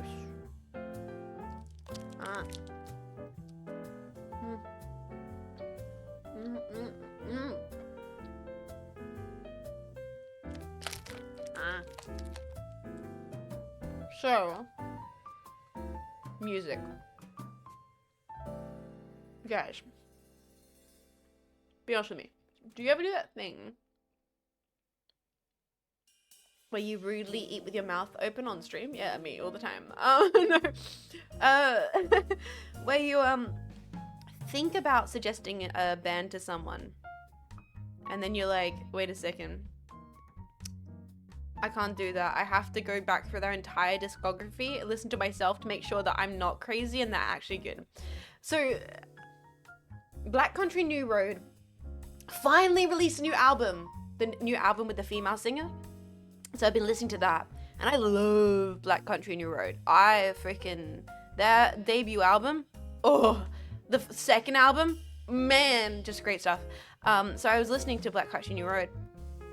And I was chatting with like Vivi and Marco and that. I was like, yeah, I'm listening to Black Country New Road.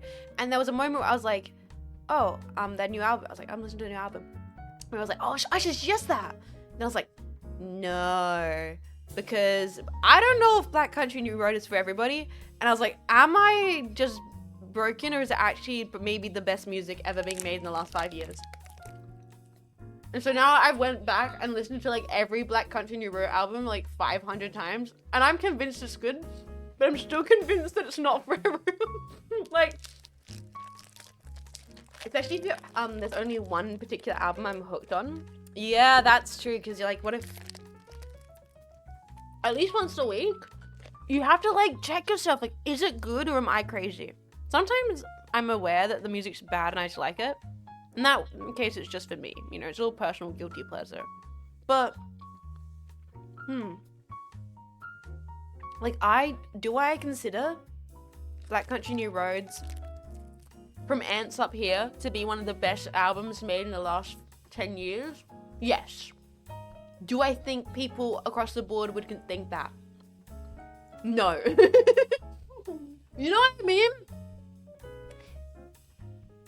Like, do I think they're like as it's hard. It's really hard to judge. You gotta do your raps to make sure. You gotta check. And then you get insecure. You're like, is it good? Is all lyrics cringe? No, but they're cringe in a good way. Is it good? No, it is good. Is it? I think. I feel like you're overthinking it. Alright, that's me, man.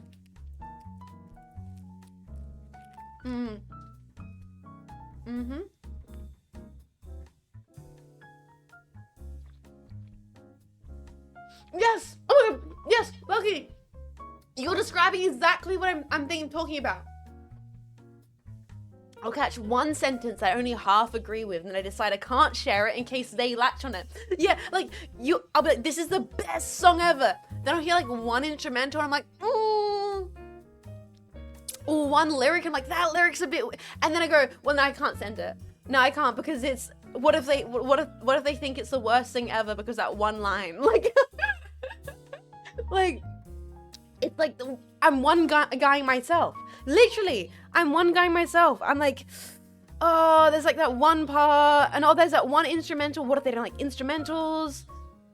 What if they're not into like, it does go into like piano. Oh, but that's genius. That's cinema. The full piano track is cinema. But what if they want the hardcore kind of lyrics, but they don't like the instrumental stuff? Oh, but that's what make the albums so, that's what I like about it. But what if they, you know, oh, like, it happens to me all the time, specifically with music I like, because I know that a lot of the stuff I like, not, let's just say it, boys. Shoegaze ain't for everybody. Shipping news, would I send shipping news to everybody? No. Do I think shipping news is so fucking good?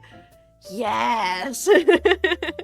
Oh, it's difficult. Sometimes I'm like, here's the thing. There's music where I'm like, okay, if someone's not listened to New Order, I'm like, what? You've never listened to New Order? And then if they don't like it, I can be like, fine, you just have shit taste.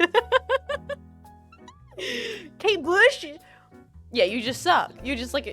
But like, then you listen to other stuff and you're like, I could see why someone wouldn't like this.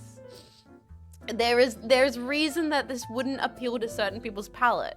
Do I think it's some of the best music ever made? Abso-fucking-lutely, objectively. Would someone say that they don't like it and I'd have to go, yeah, that's fair. That's fair. What's shipping news? This is what was gonna happen. Boys, it's time for me to open up Spotify and make everyone click off the stream because I want to play my recent music, and this is secretly just an unpacking pod while I'm painting and plot twist. Oops, fuck you, unpacking pod. I love shipping news. It's great.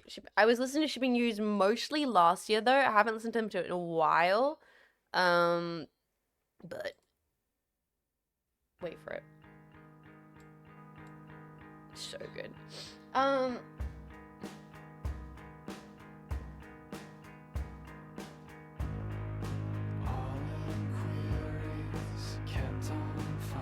So this is I can see well this is not for everybody.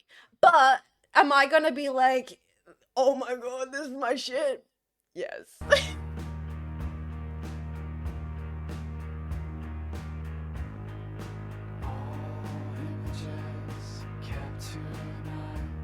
Oh, it's so good. It's so good. This is called Untitled with Drums. Oh, so good. So good. It's amazing. But that's not what I've been listening to. I just, someone asked who's shipping news, and I do love shipping news. It's because I like Slint. But then again, do I think Slint's Badlands is one of the best albums ever written? And did I recently listen to the whole thing to be like, is Slint that good? And go, yes, it really is so good. And then go, yeah, but some people just wouldn't like this. And I would be like, fair. Oh, and I was listening to Lungfish? Dudes, I was listening to Lungfish the other day.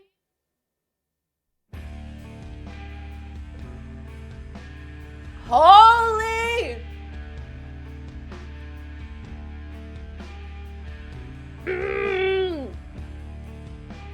Like that's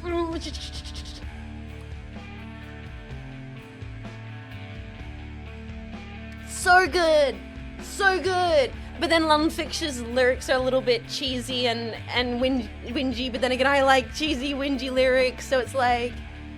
Artificial Horizon is so good. But yeah, so sorry, I'm getting sidetracked. But then it's like, I know that that's not for everybody. Like this is the thing where I'm like, I want to suggest this, but I'm like, they're gonna be like, okay, but why does it sound like it's but being played by a vacuum? And I'm like, no, but that's the point. that's the point.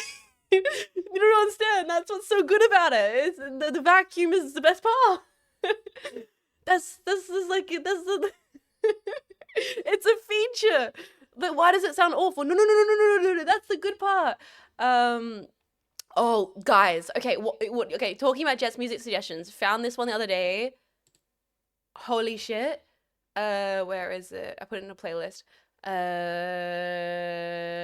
Anyone here like Sweet Trip? If you do, based. Sweet Trip is amazing. You guys haven't heard of Japanese Sweet Trip? Wait, where did I save it? Where did I say Japanese? Sweet Trip. I Where did I find them? They're basically Sweet Trip, but if Sweet Trip was Japan. Where did I put them? I swear I better save this. I better have saved this or I'm gonna lose my mind. Bro, where did I put this? Oh, I better have saved this somewhere. I'm gonna be so sad.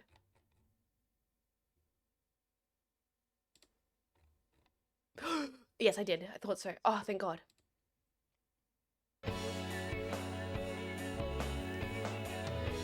"800 Cherries," Romantico, Cinema. Wait for it.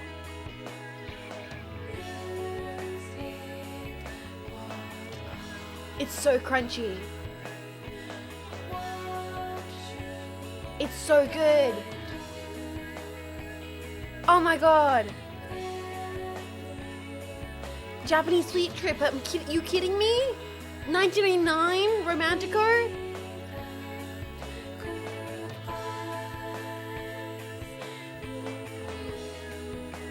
Freaking Beach House?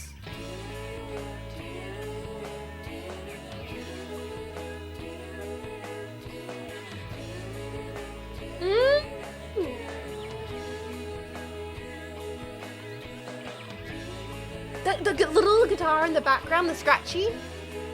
So good.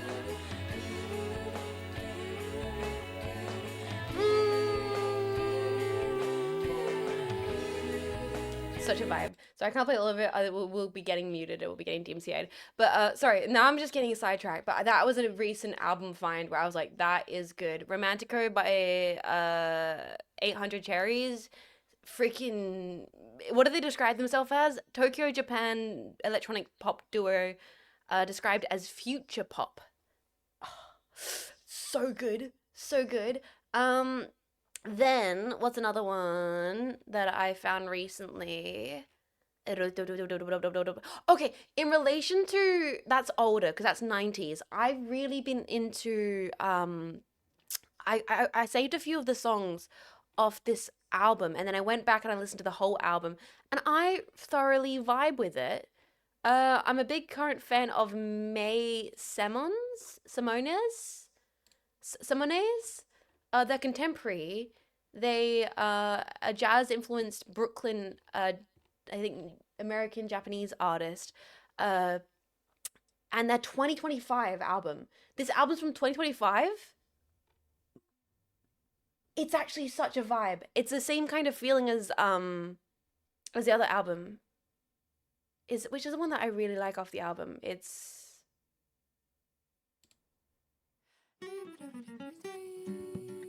guys, it's really cool.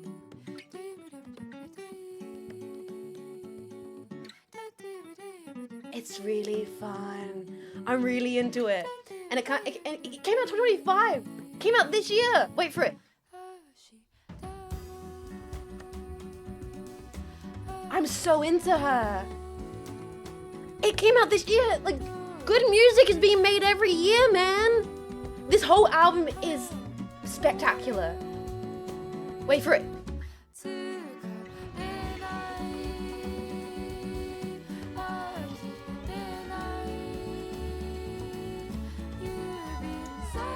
Ooh, it's so lush. It's so rich. And then it's like so instrumental.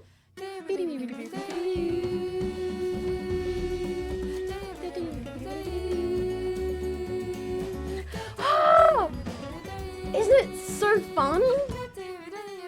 Like, it's the instrumentals are actually so creative.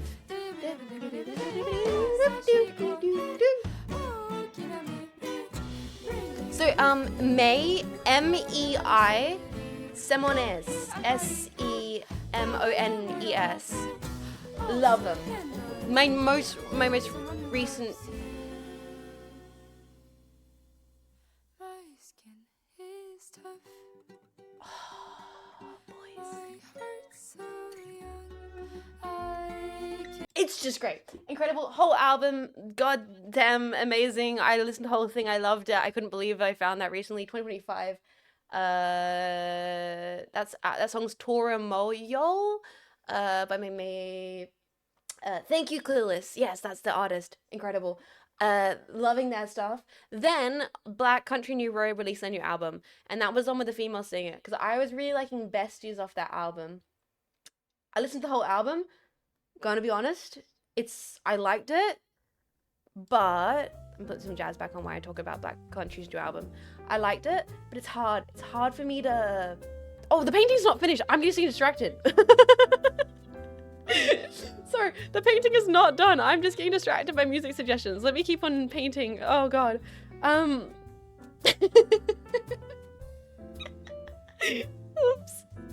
Oopsie doopsies.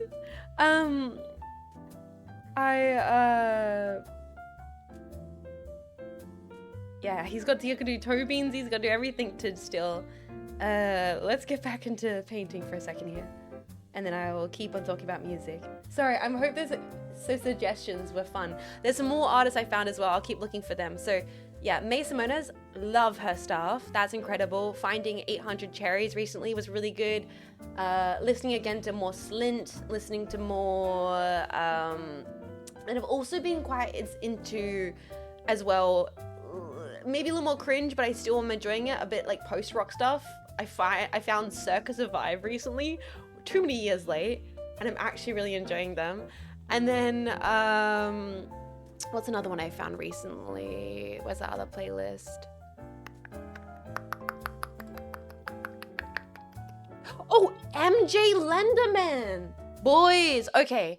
I'm really actually surprised how much I'm into this album by MJ Lenderman.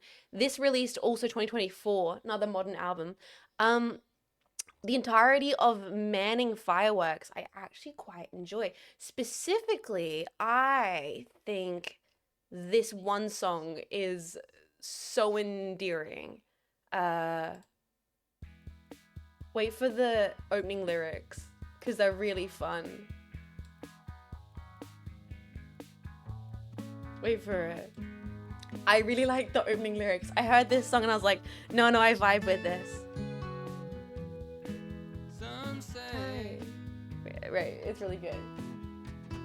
Distance grows apart. It's not this one, it's the next one. The next one's really good. I was like, oh, this is kind of cheesy. I don't know how I feel about this. This is cheesy. But the world is walking into leaving Noah's Ark. It's Sunday at the water park. And I was like, then that guitar came in. And I was like, no, I vibe with this. I vibe with this. That little like alto sax came in. And I was like, no, this is actually this is really fucking well done. This is well done. Wait. Under a half-mast McDonald's flag. And I was like, no, I like this. This is actually really well done. This is great. This is really fun. And the whole song, like, that weird guitar in the background.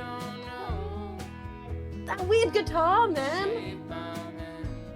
This is You Don't Know the Shape I'm In by MJ Lenderman. Real cool. And then it gets like even better. The wah-wah. I love that weird guitar, man. With the alto sax laid on that. Really fun. Really fun. It's good. So that's another one that I've been vibing with. I was surprised how much I enjoyed MJ Lenderman. And they're contemporary. Like, they're doing stuff with Weather Day. I like their collab song they did with Weather Day called Smashing Pumpkins. That's really good. Do like the Wah Wah Duck. Sorry, the light's getting too bright. Give me a second, we have to change the lighting in here, boys. Sorry, I just realized the sun had come in, so I had to turn that off. Let me see if I can get this out of the way here. Yeah, we go. Changing the lighting, guys, sorry. Can I maybe turn that onto like a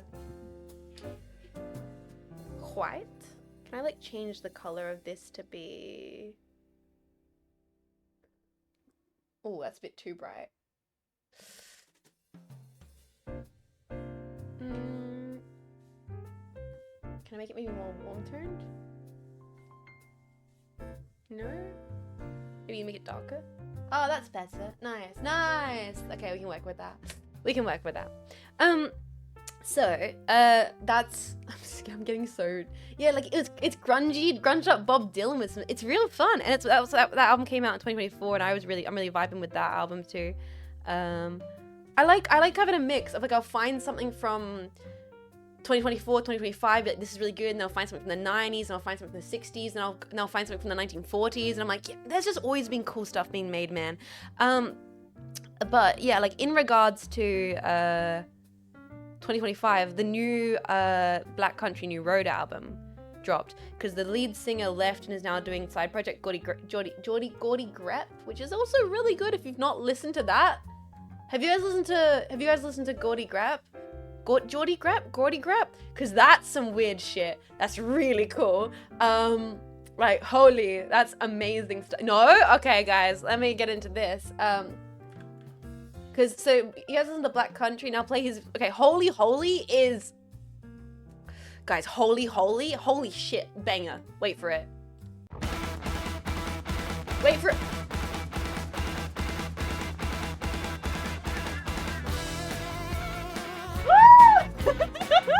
He's so cool. He's so cool. Well, fuck yeah. That's what I'm saying, boys.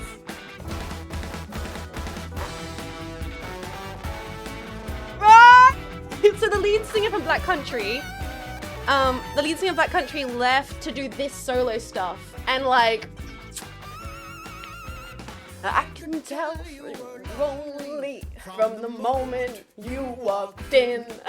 From the moment you put your makeup on to the way you done your hair.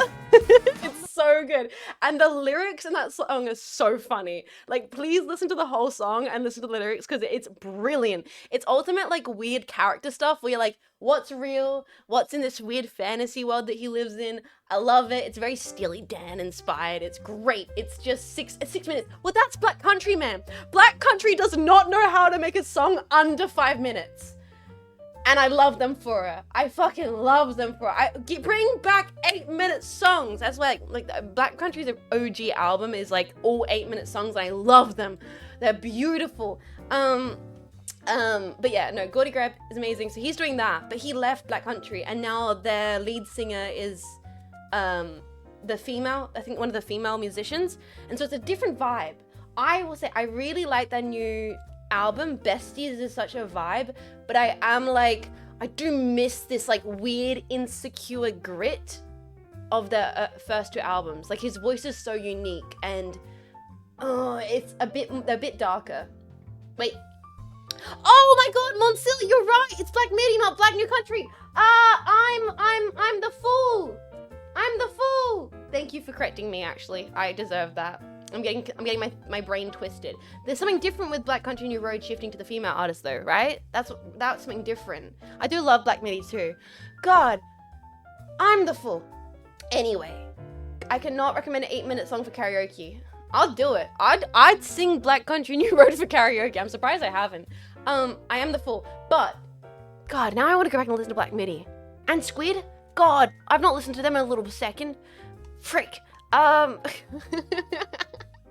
But, Black Country New Road. Also, now I want to Midi.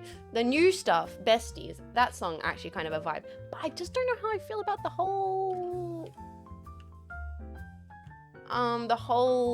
album. I have to give it a second listen. I've only listened to the Forever How Long once, whereas like I've listened to Ants from Up There a bunch of times. Check the Discord. You need to make a purchase. Oh no. What have you guys found? What must I purchase? Boys, I need to finish this painting. I knew the second I started talking about music, I would be opening Spotify, giving you guys suggestions, and I would not be touching this painting. Guys! Oh, I don't like Crocs. That's cool though, but I don't like Crocs. I'm not a Crocs person.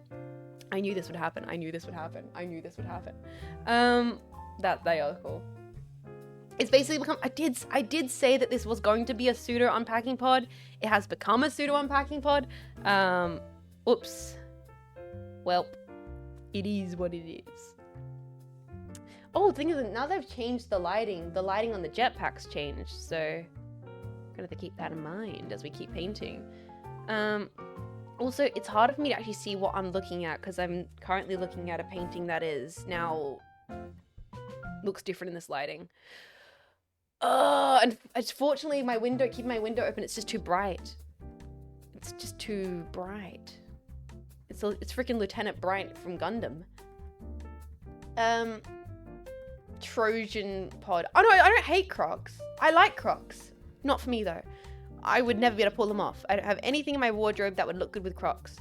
I have an old lady wardrobe. We've been over this, guys.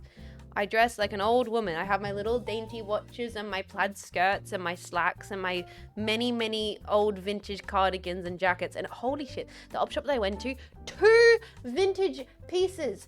Oh my god, jackets. One of them looks like it's from the straight up 1940s. I lost my mind. Incredible stuff. I kind of want to open the window now though, because I feel like I'm not able to see. I feel like I'm not able to see the color properly. This is actually quite difficult. I think I actually might have to open the window. Oh, it's just too bright though.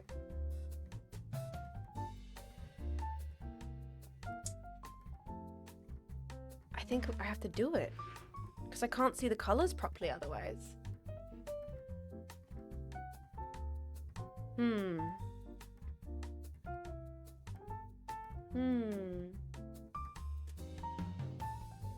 Flashbang, sorry! Can I maybe turn the blind down?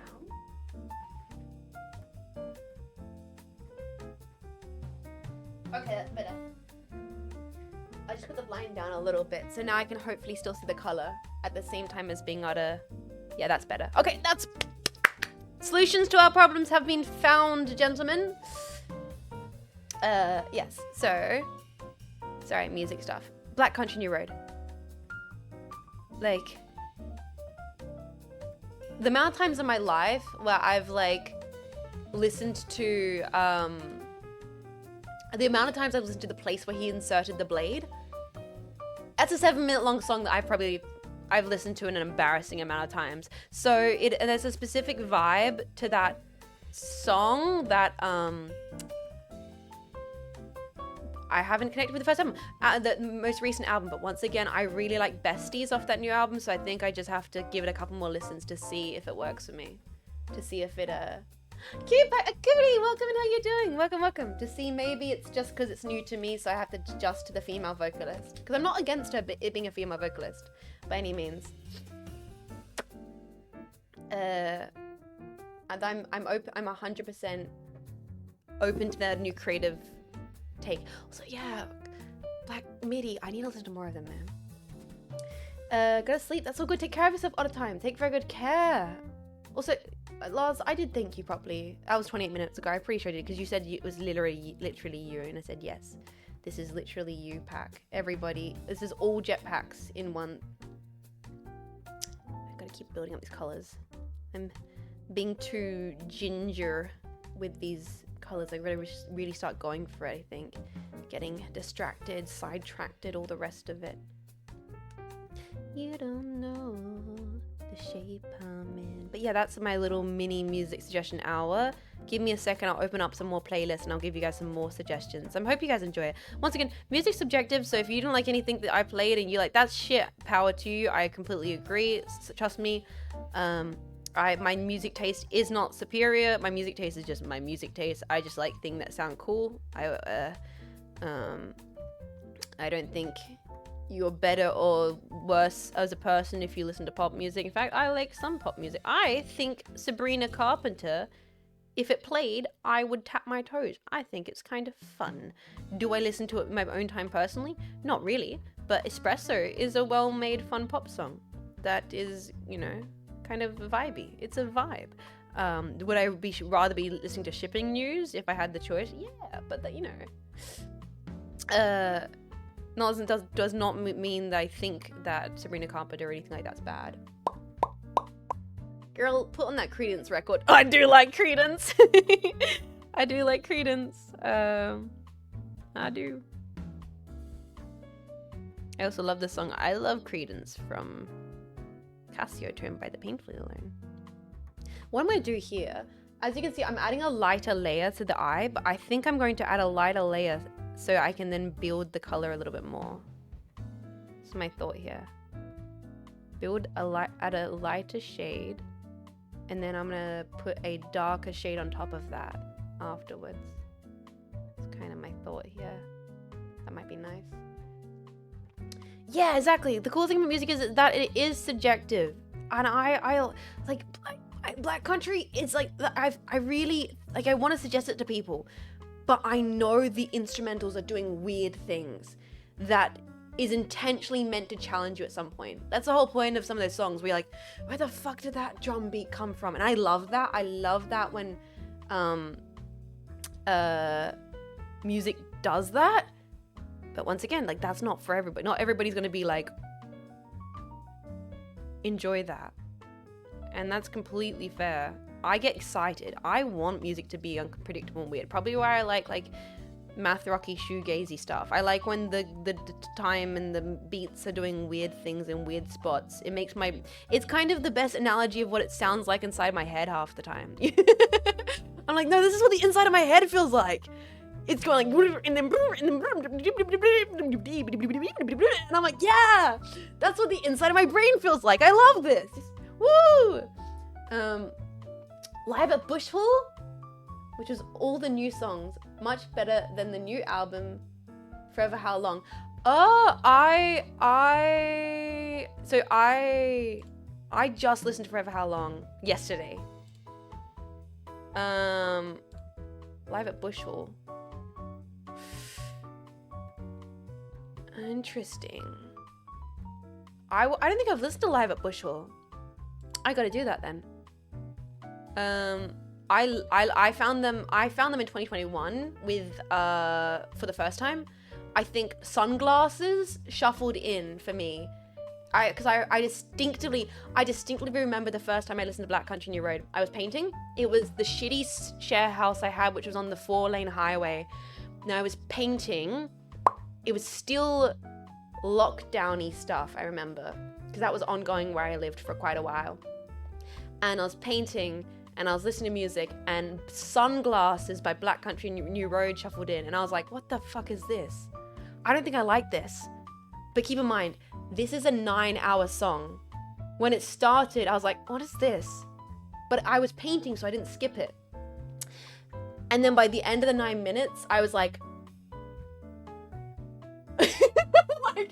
by the end of the 9 minutes, I was no longer painting. I was just actively listening to the song. I was like, oh, okay, I get it. Sunglasses is great. Some really fun lyrics in Sunglasses. Yeah, I like Sonic Youth. Who doesn't like Sonic Youth? I say, knowing there's people out there who fully don't like Sonic Youth. Who doesn't like Sonic Youth? Yeah, no, I was like, I started off being like, oh, I don't know if I'm vibing with this. But no, by the end of it, I was like, this is incredible. Sunglasses is great. I actually, because I literally just re-listened to for the first time the other day, because I was like, I need to give this whole discography a re-listen, because what if they're not as good as I think they are? No, they are. In my opinion. For my taste, yes. Best moments, great moments. I only found out about post-rock and math rock a couple years ago. Oh, dude, it's best. It's best. Unfortunately, though, once you go into that sub-genre of, like, early emo, post-rock, math rock is kind of fucking over for you, my man. I'm sorry to inform you. It's, like, one of those things where, yeah, it's over. Alt-rock's great, yeah, a little bit alt-rock, cheeky alt-rock. It's like, your brain kind of, it's just so many fun noises and weird noises. I love my weird crunchynesses. Everything sounds too clean to me. Jazz! Yeah, I got into jazz way more earlier this year as well. I've been listening to a lot of... Oh god, you ever listen to Wait, what's the one song where I listen to it and I'm like, this is what people are talking about when they're talking about, like, jazz. None of that bossa nova bullshit. I'm talking some stone cold Steve Austin fuck you up like the music is swinging kind of jazz. What is that one song that gets me every time? Track B, duet solo. I think that's the one. Charles Mingus. Is it this one? Is it this one?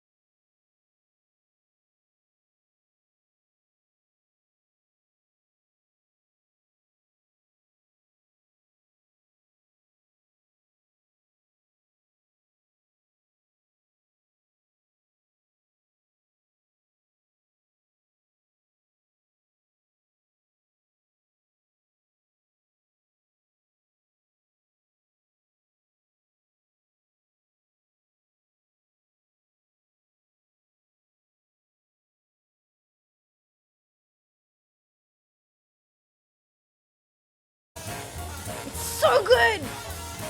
Woo!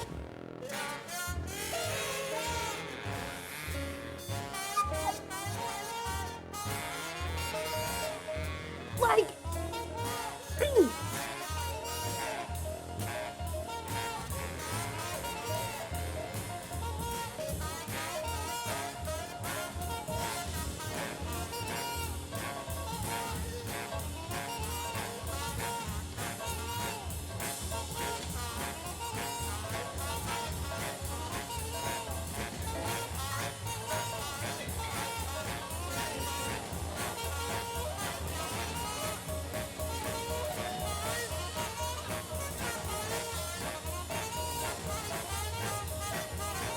like what the? Woo! Like this is jazz, man. This is jazz. Ah!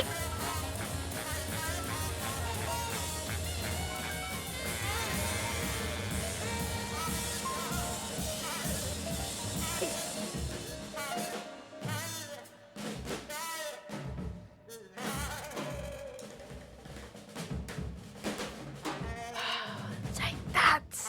You feel it in your heart, in like your soul, don't you? Like in your belly, in your gut.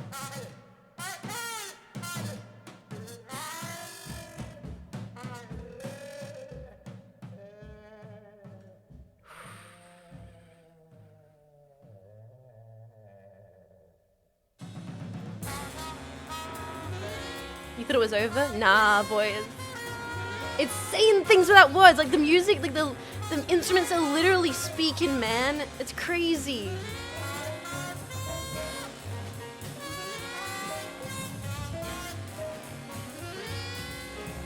Like you can hear the instruments talking to each other. Like when people say that, like this song's the best example of that. In my opinion, like man.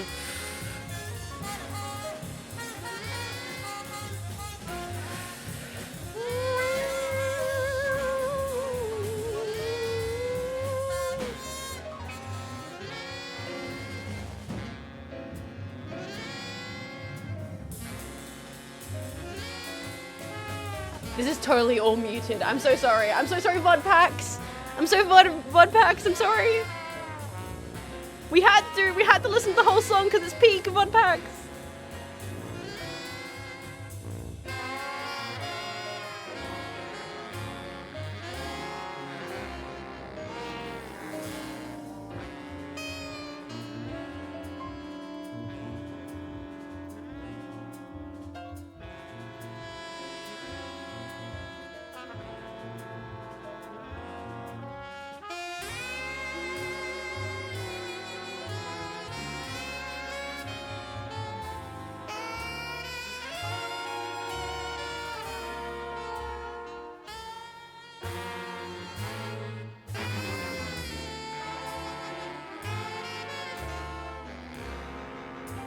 Woohoo!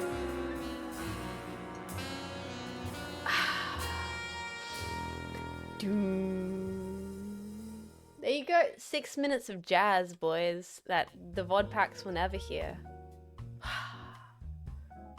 So you like jazz, Jetpack? Now let's all just let our heart rates come down a couple seconds. let's let our heart rates just relax a little bit here. Love me some Mingus, man. Just good. That's the good for sure. Put on track B duet solo dances with bros. Yeah, exactly, and enjoy it. Yeah, so what was the point I was trying to make?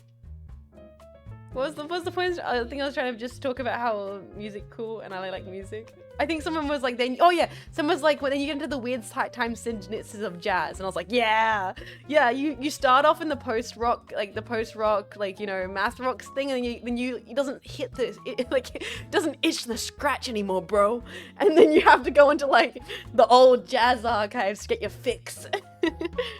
This is what my brain sounds like? Yeah, honestly. Some days it really does feel like it's what inside of my brain sounds like. Okay, what I'm going to start doing here is I want to start putting some different contrasty colors onto this. I think it could be nice.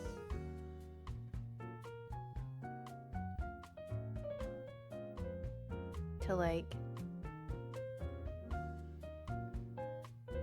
some contrast pops of like yellow. Like that. That's gonna blend this out more as it lightens. But I think that would be nice. A lot of Mars Volta. You need the harder jazz to get. Then you're on acid jazz, like free jazz, being like, bro, it still doesn't hit anymore. Bro, it's not doing it no more. I think I need to get some more of that pink color.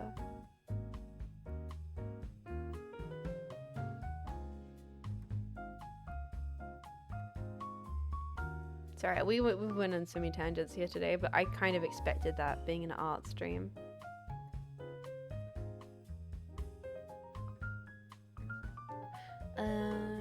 Should have definitely expected it. The drawing's so cute. I'm glad you think so. It is nowhere near done. I knew this was going to happen. Why am I acting surprised? I knew I was going to get distracted today and we were going to talk about so much. There will probably be a point where maybe I will just like play some music and then let you guys listen to it while I try and log in and get it done. We'll see. We'll see. Otherwise, 12-hour painting stream where I don't even really get the painting finished.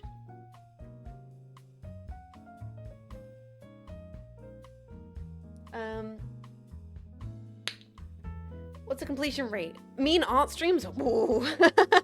Jetpack, what's my, boys, what's my, completion rate when it comes to painting streams? Not that high.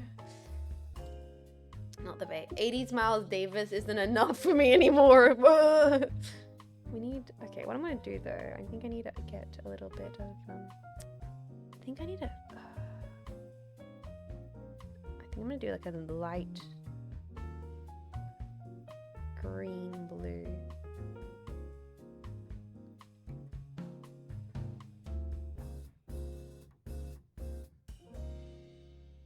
I think that's what that color is in there. The contrast here is like a light green blue color.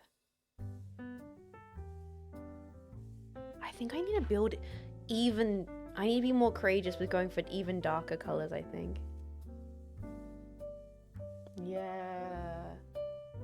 Yeah, that's what we need, what's necessary.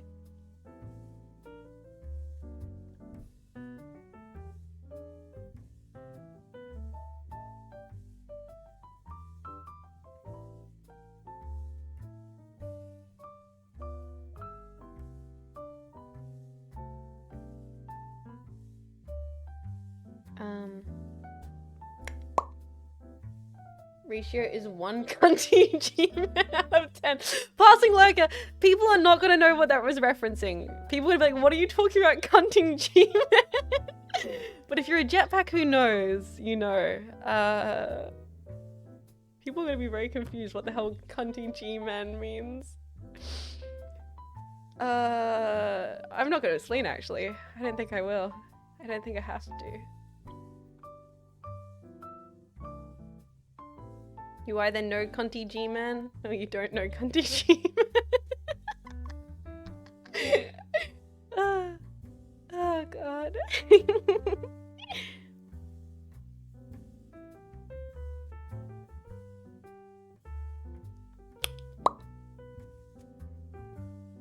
Okay.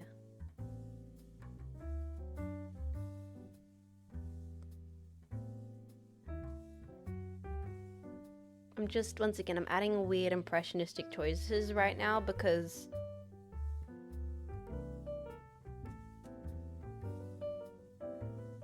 I can. No, because I am trying to, I think it needs more contrast. It's like almost too flat. I think I need to have more aggressive values. Like we need to make the darker parts deeper so the brighter parts, if that makes sense. I think it does make sense. Also,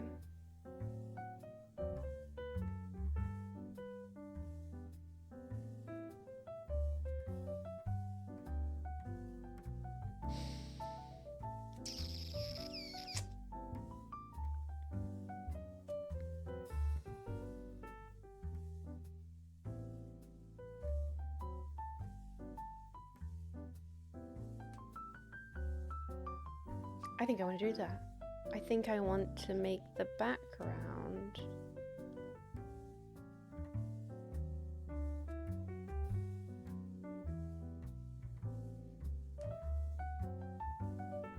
have some blue in it. Don't ask me why. My brain just said that that would be nice right now. But maybe we'll make it warm afterwards. I don't know, I just feel like it needed something more to contrast with all the warm color. Hi Garfield, how you doing? Hey, how's work treated you? Welcome to the stream. How you doing, Garf Bluro? Welcome. Yeah, I think I'm gonna make it darker. It needs to be darker in areas to then pop. Okay, I'm gonna, oh, this is gonna be risky. I'm doing it. No takesies, backsies.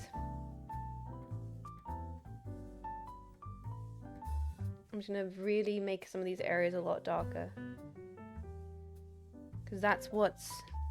Also, I might bring this under my nose a little bit so I can see what I'm looking at. Okay. Here, sound's not leeching onto the screen, is she? No. Okay, cool.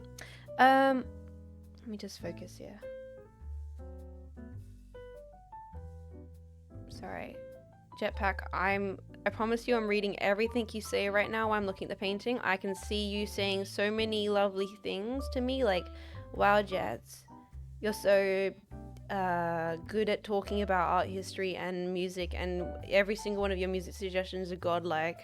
What would we do without you finding weird niche Japanese hyper future pop bands from the 90s? Wow, Jets, you're so cool. And also, every time you make a hardly Noah joke, it's always new, refreshing, interesting, engaging content. And actually, we really appreciate you recycling your jokes because we know that it's good for the environment.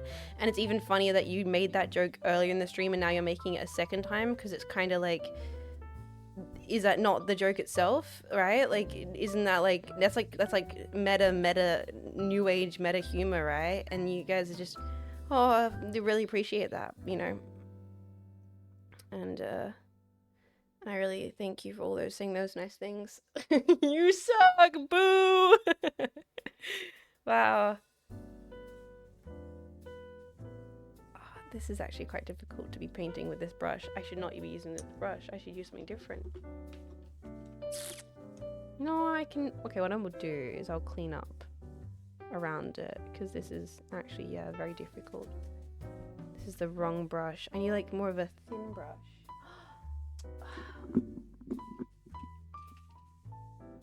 Yeah, shit, I should use this instead. Give me a second, I can fix this,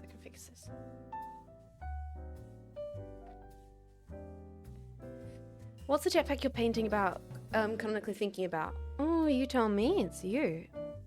Honestly, this is kind of what it's like to have someone sit for a painting jetpack. You kind of just talk to them the entire time. So I'm talking to you guys. So I normally I'd like ask the person about their interests and stuff. Like, I've painted portraits, I've had like people sit for portraits before. I've done that. Like, I've had someone sit and I've painted them live while they've sat there in front of me multiple times. It's a very fun process.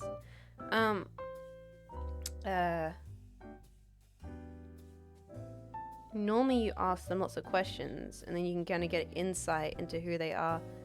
And sometimes you can put that into the painting somewhat. Yeah, why did I not grab this brush earlier? Seems like an oversight on my behalf.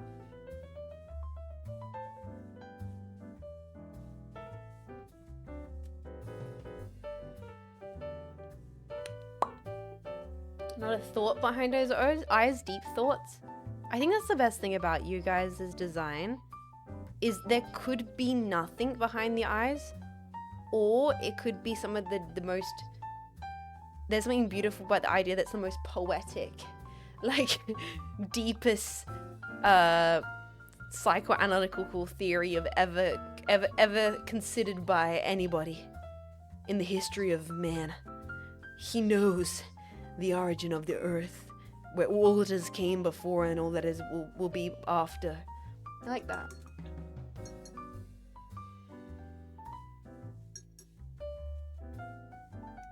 Endless suffering and torment behind the big smile. Sorry, I've moved the painting down because I was focusing on it, but let me bring it back into frame and as I paint things a bit more. As you can see, it is tricky with gouache because I am constantly at an uphill battle against the fact that it dries a different color than what you put on the canvas. So you're like, oh yeah, that color looks nice, and then it will dry an entirely different color. You're like, okay, well, that wasn't what I was expecting, but I guess it kind of works.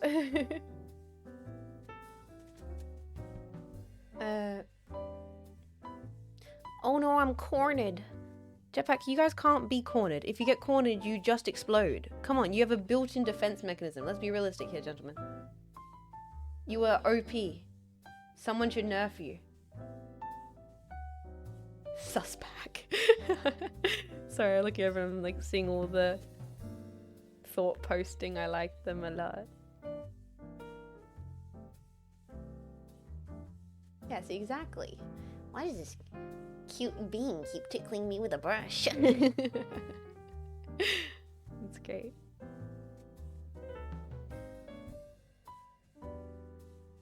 Okay. Sorry, I need to stop using this brush Stop using that brush. Stop using that brush. Use this one. This one's better. Use this brush. Yes, Jets, use this brush. Yes. Okay, put that brush away. We're now using this brush for a little bit. There we go. Using this brush and we're... Mountain Dew, thank you so much for 2 months of support. Hey, buddy. Thank you for choosing to re-support the stream. I appreciate that, hey. I like to mention, and if you're a long time pack, you're like, yeah, we've heard this before, Jets. But hey, like there is something about choosing to re-support a streamer. Where it's like, hey, the first month you don't really know what you're getting into. And I'm always honored that people choose to want to stay around to support. Specifically, I think because I'm the kind of person where I play, you know, legacy series. So I play a lot of stuff and I do a lot of things where people go like, I like that game. That person's playing that game. I like weird. I'll check it out. And I go, hell yeah. If someone's just stopping in for a little bit of Ace Combat or whatever, I don't expect them to hang around after that. For some reason. Sometimes I do something and compels people to stay on by. And I'm glad. Whatever it is, I did. You're like, no, this is worth another month of my time. My money. I'll be a Patreon of these arts. Thank you. Thank you a lot. The orange grass needs more citrus. Do not eat the orange grass, Jetpack. It is poisonous. Yo, Fenixco! Hey, welcome in, Raiders. What was your stream? How you doing? Welcome in, guys. What were you guys doing? Were you doing art today? Hope you had a lovely stream. Hi, my name is Jets. Hey, I'm Jets. I'm painting my community today. We're doing a little portrait. We've been talking about jazz. We've been talking about everything. Honestly, we've been talking about a bit of everything. If you've got head off, that is all good. Take care of yourself. No pressure to hang around today. But it's nice to meet you all. Dot art! Oh, dude, hell yeah. Like, Surratt style? I do love Surratt. I do also like rats. I think rats are cool. Michael's birthday is every day. But like Surratt, like, Picnic at the Park, kinda. Love that. Featured in Ferris Bueller's Day Off. No. Oh. Classical style? I wish. Hey, no, I believe. You know what? You can't convince me it wasn't now. I'm convinced. That's what it was. If poisonous, why is it orange and delicious? I know what, I actually haven't eaten enough of a cadmium paint to know just how poisonous it is. I actually should Google that. How much cadmium paint do you have to consume for it to be deadly? Like, I'm sure you'll just feel unwell. I bet it's one of those ones where it's like, yeah, it's only deadly if you eat like the entire tube. Like if you eat the entire tube, like it will kill you. But like surely you could have a nibble. Like surely I could try a little bit of it. Give me a 200 subs, I'll eat cadmium on the stream. Don't do that! That is a lie! That is a lie! The lowest D-style gross dose is 500 grams in a 70 kilo. Does that mean I can have a little bit of it? No.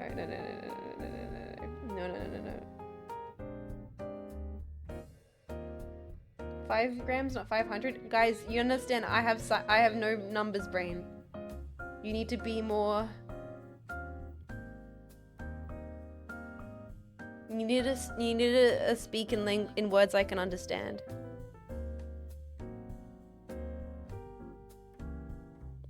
If I ate a little bit, would it kill me? Essentially, if I ate a little bit, would it hurt me? Only a spoonful. It's apparently soluble in water, so it's less likely to be absorbed by the body, but it's still not safe. Thank you, Gamer Mom. I feel like Gamer Mom's taking care of me. She's like, now, I know you want to eat the cadmium for a funny bit on stream, but it's not safe for your body, and you really shouldn't. And I'm like, yeah, but Gamer Mom, wouldn't it be funny to lightly poison myself on stream for a bit? Sweets? What have we talked about doing bits that are bad for your body, okay? Only bits should be bad for your psyche.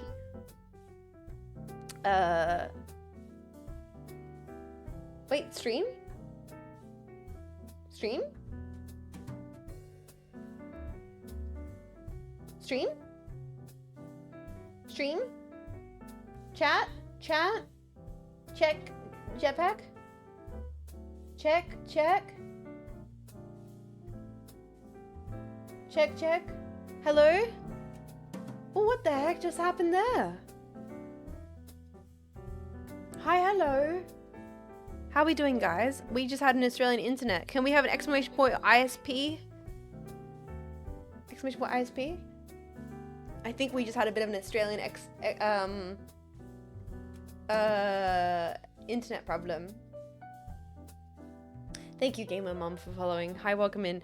It would be a good idea not to pause myself. I think I did a whole bit then, and you guys might have not even heard it because of the stream dropping out. I don't even want to repeat it though. I don't even know if it was a good bit.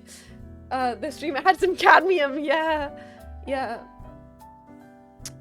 I think I am back. Thank you guys for your patience. The painting's coming together though. While the stream was dying, we had some good painting progress.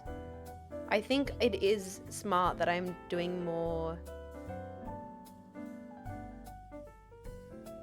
darker colors. I think that's essential to making this kind of this piece work.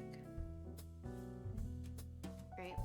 Oh, the sun's come down again. I gotta close the blinds more. Oh, we're getting. You can physically. Whoa! Cinema.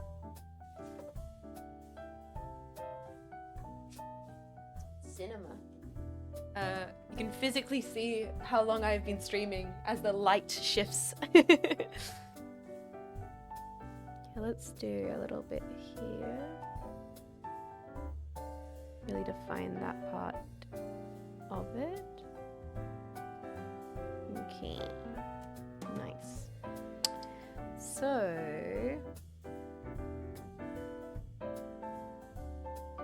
from here. But yeah, you heard Gamer Mom chat. I'm not allowed to kill myself on stream for the bit. I mean hurt myself by eating cat, poison myself on stream for the bit. God damn. The woke left without saying goodbye. I can't believe this. New favorite, by the way. I have to say that's my new favorite thing I saw. It was I saw a post and it was like, the woke left, but without saying goodbye. And I was like, oh. No, I love that. I really love that. It's my new favorite. So please acknowledge that I will be saying that more and more regularly until you guys get sick of it. Hello, Paisan, how you doing? Welcome to the stream. I'm gonna add some more pink to this. Add some pink. I really want to get this highlight here. And then I want to build in some more dark shades on the jetpack. He's coming together slowly. I'm not happy with him yet. We're definitely going to only be doing one artwork. There's no way I can get more than this one piece done. Because I'm not even happy with this one yet. So I have to be... I don't know if I'm going to be satisfied with this singular pack.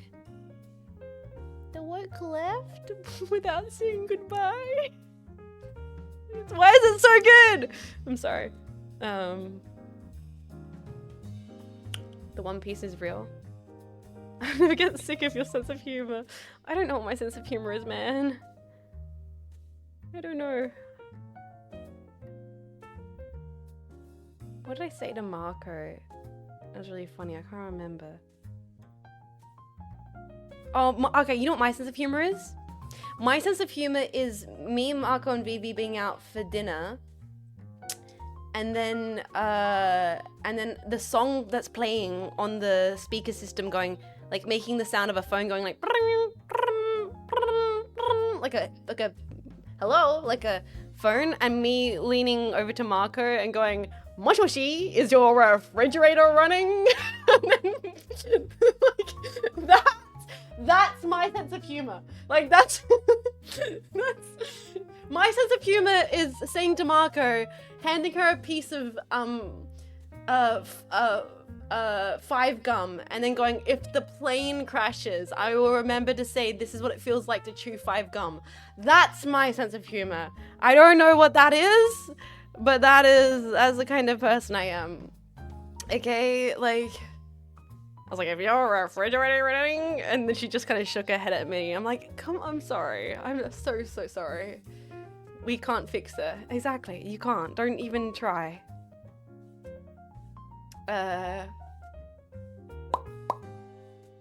Yeah.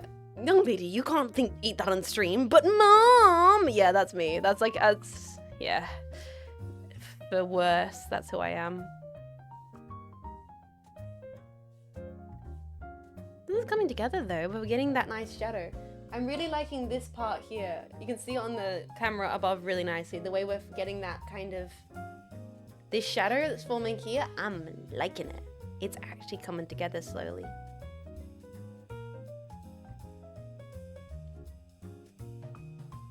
I have that do it for the bit mentality. Always will.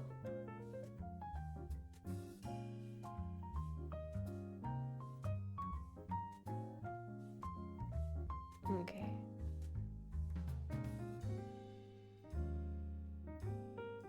Sorry, I'm whenever I get quiet, you know, it's because I'm kind of going into that like art zen mode. I'm enjoying the process, which I hope means the stream's getting comfy. But if all my brain's like, do something funny, do something funny. Okay.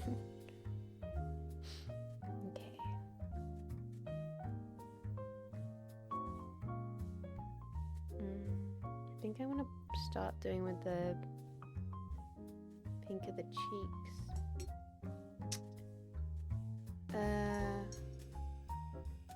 Void bound? Yes. Yes. Truly void bound streamer. Hole bound streamer.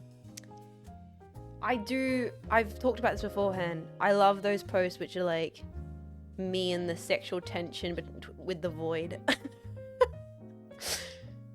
Like, yeah. Others post like women own the void. I'm like, yeah. I don't know if women own the void, but I've freaking I always feel deeply connected to the void. Me and the void are closer than I even realize. And I feel like that's somewhat related to my ability to fall off things. And being very good at that. The voices in the void even? True. True. I think we're gonna start drawing in the beans, boys. This is focus time. Beans time. This is important, crucial art moment.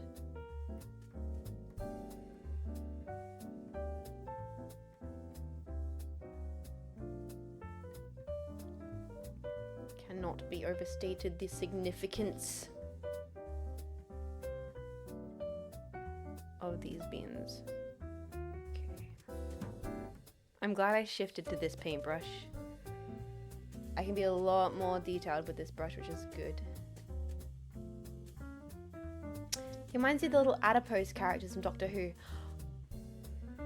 Interesting. I wonder if there's like a part of the jetpack's design that is related to that, considering I loved Doctor Who as a lot as a kid. I mean, the jetpack's design is so simple. I think the reason why it's so simple is I couldn't overthink it because it happened live on stream. Like, it was in the middle of a live stream that the jetpack was born. Unlike what I showed earlier in the stream today with like my lore, the history of jets sketchbook, I never thought about what a mascot would look like. I think if I had obsessed over the concept of it, you guys would probably be a lot more over-designed. But I'm so happy you're not. I'm so happy you're just purple little guys. I want it that anyone feels like they can draw a jetpack. Like you guys should be. Anyone's like, and pick up a little brush and paint a pack.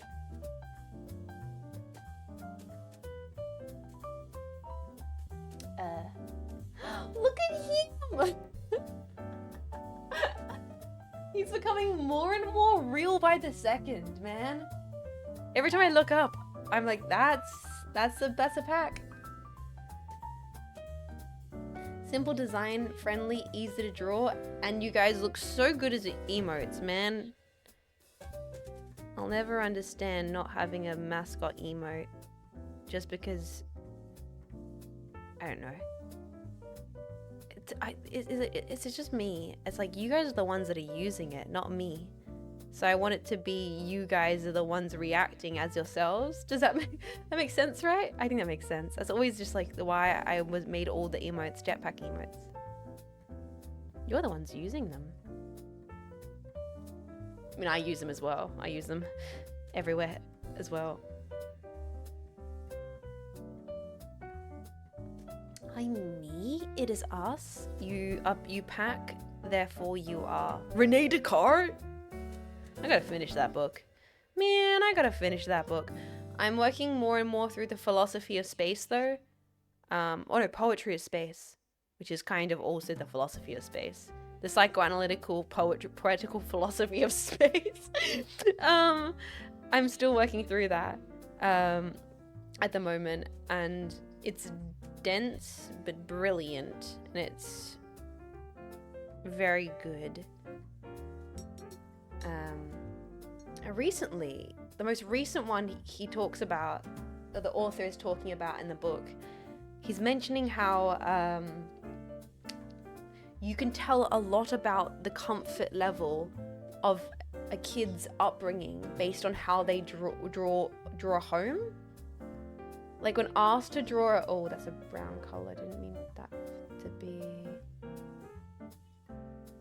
Maybe I can work with this though. When you ask a kid to draw a home, if they draw like a chimney with smoke coming out of it and a big door with a strong doorknob, it's like it can reflect the comfort level of a kid's relation to their security at home. Like if the fireplace is on and it's warm and like there's smoke rising from it, they consider it like it's like a, you know, psychoanalytical idea of reflecting the children's comfort at home and stuff. And I was like, very interesting. That's at least that concept that's presented in the book, about how we relate to spaces like that. Have a fun stream. Have a lovely day, Derpy. Whatever you're up to. Thank you for stopping by. What if they live somewhere where there aren't fireplaces? Obviously, I think that's a good point because it comes from... The book was written in like 1940, so fireplaces were a lot more popular. But I feel like, I don't know, yeah, it's... At least that's the point that's posed in the book, in the study that was done. They were able to like determine kids that were from like safer upbringings. The way they drew the house... When asked to draw a house, not their house, when asked to draw a house, like if they asked like a young kid, draw a house, if they drew it like, I can't remember because it's like in the chapter, like the author talks about this and, you know, breaks it down way better than I can. I'm trying to remember it now, but it's like something about like if the child drew it with, like a strong home, like that with a big door and a fireplace, it actually reflected like them having a very comfortable connection with their home or something. Yeah. They can only draw what they know. Yeah. I figured the symbols might change over time as Shemite does happen. Yeah, probably, likely. I wonder if they've redone that kind of test recently. One of my favorite things, everyone knows this, right? Everyone knows the one which is like the way that kids answer phones nowadays. It's my favorite. I think it's so cool. Kids no longer do this. They do this. And I think that's so interesting.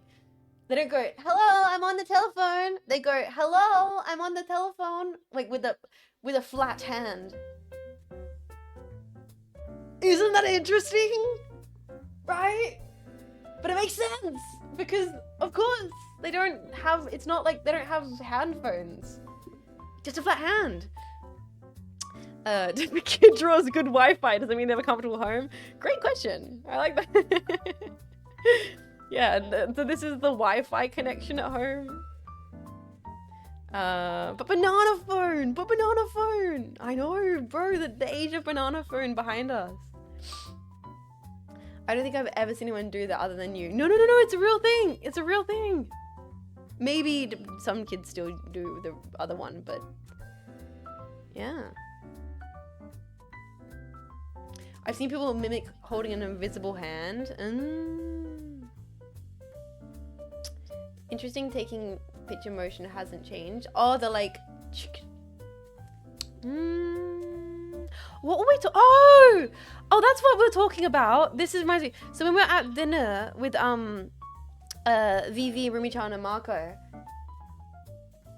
I don't know how we got to the topic. We started talking about naked women on horses. So we started talking about naked women on horses. And I don't know where this topic came from, but I was like, well, that's historical, right? You know, Lady Godiva. And Marco and Vivian and Rumi-chan are like, what? Lady Godiva? I'm like, you guys don't know Lady Godiva?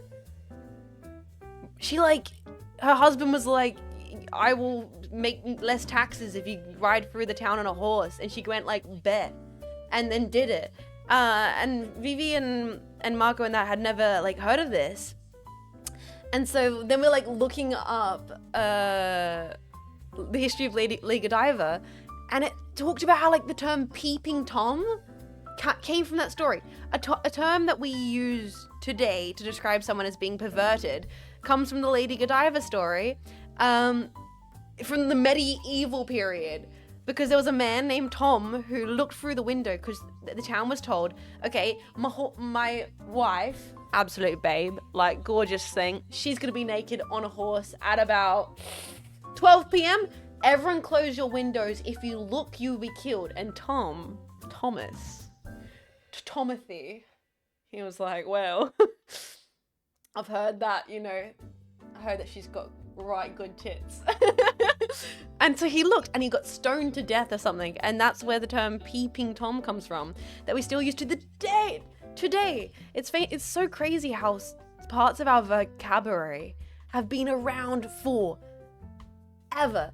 Phrases that we use daily without even thinking where they come from are from like medieval eras of culture relevance. Huh? Ruined an entire name. Yeah. What? Sorry, Toms. Sometimes they're just that good. Yeah.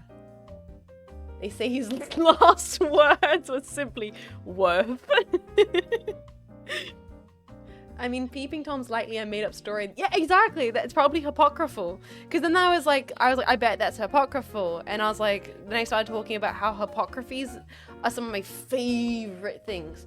I love that 90% of food companies just make up a story as to like why their product was invented, and it never fails to be impressive to me. Apocryphals. I always get it wrong. Apocryphal. I love when like chocolate companies, chips companies, they always just for some reason feel the urge to be like, we were in the factory and the cheese puff fell into a box of cheese flavor, and then we ate it and we were like, wow, this is amazing, and that is how the Cheeto Puff was invented. It's like, shut the fuck up. Wait, you're telling me those aren't real? No. And every goddamn Oreo, Cadbury, freaking Twix company has their own made up bullshit law about like yes, there was the chocolate machine stopped working and that's how we made the Twix. It's like, so brilliant. John Chemicals made the flavor in a lab, yeah. Next thing you're gonna tell us is Santa isn't real. Anyway, I gotta keep working on this painting here. I get some more white pigment. Yeah, every cereal box has some Willy Wonka-esque bullshit about how the company invented goddamn. I mean, cornflakes are actually interesting, but I love cornflakes, so you know, I'm a cornflakes lady. But that's also probably exaggerated. That's probably, from our understanding, is maybe exaggerated from the truth. Oh no, you love cornflakes? Welcome to the jetpack. Hi, I'm Jean Faymas. I keep cool rocks in my pocket and love cornflakes. You may click off the stream now. Yep. I love my cornflakes. I really do. I feel like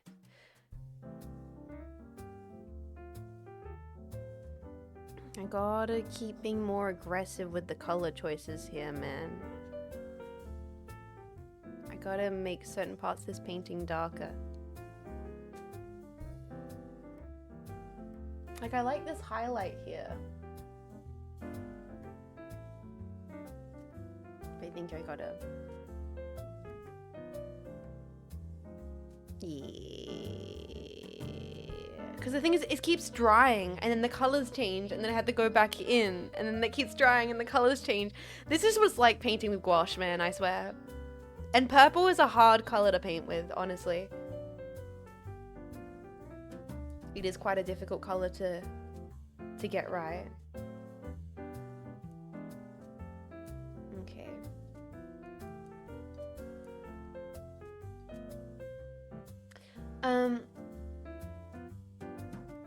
Gets his beige, and she likes cornflakes and keeps rocks. Yes. I know you love cornflakes. Looks over at my jacket full of cornflakes. I haven't had cornflakes in a little while, actually. I keep waiting for them to be on half price at Woolies. I keep going into the cereal section, checking the price of cornflakes. They're still full price. And I'm like, fuck. You'll be on special next time, cornflakes. So help me God. And they just haven't been for so long.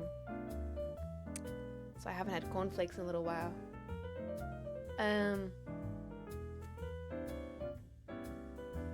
Really like Shaun and the Hot Fuzz. I just rewatched World's End and it was really good. Nearly made me cry.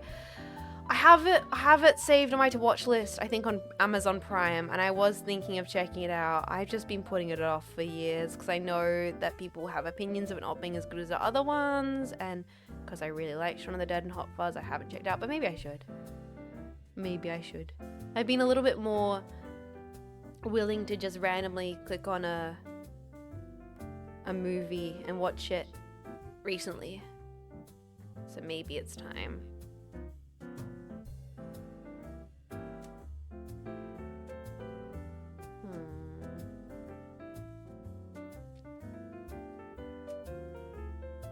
So I'm just looking at this piece, thinking what I should try.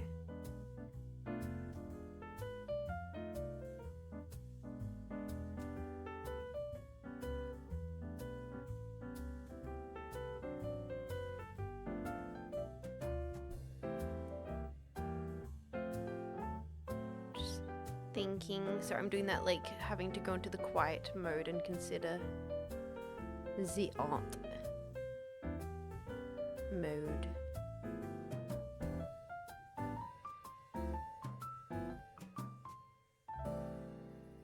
Enjoy the light jazz while I focus on the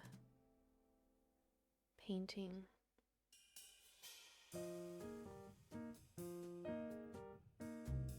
Yeah, that's nicer.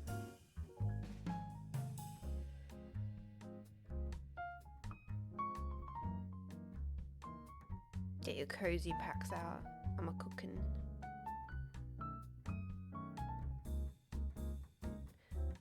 Gotta sleep, that's all good. Take care of yourself, Eleanor. So, thank you so much for hanging out. I hope you're doing well. I'm glad that you guys have just enjoyed just hanging out today.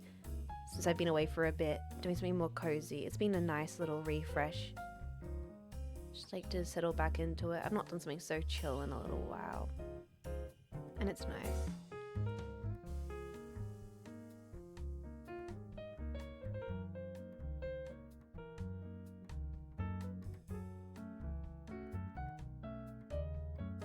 I feel like I gotta darken this part right here. That's a bit of a risk. I think we got to. And put some real dark colors and then we'll blend them in later. Hell yeah, dude. I'm glad that you're enjoying yopping on by.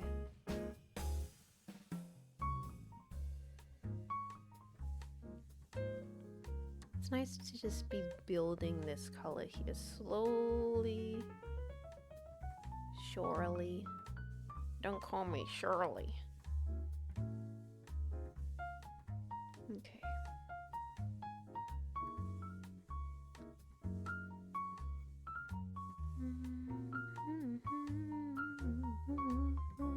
Oh my goodness, I'm sorry. I've totally gotten in the zone. How many hours has it been? Oh my god, it's almost been 6 hours. Holy. I'm just hanging. I've not felt so vibey in such a long time. Like, yeah, I'm into like late stream spacing out. My energy's really relaxed a little bit, but I'm not feeling anxious. I'm enjoying it. Someone's talking about Wim Wenders and Herzog. Give me a second, digital bro. You're trying to take advantage of my comfortable state of mind to get me talking about movies, and I know you are. And it is a smart protocol, because I do tend to be a bit more lax with giving my film opinions when I'm vibing. You know the ploy. I respect it. I think I'm going to build a little bit more darker color in the background on the table so the purple pops more. Now this might work out, this might not work out, but we're gonna freaking do it. Yeah, you got me where my guard is down, you bastard. Kanye West flash game about letting him into his zone flashback. Once again, Black Country New Road. Love the first album, but there's that funny ass lyrics in that really good song about Kanye, and I'm like, man, maybe I can't send this to anyone. Maybe I can't. But it's a really good song. It just has the funny lyrics about Kanye in it. Are you gonna auction this piece? That could be nice. Would you guys want to? I mean, if I'm happy with it, I would be maybe okay with turning it into prints. Would you guys want that? I mean, okay, give me a second. This is a part where I have to really focus. So I should show this more on stream because this is a bit satisfying part.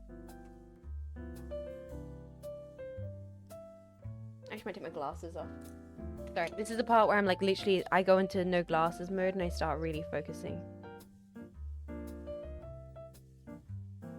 On a shirt? You want the jetpack on a shirt?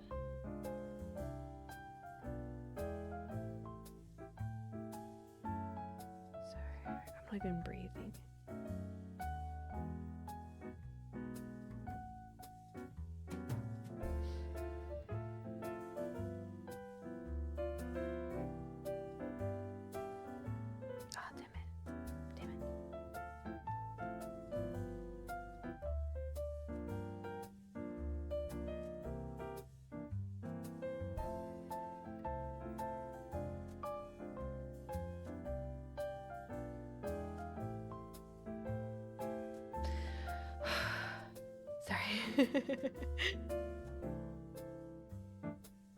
Sorry, this is me like outlining and really getting the color in here and wanting to get that line right.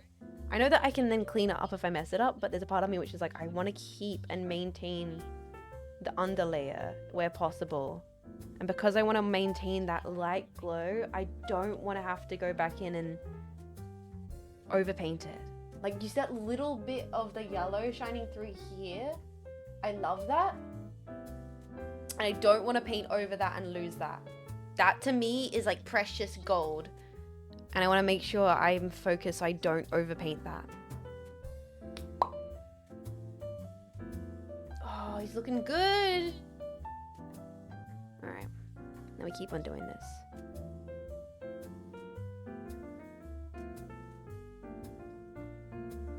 I think I'm making the right call by going in here and darkening the table. I think I can always brighten it up later, but this darkness is making the jetpack pop in a way that I think is very important. German humor is no laughing matter, a timeless classic joke that I do appreciate. As a person with Germanic heritage, very good. +2.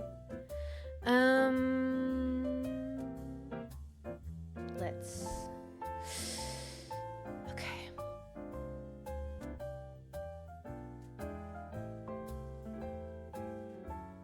Put that back on stream more. Focus, focus, focus.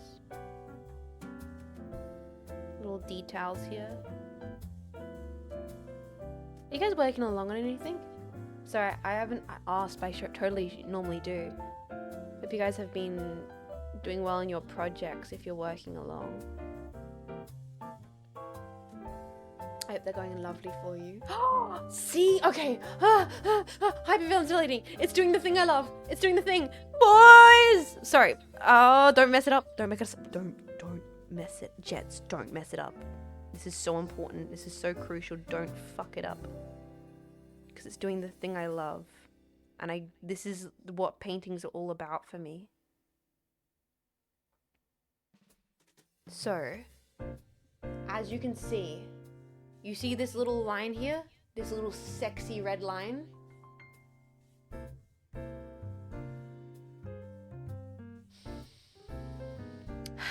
That's the good shit. Like, that's the good shit, man. That's the good shit lollipop. Oh, wait, I get it. I get it. You get it, right? You get it? It's this thing where you have that warm underlayer shining through, and it's so satisfying. It's like, that's so pretty. It's so, like, the depth and the vibingness. It's like, yeah, it's like shining through. Mm-hmm. I like it. That's what I enjoy about painting. I love when that happens in a painting. Makes me very, very happy. What I'm trying to constantly achieve is that feeling on everything is what I'm always trying to achieve. I find, and if I get a piece to do that, I'm very, very happy. This is where it's like coming together all of a sudden. I think that was really important for me, was to make the background darker, so we could really get the jetpack to stand out against it. Zoidberg! 1.5 years in the life of a tomboy. Day in the life of a tomboy. I wake up, get out of bed, drag a comb across my head. Zoidberg, thank you so much for tier 3 for 18 months. I really appreciate you being around here and constantly being a supportive member of the community with your kindness. I hope you're doing lovely. Thank you so much for supporting Zoidberg. I hope your day's doing wonderful. Should we, I was about to say, man, this jetpack is coming out great. The lighting effect's looking dope. I'm glad you guys are liking the lighting effect. He really is slowly popping off the page. I was about to say, should we acknowledge that it's August and that I'm having a crisis? Got a crisis. I'm on my way. No, that I'm having a crisis because I've got so many things to do before September, so many projects that need to be debuting in November, and then it's barely even a few months left of the year. And so much has happened this year already, boys. It's been such a blast. And it's not done, but it is, but it isn't. But oh my goodness. Oh my goodness. As a way of prepping lab duties, it's become 3D. Yeah, I'm glad it's coming together. He's coming alive. He's like, I knew it. I knew I'd get to that point where if I added the right, I was like, I needs to add dark, no more. Didn't I literally say I need more contrast tones so he really stands out? And the second I've done this, he's really become alive. I knew it. I knew it. I knew it. I was cooking. I knew it. I like your style. Thank you, Sabernogetics. I'm glad I rarely get to showcase this style. It's like part of my art on stream. I rarely get the chance to, so I'm glad that I get to show it off on these streams. The style that I enjoy, the style that I crafted over quite a few years.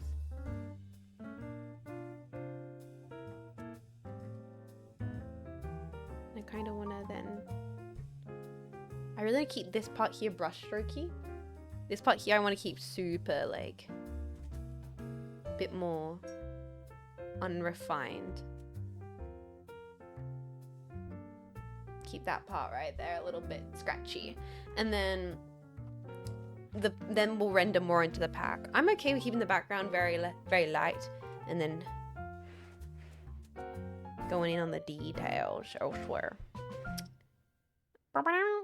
Let's put some more contrast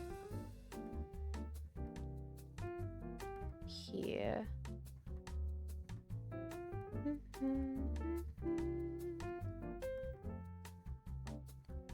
To try and make that shadow look more intentional.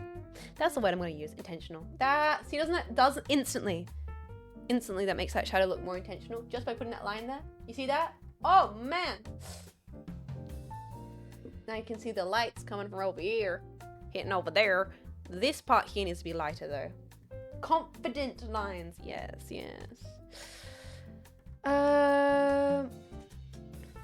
Contrast with the background is what making it pop. I knew. I was like, I've got to put some more contrast on there. It's going to bring it all together, and that it has so far at least. Now I need to put a little bit more shading here to blend this part. This part here is a little bit messy, but we can blend it more. Activate that light color, blend that in. So as you can see, did you see that? When I painted over into that color, it actually lightened the color under, because what I'm working with is gouache, which means you can kind of, even after it's put onto the piece, keep activating it and blending it because it's gouache, so it's kind of never fully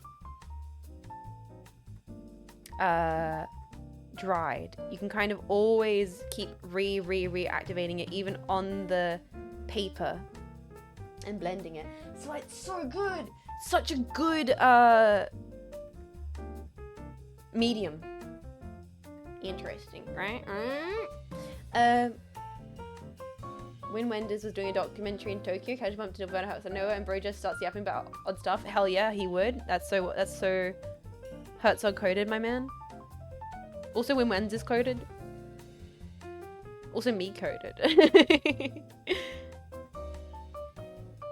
He looks so good! I'm glad you're liking him! He's coming together!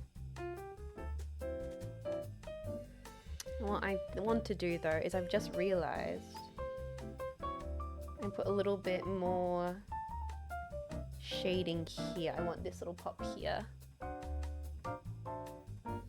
to be a little darker.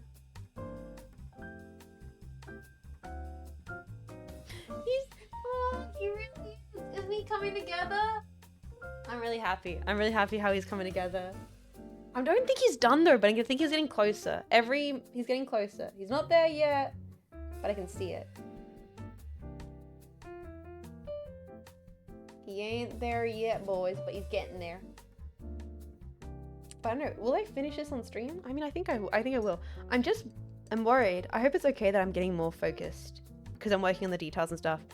I want to finish it on stream, but I'm worried that I'm getting a little quiet, a little focused on the art. So I hope that's okay. Once again, I am tempted just to bring up some music and we vibe along to that. Because I think it would be nice to finish it on stream.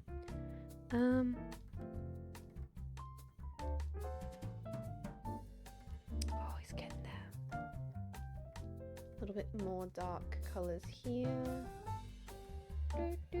Keep on cooking, chef. Yeah, I'm in the kitchen. What was I gonna say? The Battlefield tomorrow, guys. Okay, I'm gonna be honest. Can I be honest with you? Of course I can. I don't really know much about Battlefield. I'm very fortunate to be getting sponsored to play it. I'm also nervous. I'm also very nervous. Please be patient with me. Please don't be so mean to me. I mean, you can be like, Jess, you suck shit. What are you doing? You can do that. You're always allowed to do that. I can handle it. I can tank it. But also, please don't do that because I'm nervous. Just have fun.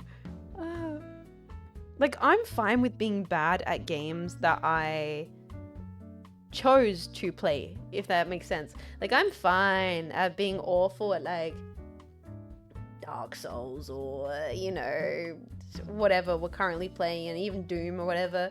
But when it's like you're being sponsored to play a game, I'm like, oh, I should maybe not entirely suck shit. I want to be... I kind of want to be not awful at this. Oh no.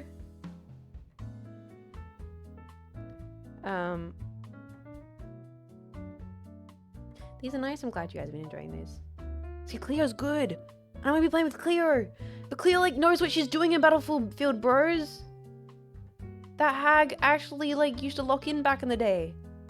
Lock in and clock in. You have to understand, Cleo has so many years of gaming skill on me. I am still... Okay, nowadays, I can no longer say that, like, I've never played a video game before. I'm just a fool. Because, honestly, considering I spend every single day of the week, almost, for a large portion of the last few years of my life playing video games, you know, I'm not the worst at them. Like, you get some semblance of skills, you know? So I can no longer just be like, haha, teehee, I'm so new to video games. Bro, it's been 4 years. I can't use that excuse anymore.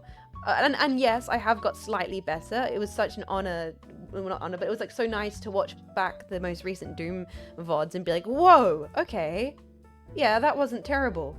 There's some competence going on here. I'm having fun. I'm playing on like nightmare mode or whatever. And, you know, I'm holding my own.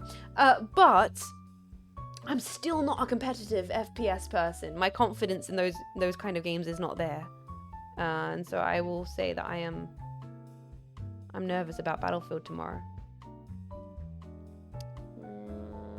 Was that a good choice? I think so. I think I also want to make that green eventually, but I think I'll put down this color first and then we'll make it green.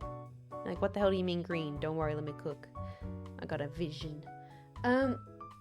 You're doing well in System Shock. Oh yeah, I mean, System Shock is its own kind of behemoth, and we are going to be getting back to System Shock. Don't worry, I've not forgotten about System Shock. I just needed to give some time for my brain to heal.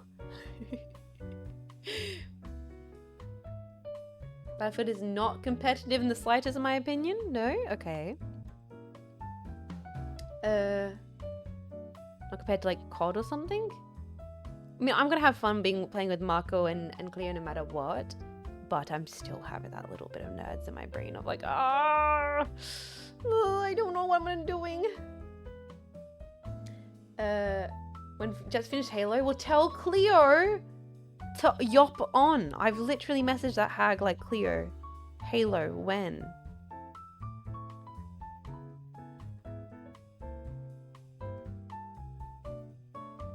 Because we're doing Halo together. But honestly, like, she's been very busy, phase and everything. Completely understandable.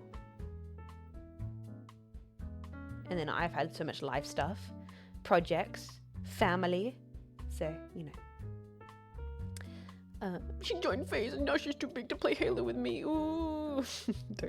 I don't believe that. She blue balling us. Battlefield's more like trench warfare, which I do like. I have played a little bit of Battlefield with Cleo, actually. Battlefield 7, 6, one of them, I don't know. Me and Cleo played some together, and it was really fun, because I do like the trench warfare, because I am a little bit of a World War II bro at heart. Mainly because I think the uniforms are deeply fascinating. I have, like, went on YouTube deep dives of, like, all those old geezers that do the World War II outfit recreations for, like, not LARPing, but for like presentations and like public events and stuff. I really do love those old gents that do that kind of stuff. I think it's really interesting. Yeah, the reenactments. Yeah, I went a full YouTube deep dive for a period, which was just those videos. I think that's so cool. Okay. Although the problem is, we're getting to this point with the painting where the light's going down. I might have my blinds back up a little bit because it's starting to get difficult for me to see the color again. That's better. I was starting to not be able to actually see what I was painting for a second there. Let me move this here so I can properly see, because we're at that point where being able to see what colors are on the page is very important so I can get the right effect. Look at this classical gentleman. Look at him.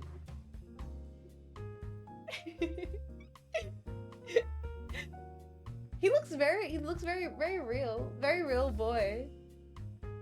How proper. How proper and fancy. What a fancy proper little chap. Keep on painting though. Keep on painting. Adding a little bit more of a lighter color to this purple here.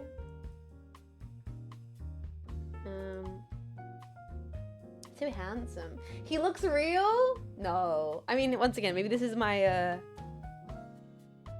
I did used to paint hyperrealism when I was much younger. That's pretty coming through. I think I want to... Oh, not me blending my fingers. It's a bad habit.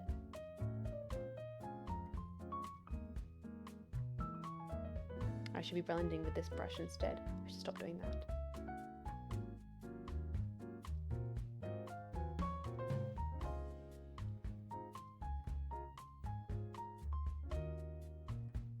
Bad habit.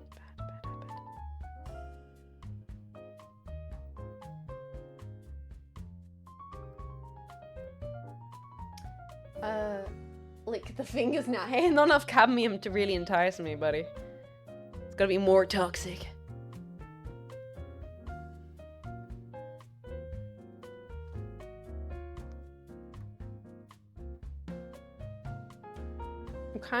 Guys, I think I'm kind of embracing the realism part of it now.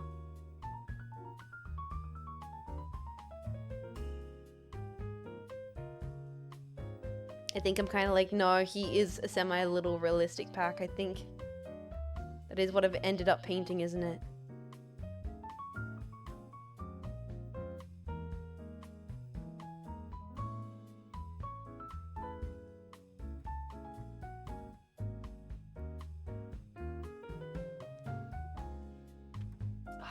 So cool. I'm actually kind of, yeah, no, I'm vibing with it. Let's blend this out a little bit.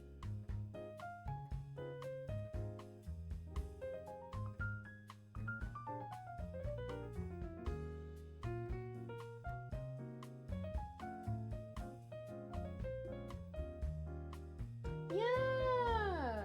He's looking very plush. He's looking very much like a plushie at this point.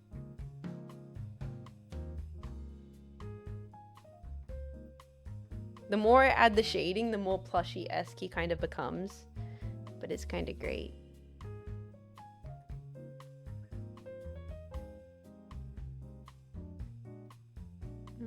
Kind of want to add this contrast here. Yeah, that's cool. That's cool. And then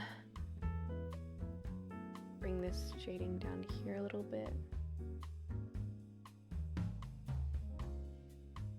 I mean, I'm looking at the plushie as a reference, so there is reason why he looks plushie-esque. I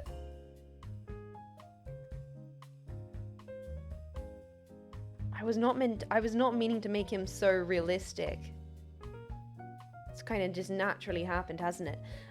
We need to lighten some of these beans. His beans are too dark.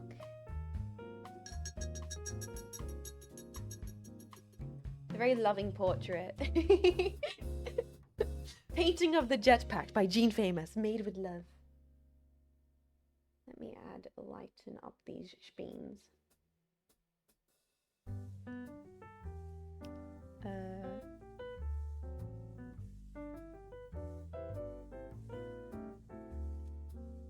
that too bright? I don't think so. I don't think it is.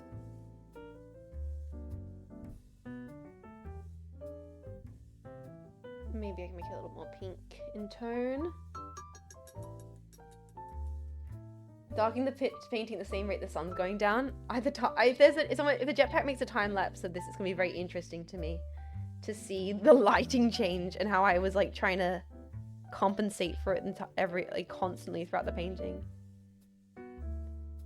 What's one of the things about painting is genuinely some days you want to paint and then I would look at the light and I'd be like, oh fuck, because if you don't have good natural lighting, it can completely skew your painting. Because color theory, right? If the natural light's a lot more dull and dark, you will not be getting the same kind of color on the your eyes won't be able to read the color correctly. Does that make sense, right? Kind of paper is this? A little bit thicker paper. I didn't really go into it. I mean, I can give you the exact brand. It's on the front of the sketchbook. I can flip it over and show you at the end. Guys, the lighting's coming in. It's looking very dramatic. The sun came out. I mean, it's kind of a vibe. You know what? We're gonna keep it. It's kind of a vibe, if you ask me. No, it was a night like any other. Sitting alone at the bar, this dame came in, looked me up, down twice, maybe even 3 times. I wasn't really paying that much attention. But I did notice the watch. Left arm, higher up than normal. Interesting.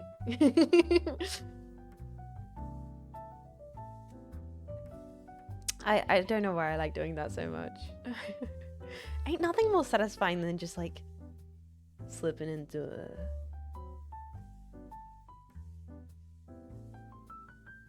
detective voice. Just like I wish I could have slept her into something a little bit more comfortable. Am I right, gamers? Ayo! Okay, let's keep on painting this.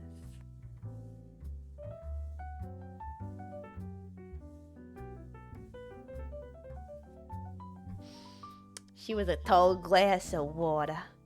I saw a really good Columbo image the other day on my Twitter, and it was just Columbo pointing at a dog. I was like, I should watch Columbo. That's all it was. It was just Columbo pointing at a dog, and it made me go, alright, yeah, I really should watch Columbo.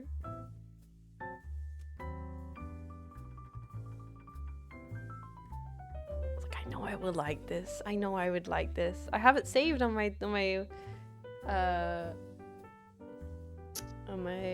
to watch on the freaking Amazon Prime. Don't know why I became freaking JFK for a second there. By the end of 1969, we will have cat girls on the moon. We will have genetically engineered fat titty tomboys on the moon. Yeah. Oi, Jean Faymas Kennedy. We should just go watch it. We should. JFK, Jean Faymas Kennedy. Fuck, good point. If I am in charge of the American people, we will have genetically engineered fat tit tomboys. Oh, God. This has gotten real cozy, hasn't it? And you can just tell I'm rambling. Maybe I should wrap stream up soon.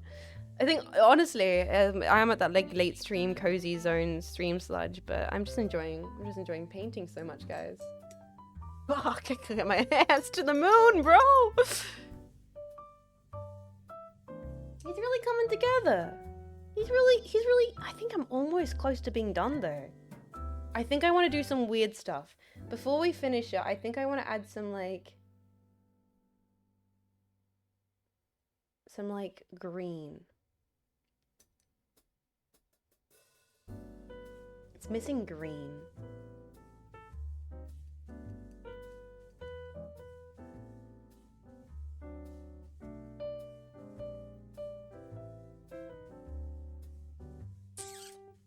Jean Faymas Kennedy.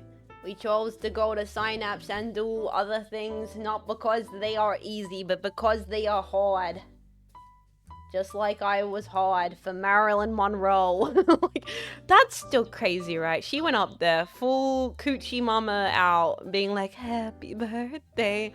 And then the tabloids, man, they went crazy. Like, imagine being there. Imagine being there back in the 60s. Craziest shit you've ever seen. Now, did you see that lady Marilyn? She went all up there, right in front of Jackie. I couldn't believe it. Like, oh my god, what was she thinking? Does she not have any dignity? God damn it, I gotta be damned. Oh. But honestly, she did look quite good now, didn't she? Oh, she really did. She really did. Something like an 80-year-old tabloid rumor with Jean Faymas. I know I'm who I am. Okay, yeah, fuck it. Where else are you gonna get a streamer being like, hey, you guys remember back in the 60s when Marilyn did? Should have been me! Honestly, good on her. And then, the freaking Kardashian lady wore the dress and ripped it. Now, I don't get too involved in contemporary stuff, but I saw that and I was like, oh, I'm gonna put the Daisy Dukes on, and I'm talking about these. Like, damn. That's Strumpet Marilyn. Remember the 60s when none of us were alive? Yes, Jess, I do. I like 60s culture history. Interesting time, man. Interesting time. They were doing things. Things were happening. Things were going on.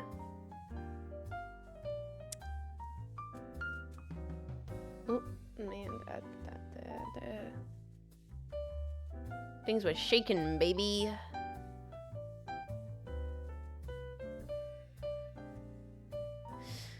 We're getting close to being done. You can't see anything on stream because the lighting's so crazy. Let me. Blind's going down.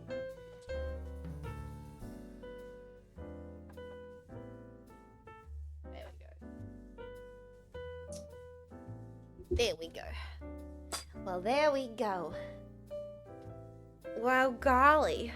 Sorry, I think I am totally on stream autopilot because I'm just doing funny voices. Like, I'm in stream autopilot because I'm like, well, ain't you kind of glad? And ain't you kind of gay when I hear I say I love ya? Oh, tell me, baby. Like, I'm just... Like, we've got to the point of the stream where I'm just making weird noises. Finally, the good part of the stream. Fuck you. Yeah, I become like a Looney Tunes character. I swear.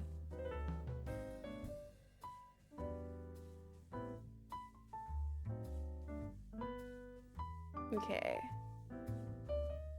Highlight there. That's the whole stream. Hey, I'm not a Looney Tunes character for the whole stream. Sometimes I can be cool and put together. Sometimes, being the key word. Yo, Crimson, welcome in, Raiders. How's the stream? Welcome, guys. Might be a lovely stream. We are maybe... I'm gonna be honest. We're maybe close to wrapping up here today, guys. I'm not not sure. I mean, I'm not sure if I'm done or not. I'm not sure.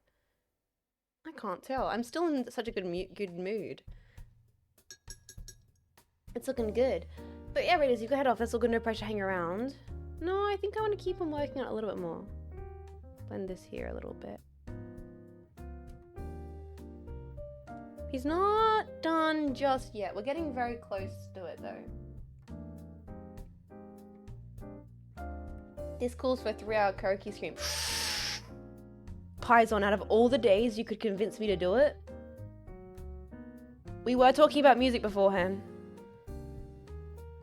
I didn't finish. Oh yeah, while I've been so kindly distracted, let me go back into my playlist and mention some other things that I've been listening to recently.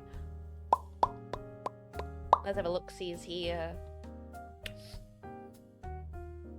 I've not suggested this song. Okay. This song is like kinda, anyone vibing with Sun is Poison? Probably not. This song has like 82,000 listens on Spotify. And I don't know why, but I freaking love it. It's like shitty contemporary shoegaze from 2023. I don't know why I freaking love this song. You guys want some actual bullshit? Hey, if you made it this far into the stream, enjoy this. It's actually such a vibe. It's so good. I don't know why more people don't know this song.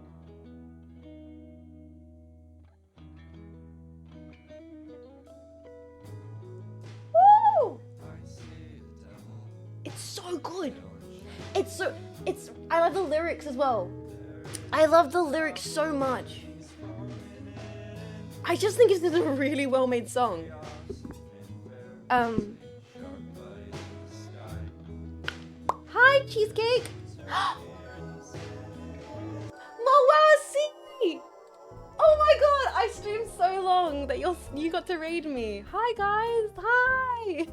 Jetpack, if you don't know Mawasi, please go send your kindness way back their way. They were hanging out earlier in the stream today. I've been working on this painting all day. Raiders, welcome in. I've been painting the community. We were just doing some music suggestions. I was kind of talking about maybe ending the stream, but now I'm like just enjoying streaming so much that I'm still gonna keep streaming. And we were just about to make do some music suggestions and maybe do some karaoke as a treat, because it's been so long since I've done like karaoke. Oh, you like the model? Thank you. It's 3D, designs by me. I have hands, but they're kind of broken, but I also have these hands and this cool watch, and I've been painting all day. I've been painting this little guy. Jetpack, sit 'em boys. Sit 'em boys, show them your cute little pose. We've been painting this handsome little gentleman in the chat. And I've just been using some gouache. Jetpack, Moasi is so talented and cool, and you should go send your kindness to them. I hope you had a lovely stream. If you do have to head off because it's really late for you, go stream for your community. That is completely fine. Please take it so easy, breezy, dare I say cover girl. I'm just gonna probably be finishing up this painting, maybe singing some cringe little sad bastard tunes. And then tomorrow I'm doing Battlefield. So if you like video games, I do that here as well. Ace Combat 7 this weekend. Gotta be sick. I'm really happy with how he's come along. He looks really realistic. He looks really realistic. He's got some good colors. I like in his headphones, he's got those good like greens. I'm glad I added those greens. I think he needed that. He needed those like green colors to make it pop against the orange.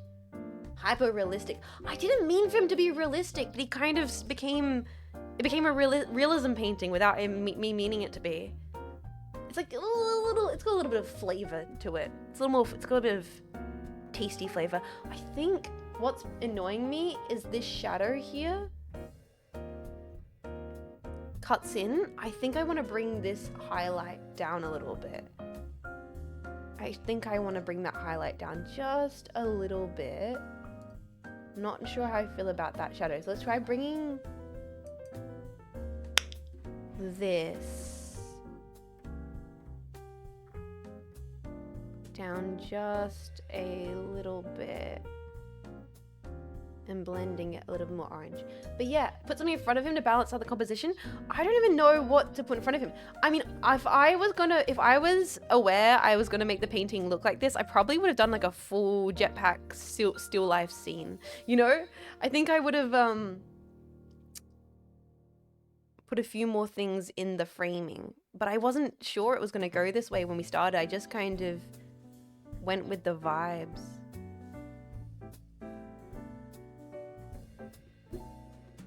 That's nicer. He looks more round now. I think he needed that.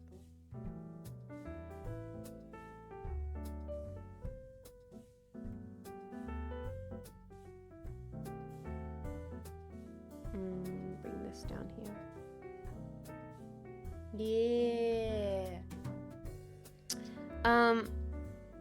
I don't know though. I don't know if he needs anything. I think it's nice that he's just him. I think there's something really classy about it just being the boy. I don't know if he necessarily needs much more.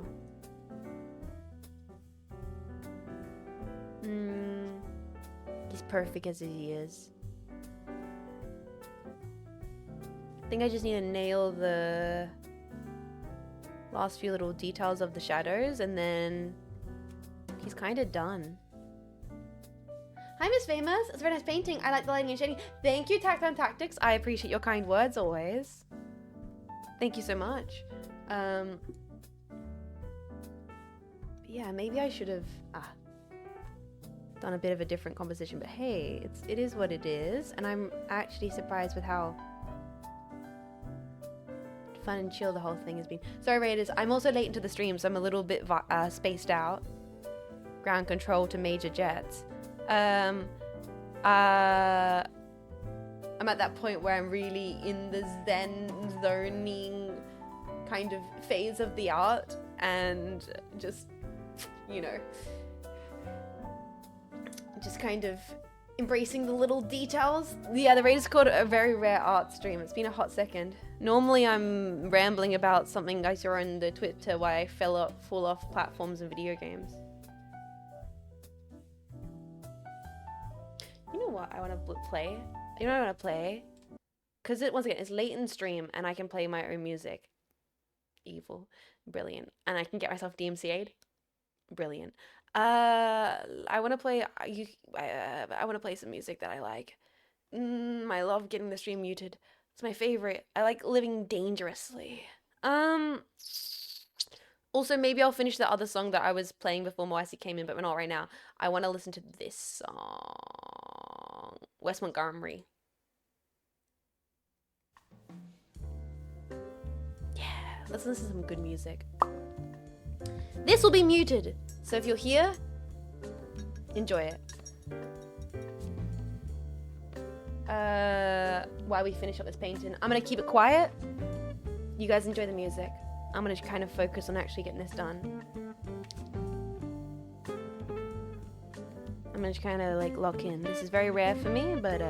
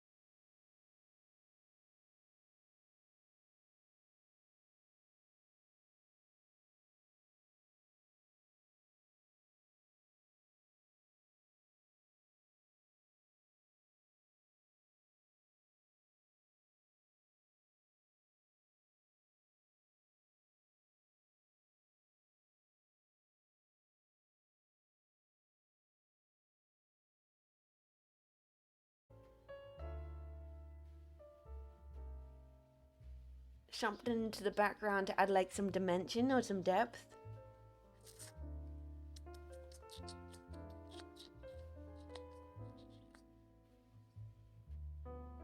He's cozy. He looks like he's kind of sitting on a... That's the warmth coming through, guys. Like, if you can see that, like the warmth of the, I covered this so that doesn't have, it's the, it's that kind of, that warm orange undercolor coming through. That's what makes it feel like it's glowing from underneath. And that's all the work we did at the start of it with the underpainting. And that's why it's so important to put down your oranges and your yellows. So then when you put blue tones on top of it, it glows through. I am wondering, do we put like a... Would it ruin it by adding something to the background?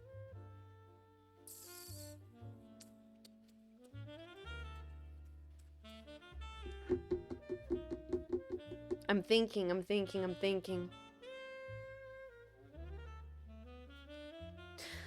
can't believe how well he turned out. I'm really happy with him. He kind of just came together in the last few seconds, didn't he? Oh, I'm really happy. He looks so real. He's real to me.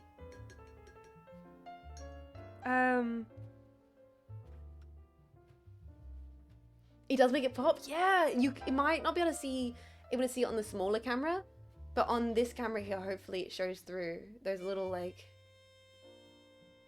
glowing parts. Do I want to add a grid in the background? Much warm colors, so much depth. Yeah. Do I want to?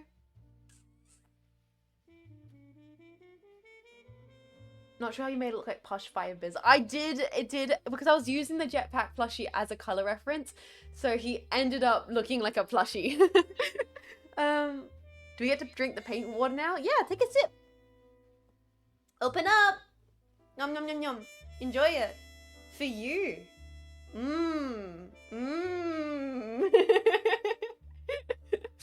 Get...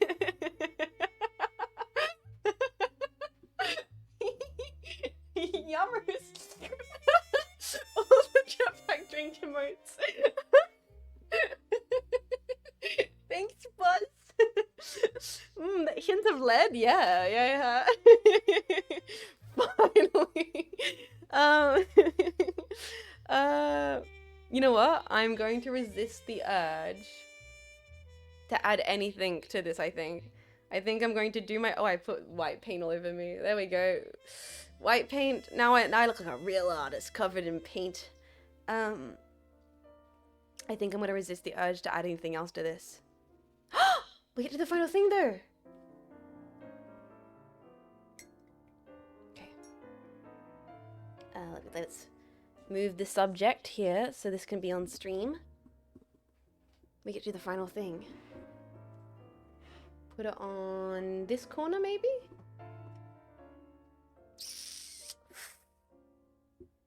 Okay.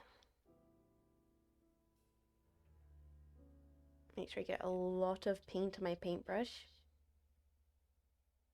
As much as I can. And also stop playing the not royalty-free music. Ya bingus. There you go. Final thing. Should I sign it with jets? Or should I sign it fancy? I think I should sign it.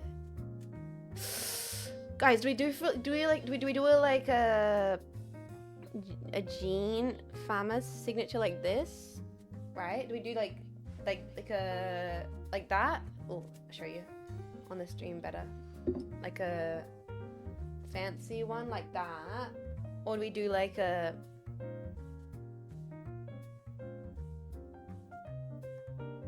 Did I just spell my name wrong?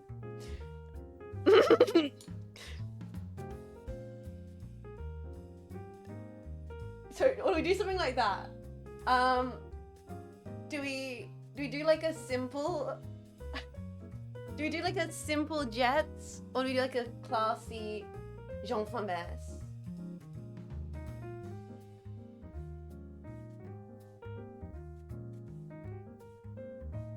Infinite Jets. Both? can't do both. I like the Jean one. Okay. The council has decided, I think, we're doing the fancy signature for a fancy pack. Oh, I'm trying to not get cadmium on my sweater. Let me move this out the way. Cadmium, because if cadmium gets somewhere, it gets everywhere. Alright. I wrote Jess spelling error. Okay, we're gonna get one chance to get this right, guys. I'm not doing Jez. I'm gonna do Jean Faymas. Okay.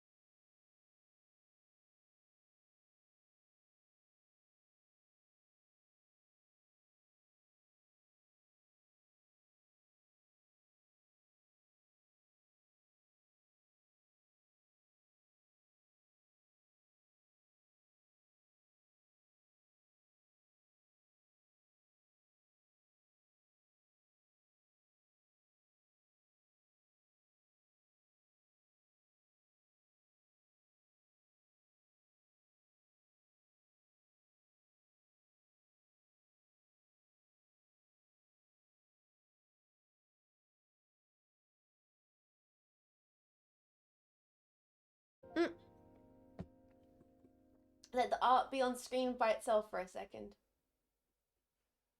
There it is!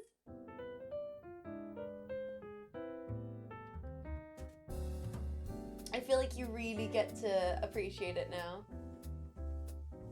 On the screen, just like this. Oh, he's so... I think it turned out so good. Alright, okay, should we get into we'll get into the chatting scene actually. Let's do this. Save this scene. And we'll open up this one. Perfect.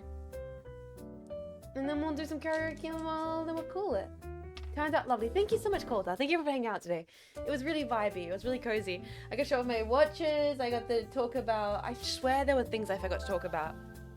one and only DJ. Dude, thank you for converting from Prime to Tier 1. Holy hell. I really appreciate that. Thank you for choosing to want a Tier 1 the stream. I hope it's because you're enjoying your stay, your emotes, all the rest of it. It really means a lot. Thank you. So, guys, put some bars on, make it cinematic. What are we gonna sing? What are we gonna sing, you bastards? I've got no idea. I wasn't even planning to really sing. But you guys get one song as a treat because I've been away for so long. And, only seems nice. After all, this feels like this is like a thank you stream in some regards. Giving you guys an artwork for being so amazing and giving you guys a little bit of karaoke just because you have been so creative and considerate and understanding about me taking time off for my family and my health and for my work. But now we're back streaming, so thank you. Any preference of the genre? Let me have a look. What I got here.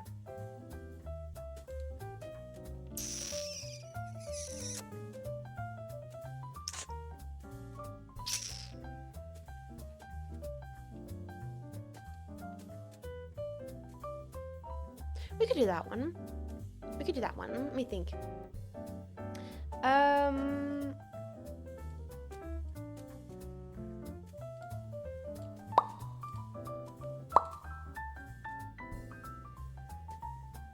Jazz is so good. Something cute, something fun. Yeah. I think this could be good. This could be good, right? There's a better version of this karaoke that exists, but I like this version better because it's kind of dorky and crunchy, and I'm kind of dorky and crunchy, so you know, it works. But thank you guys for being here. We're gonna find something to raid after this. I really appreciate you all. I really do. Put that on, and that on, and that on.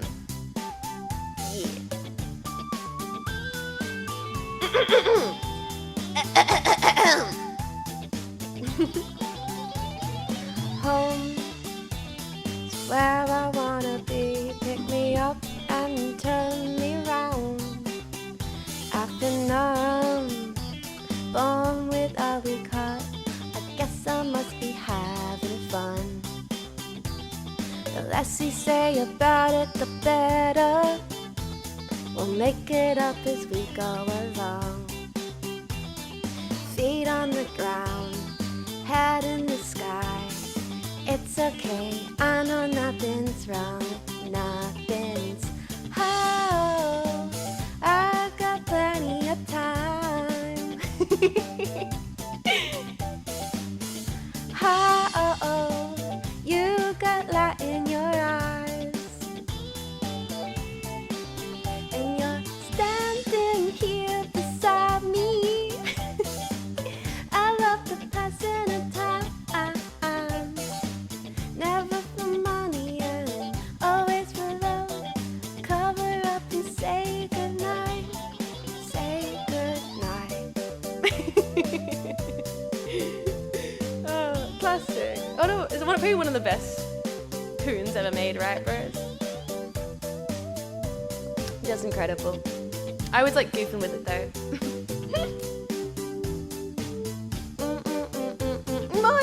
No, you've got good music taste. Talking Heads, hell yeah.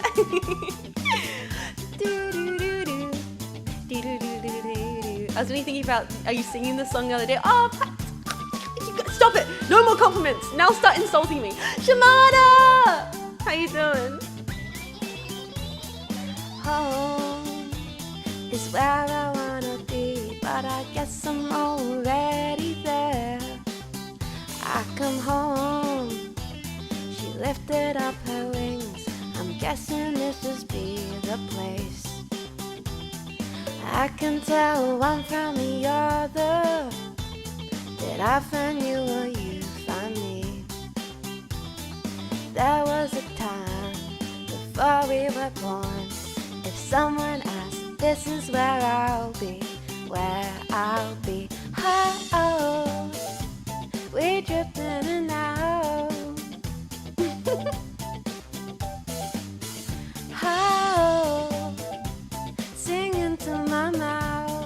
then the high pitch. Fuck.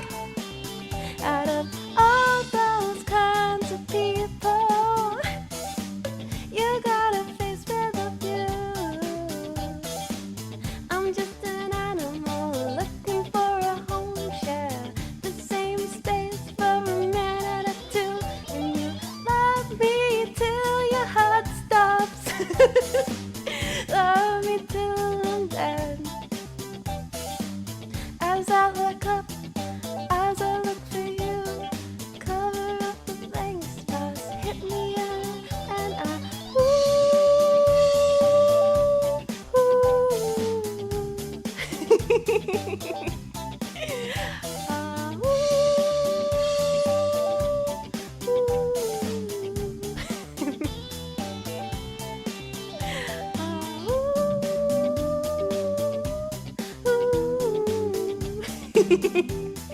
Sing your heart out, you non-hag! Bro, shut up! What a classic song. Thank you guys for hanging. Thank you. Thank you for the little karaoke jams, the arts. This is a true little Jets core moment. Appreciate it. Thank you for the whiz jam, all the rest of it. Alright, let's go find someone to raid. Who's online? Who's on the internet? God, I've been so long. Let me turn off the filters. We'll see who's even still live on this interwebs. On this goddamn Dan Clancy's Twitch.tv. Thank you, stream. No, thank you very much. I can't believe I streamed for 7 hours. Was not meaning to do that. But then again, you know, sometimes it just happens. Back tomorrow. Who can we raid? Who can we raid? Let's have a look, see.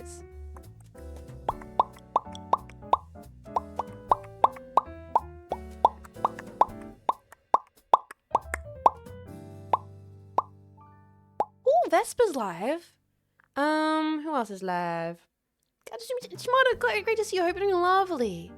How long has Hanya been streaming? Oh, how long has Hanya been streaming? Hanya's live. How long has she been streaming? We'll see. We'll see how long these people have been streaming.